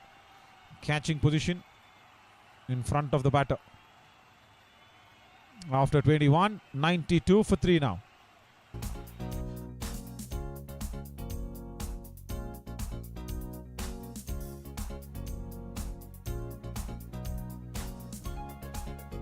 So the third 50 takes the longest for Thailand. They are trying to put up a good partnership. 24 run ball 30 was the best in this run chase. And the bowling card for Indonesia will really highlight one man who's been under bowled, Maxi Koda. He's just bowled 2 overs and just given away 6 runs. He has to come back now. Johannes also can make a comeback. I don't think so. Both of them still being thought about by Gamantika. I think they will go for the wicket-taking bowler. Yeah, why not? They will go for Banu Naik. Yeah, that's also a good call. Yeah, it is to be Banu Naik. Ferdinando Banu Naik will try to bring the ball in. Especially after that nip back ball, he will try to attack the stumps more. 7 bowlers were used inside the first 17 overs, which also tells me that the captain of Indonesia hopes that his bowlers will give him that wicket. Doesn't really show himself as a captain in the field, in his field setups especially. So that's a lot to ask for your bowlers as well. But they have picked up 3 wickets. The bowlers have tried their best. Banu Naik is one of them. He's trying to fiddle that outside the off-stump line. That's a dot. Yeah, bowlers also gave you the opportunities, isn't it? First 6 overs, 5 chances went down. That's a big opportunity that you had to capitalize on. Virtual quarterfinals. You know that you just have that half an hour to play out before the lunch break. Slow delivery off cutters being tried from Banu Naik. It's not going to disturb Sorawat. So those opportunities were not taken from the fielders. Which also tells me that the whole fielding department needs to be worked out for Indonesia. How to think about your field setups and how to take your catches, of course. You'll see them playing better with their fielding setups in the games to come, that's for sure. If they get such opportunities in world cricket, they are bound to improve in every aspect of the game. 32 more required with 7 wickets in hand. Yeah, the more and more they play, they will keep learning. That's what you really want to do. Outside edge and gone! It's taken at gully. Good catch from Sorawat. Correction, Sorawat is the man who's had to go back. Good catch at gully there. He's claiming it and he's been given. Banu Naik strikes. Pickish outside edge. It was lobbed up. I think it was brushing the ground from that replay. The umpire does not think so, which means that Sorawat Deshunoen has to cut short his innings of 33. And let's watch this. I think it is kissing.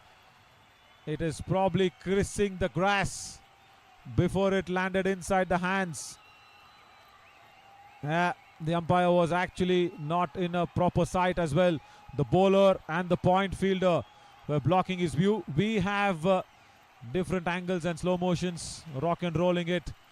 Yeah, it's definitely kissing the grass.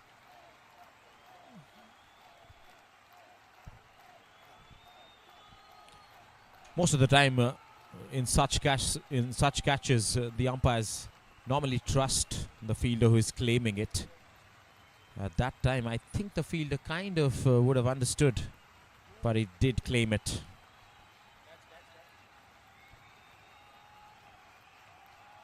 The umpires had a chat as well. The leg umpire could have had a better angle at it. So it's important that during such situations, the leg umpire walks in and has a word with the main umpire. Maxi Koda comes back into the attack, and that was Gamantika, actually the captain himself, claiming the catch. We will look at that catch after the, rather this ball itself, before the first ball. This is real time, and there. He immediately goes up and appeals. See, I'll tell you what, in the flow of things, as a fielder, you will not realize that. And yes, the on-field umpire is just trusting the fielder. 2 more runs has been bowled on the pads from Maxi Koda. Once again, let's see this. And look at this. He just picks it up and claims it immediately. So that's with the flow. That's real time. And Gamantika, right, he was all happy.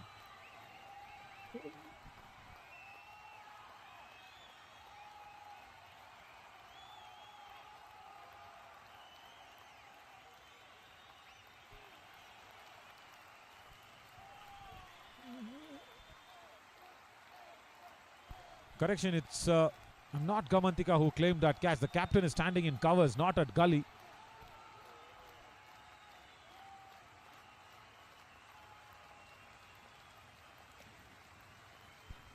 It was Maxi Koda himself.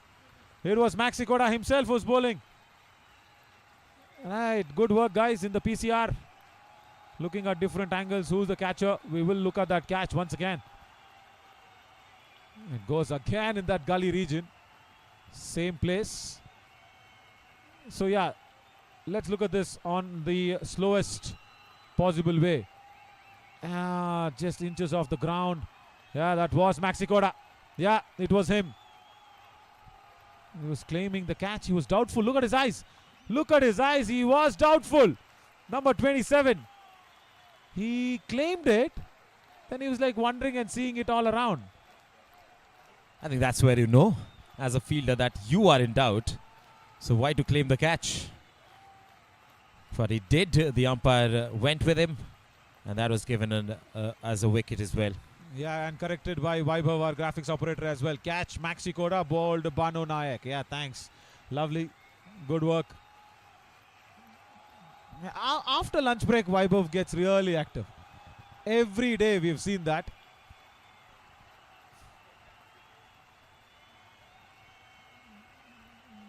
I wonder, I think Rohit does not allow him to eat breakfast.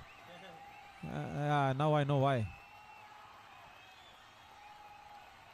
Poor guy comes in at what, I think 7:30, 8 o'clock in the morning. Everybody does, entire crew does. Yeah, there is Fahad sitting right in between the 2 other scorers. The extreme corner on our screen is Loki. Yeah, right. Right. Thanks, Fahad, for saying it was Gamantika. It was Maxi Koda.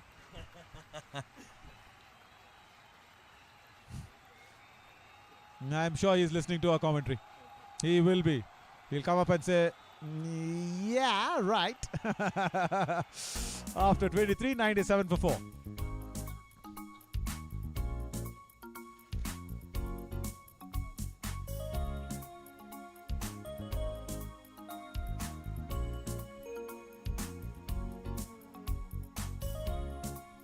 Chatpaisan has come out in between all that chaos. We haven't mentioned about him. He batted well. He batted well the last time that he was batting.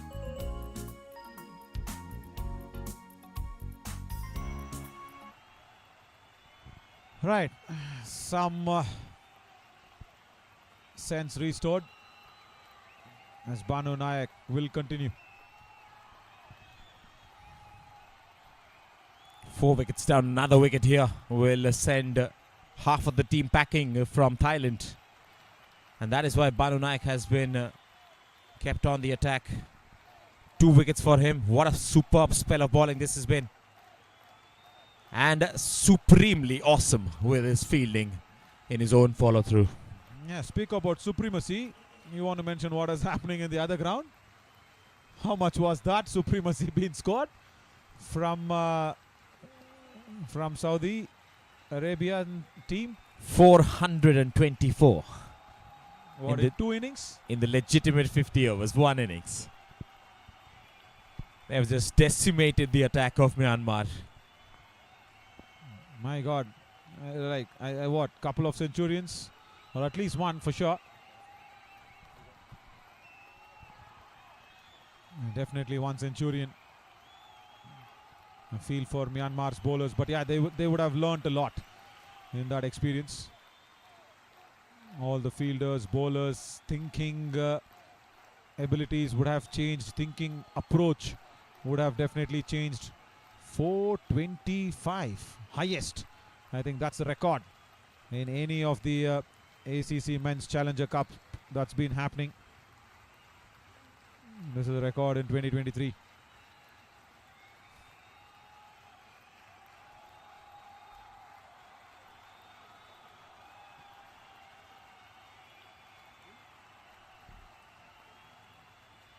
Abdul Ali has actually scored a century, 1 or 2.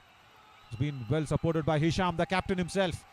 59 of 62 deliveries only, and then later down the order, Zianul, the spinner, has scored 66. Come on, that's some contribution. And Saad Khan, the pace bowler, he's come in and scored some 36 of 14 deliveries.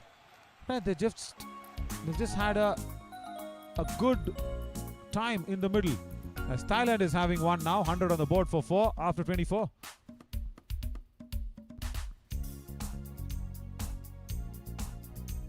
$248 runs the first wicket. That's massive. Wow. I really feel for the bowlers there from Myanmar. I don't want to read out their numbers. Basically, Abdul Manan Ali and Abdul Wahid both were retired hurt in that game as well. They said others need batting practice as well. Let's go back. Probably that would have happened.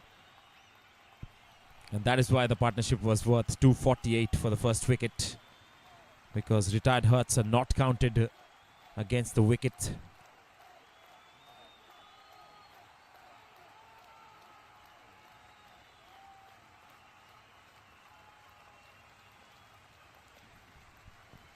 Correction, the retired hurts after the new rules and regulations are another way of taking a batter out as well. There has been a punch shot from Yadav for a couple of runs. 100 comes up for Thailand as well in the meanwhile.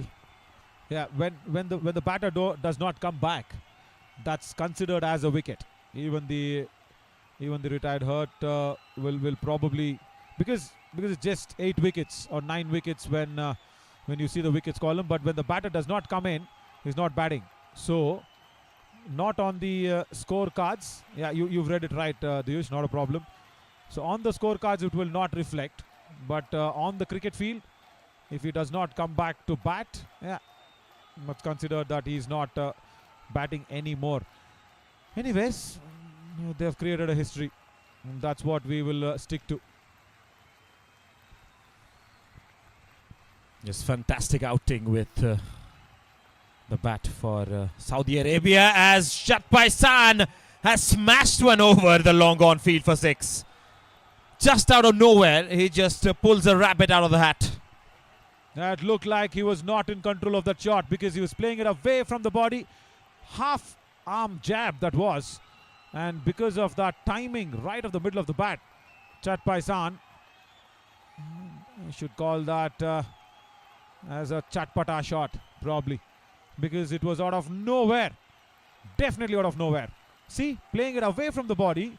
Long on looked interested for a while, but then Arthwan realized that it's going over his head. Just swings his bat along the line of the ball and gets some connection going. And that is why it just kept the ball carrying away from that long on fielder over his head for 6. Now he's gotten the ball back after a while. Definitely good effort from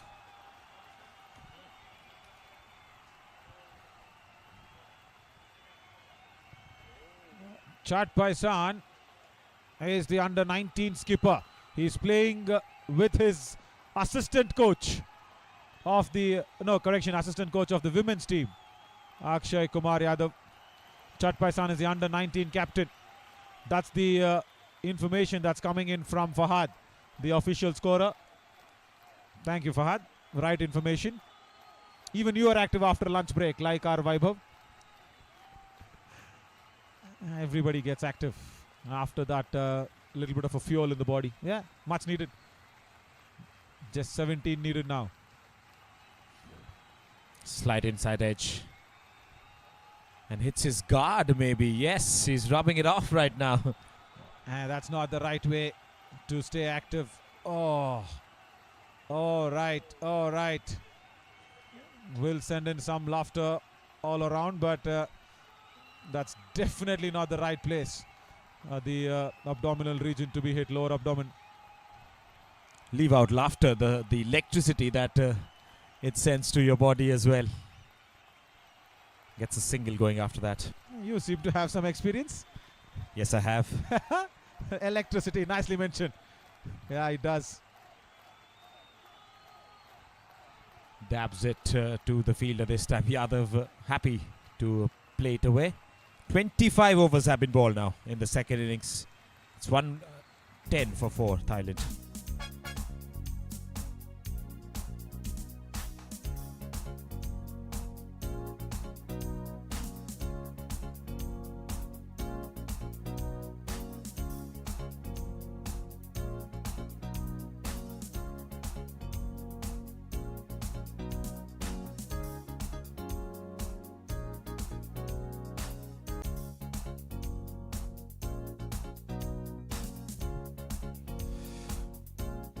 That's the skyscrapers so far in this innings. Not a lot.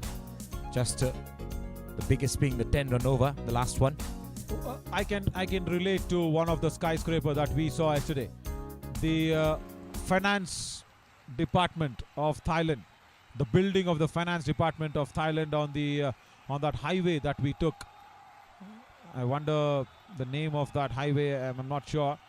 But that was a 25-kilometer long flyover. That was a big one. And the toll charges were just 45 bahts. That was a little shocking. And the second one was even more shocking, because it was a 60 baht toll that we crossed, and that was over in 8 minutes. I mean, that was very short a distance. We were scratching our head and saying, should we have given 60 baht for the previous one that we came through? But nevertheless, Thailand have crossed all the toll booths wonderfully well in this run chase. There have been few bumps, there have been few speed breakers, but they have not spent a lot of bahts. Means they've just spent 4 bahts, I should say, for the 4 wickets.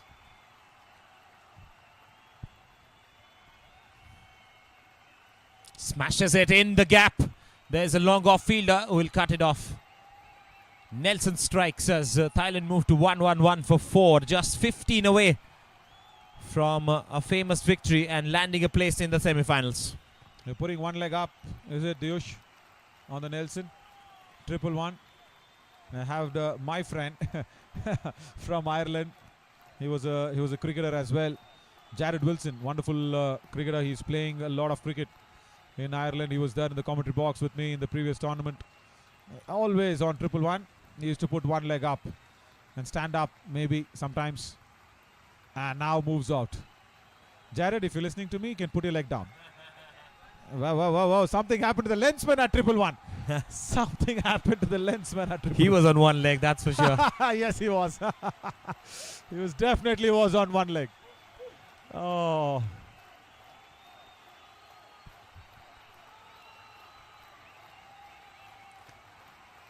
"14 runs.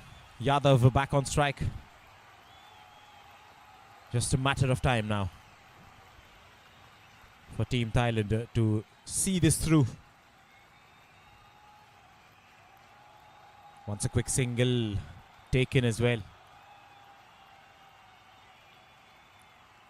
Runs are coming in singles, but they are coming. Just 13 required. Yeah, we were speaking about our other crew members out there yesterday, because it was just a 50-run match against Iran and Bahrain. Today, they come out, they don't expect 425. My heart goes out to people like Deva, Jagan, Mr. Palani, Danish, Yaronish, yes, our other graphics operator. Yeah, now I will definitely say that's a commentator's curse. Yesterday, we were all wondering, the other crew at Thai grounds, they were finishing off early, and today, see, cricket is a big equalizer, guys. It is. That's a big one, and it's out of here, is it? No, that's just stayed inside the ground. Comes down and takes that catch. Chat Paisan, the under-19 captain, departs. Good catch from Tadaros. Very well disguised slow delivery from Johannes. He picked it up all right. It just went skyways and did not have the length to carry it forward. Straight into the finger pointing upwards hands of the fielder at long on. Chat Paisan, brief knock of 9 comes to an end. Big 6 featuring in that innings as well. Yeah, bowled back of the hand, that delivery. Did not pick it. Chat Paisan, back of the hand, slow one. Good execution, and good execution of the Australian way of catching. Fingers pointing up is always the Australian way. And good catch. Much needed wickets column here for Indonesia. Let's look at all the 5 wickets that's fallen down. Few partnerships here and there, but just 12 runs needed. The first one, of course, to go was Danny Jacobs. Timed it too very well. Again, under the ball. That was again Tadaros who came in and caught it. And then Artha took one. This was a beauty from Banuek. He put out a wonderful way. And this was claimed by Maxi Koda. This was the 5th wicket to fall. Good catching from Anjar. Tadaros, as our official scorer Loki has walked in to just have a word with Vaibhav.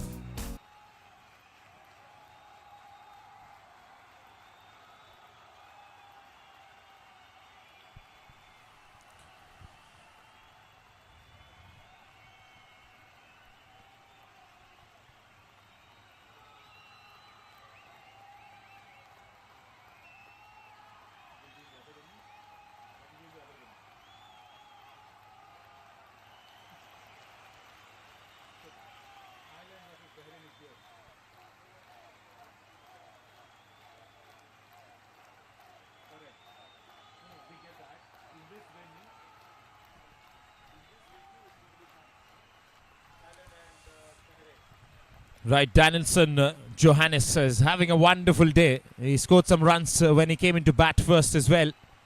And now he's picked up 2 wickets for his team. Just 12 runs to go as in walks Robert Raina from Thailand after half the side back in the hut for them. Yeah, just a confirmation that's coming in as Loki has walked in. He always comes into the PCR room with very, very vital information. So, according to his confirmation, as Robert Raina has walked in, the semi-final 2 is going to happen probably in the other venue. The first semi-finals will be happening probably in this venue at AIT grounds. So that's 12 more runs to officially decide Thailand are through. So this Group B2 is Thailand and Group A1 is Bahrain. So Thailand versus Bahrain or Bahrain versus Thailand. He'll be here if they win. Yes, 12 more runs to go and anything can happen. And Loki is very clear in his words. He always uses ifs, wethers and howevers. It's very good. Well, he has to be. Has to. The nature of his work as well. He has to be spot on, just like you have been for analyzing the technicalities of the game. 12 runs required, 24 overs, 0.5 per over is what they require. But we haven't been able to analyze this one. This tall standing tower. I think Loki will have some information. Loki will have some information about this tower. Is it? What's that tower? Loki just shrugs his shoulders and has a smile.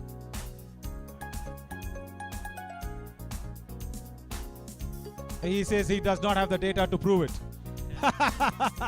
Typical of Loki.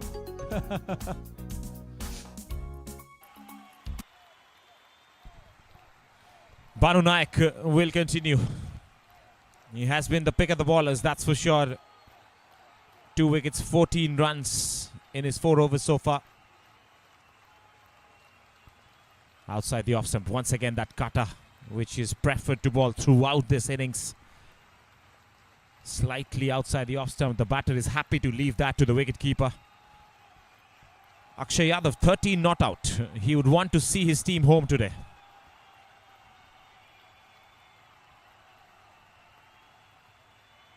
Full delivery, so gets some sort of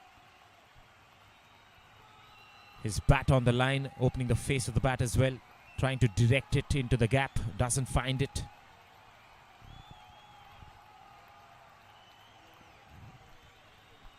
Long off and deep covers there on the offside, outside the 30-yard ring, shot third inside the ring, and he goes down the leg side.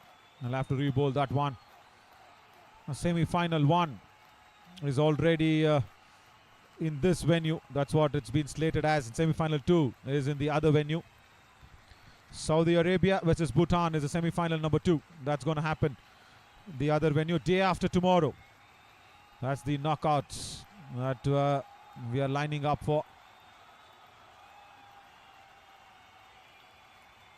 Come the 5th of March, the finals of the DAFA News ACC Men's Challenger Cup 2023. The 2 finalists will qualify for the ACC Men's Premier Cup. That's going to happen in Nepal in April. That's a big one. We will get that calendar after this over. The ACC's Premier Cup calendar. After Banu Naik will try and get a wicket in this over, especially of Robert Raina, but Robert Raina as a fighter.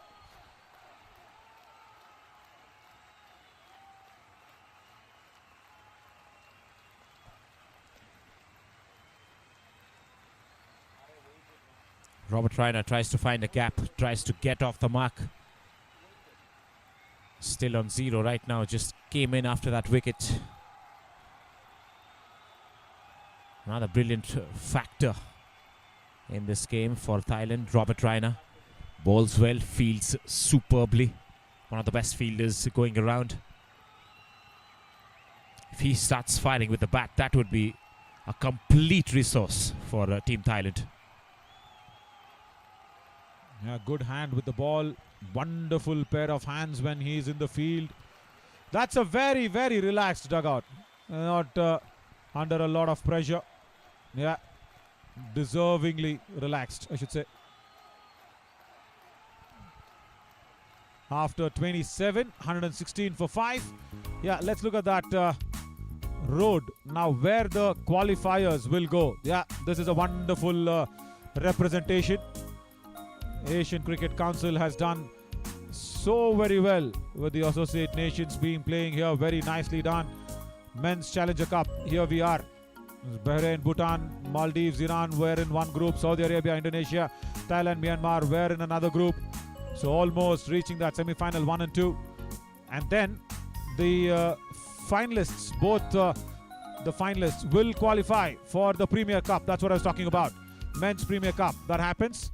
And then the winner of that Premier Cup will go to play the Men's Asia Cup alongside the big guns. And the 3 placed teams, that's the 3rd place, 2nd place and 1st place teams, will play the Men's Emerging Cup of the India A, Pakistan A and Bangladesh A.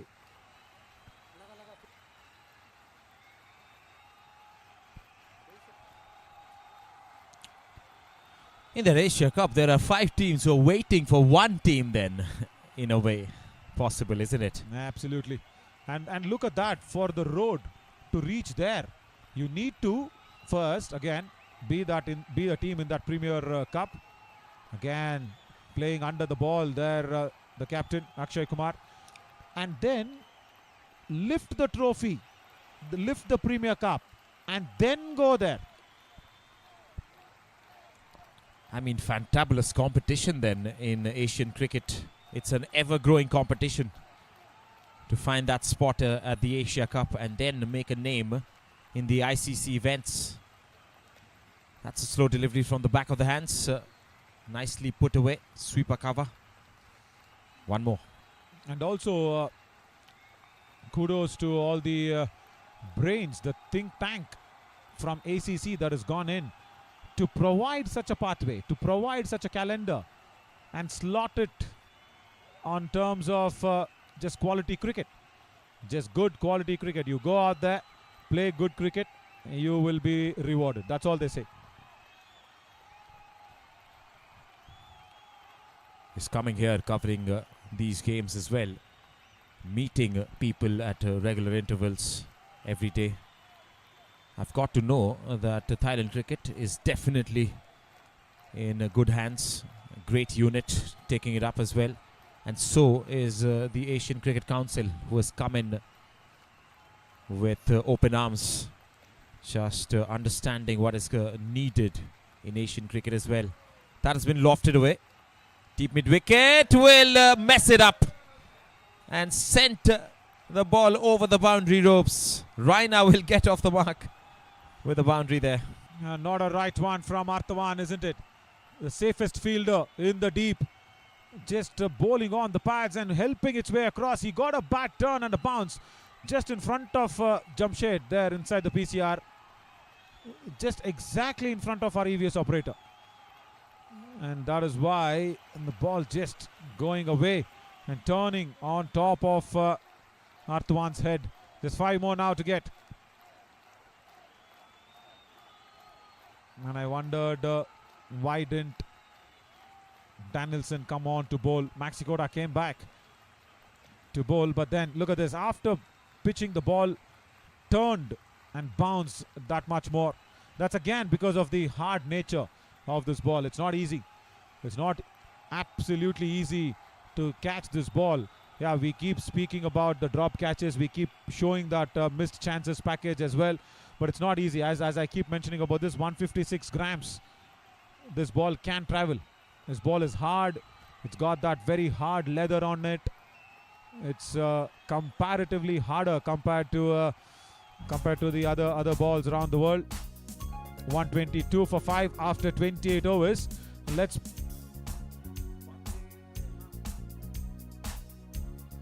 go back to this once again. The winner of the Premier Cup will play in that group where India, Pakistan will be there in one group. So, all the best for that. You will be playing India and Pakistan after winning the Premier Cup. And in the other group there, Sri Lanka, Bangladesh and Afghanistan in the Men's Asia Cup. That's going to happen later in the year. And look at this, top 3 teams will play the men's emerging teams in Asia Cup.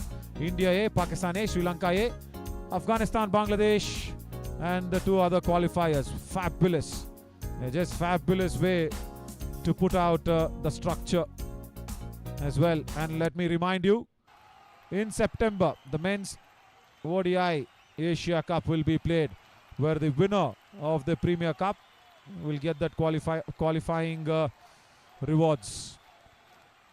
Wonderful. Just 4 more now to get.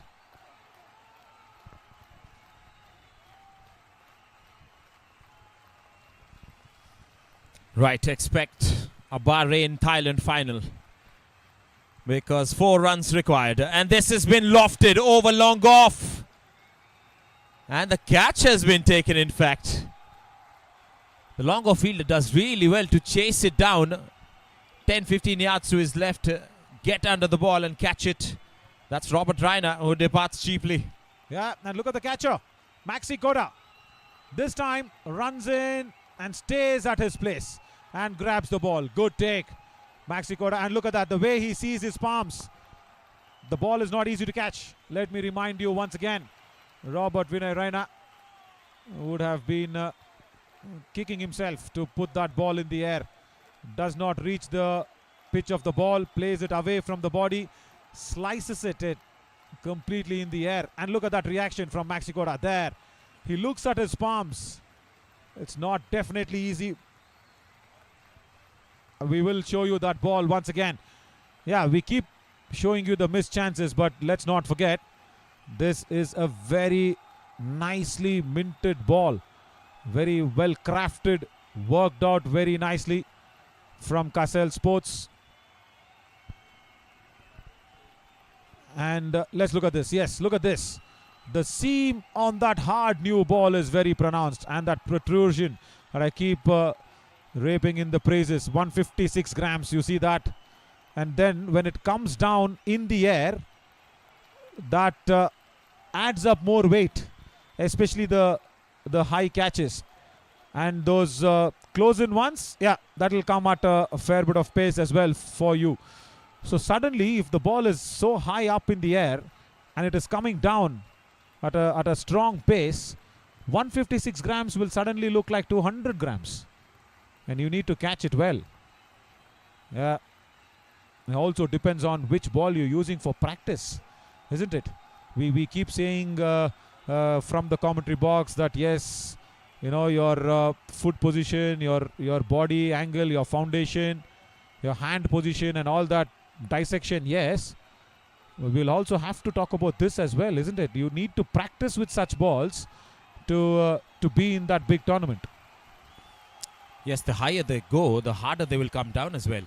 So and Heavier. with that protrusion that you keep talking about, your hands get you have to get used to taking catches like that. Otherwise, it just becomes difficult to come in and play in a match. And when a catch goes up, when you're under it, you are not very sure of it, and you spill so many times. We have seen that previously as well. Yeah, and also let me remind everybody, that's on the pads, that's clipped away. Will that run away for the boundary? Yes, it will! Thailand reached the semi-finals of the DAFA News ACC Men's Challenger Cup 2023.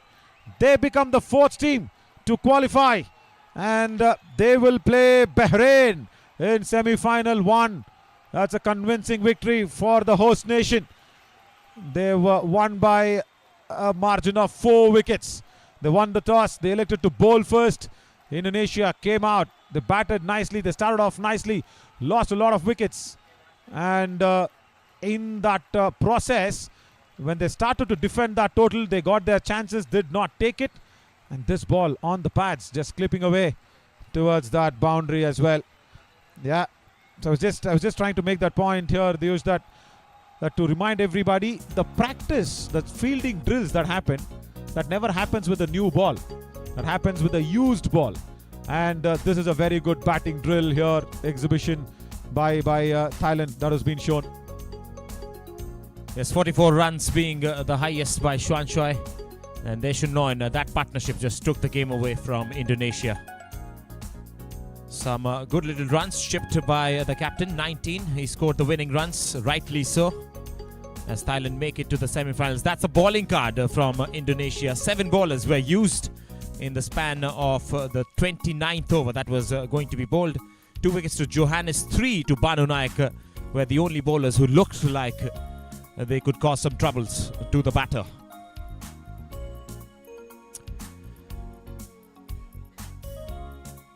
Now this is the match summary. Match number 11. It was a virtual quarter-final. Thailand won the toss, chose to bowl first. Indonesia batted. 125 is what they scored, and they were bundled out. Thailand win this match in the 29th over with 4 wickets in hand, and they become the semi-finalist number 2.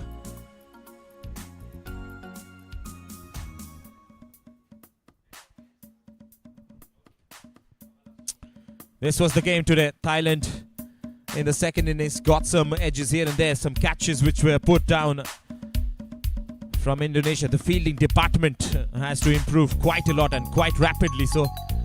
And then some boundaries were fired from Jacobs. This was how he got out as well.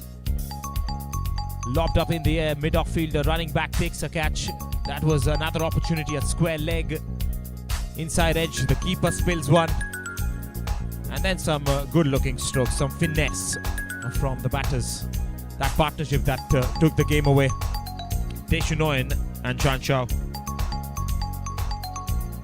Beautiful, look at that cover drive. That is a fantastic cover drive. And some strokes in the offside and on the onside as well. That was another boundary of the spinner. Office was taken away. That is a full toss. Just helped for a boundary. Some sweep shots when there was no fielder in the fine leg region. There was the partnership breaker that happened. And then Banu Naik came in and bowled a beauty of a spell. Took wickets after wickets. Brought Indonesia back into the game. But it was the strong batting lineup of Thailand who took up the challenge and kept on hitting. That was a beautiful catch again. Well judged under the sun. Could say playing it over the boundary ropes for 4, and then he was holed out at long off. Kutse then came in, and this was Akshay Yadav who just tucked it towards the final leg region to score the winning runs, and Thailand make it to the semi-finals. Right, that's what we got from here. We'll take a short little break. We'll come back with the post-match presentation with Naveen Shori. Thank you and see you there.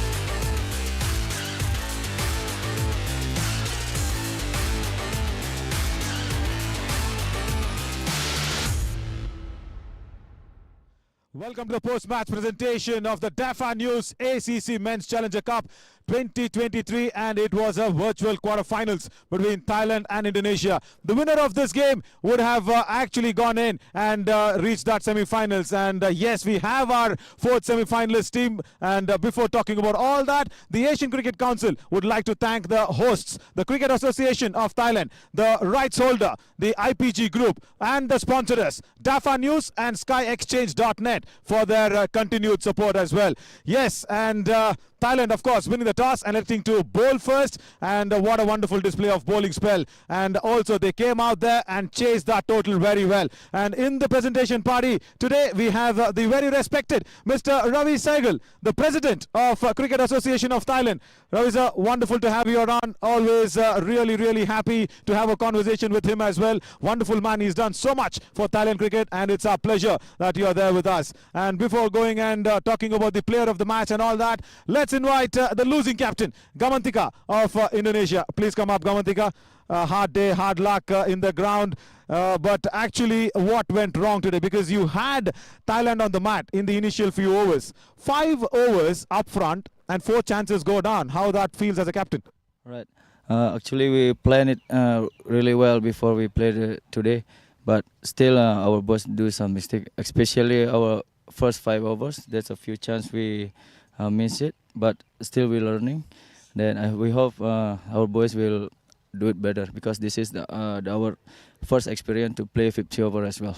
Yeah, I love the line and the word that you said, we are still learning. That's the biggest that anybody can actually go ahead and say. So what is that one positive or many positive learnings that you take out of this ACC Challengers Cup 2023?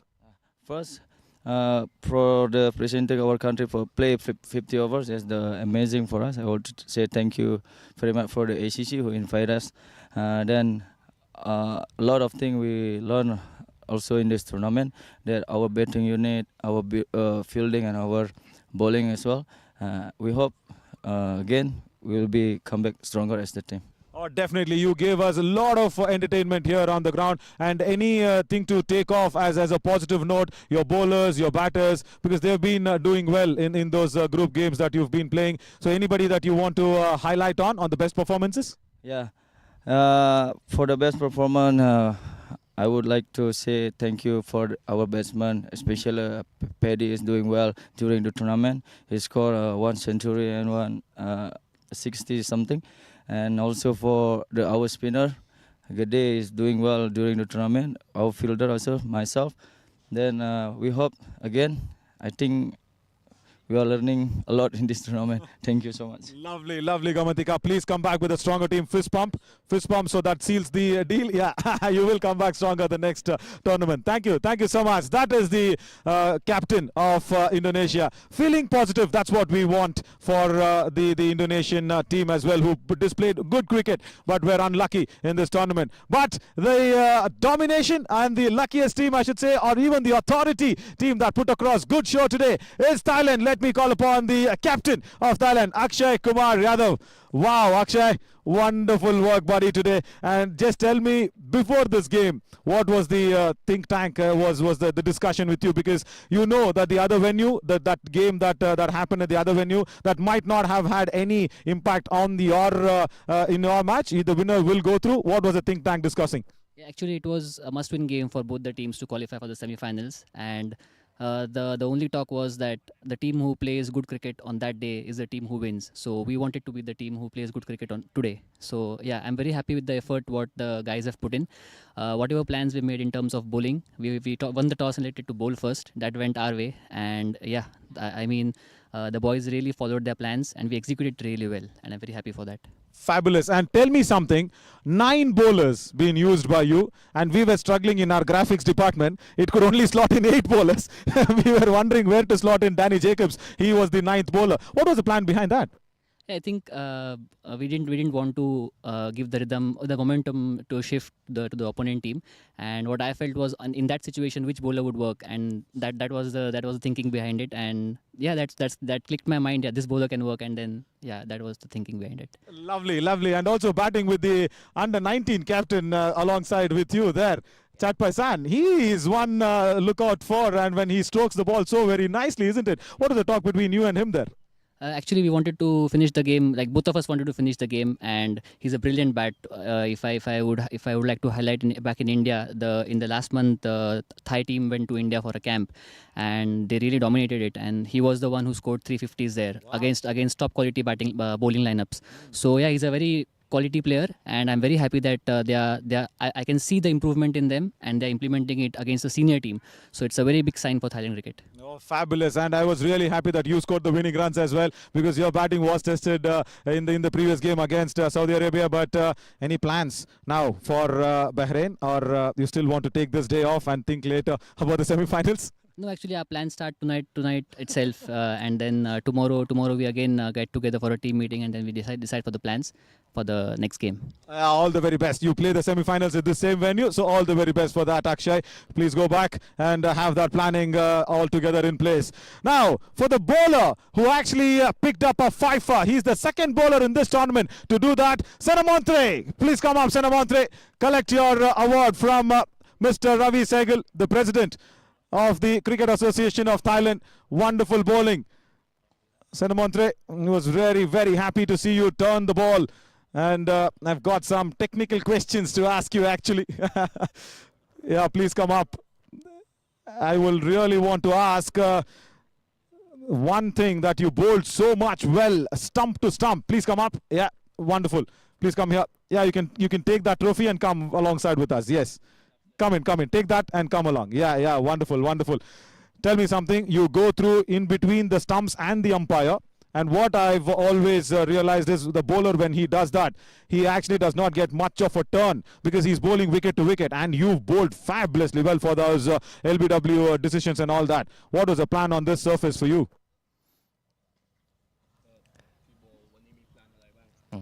ก็คิดว่าแบบว่าโบว์ตรงๆ wicket to wicket แค่นั้นครับผม Okay, let me get in the translator. Thank you so much from behind the camera. Right, actually, what did he say?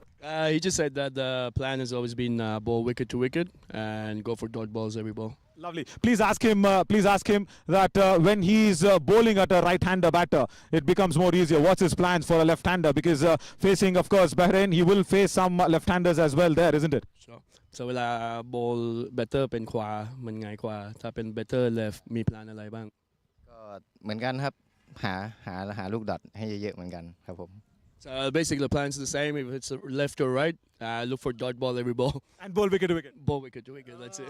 Simple plan. Works, Senamontre. Wonderful. Go ahead, enjoy the thing with the party as well, with the team. Thank you so much to the translator as well.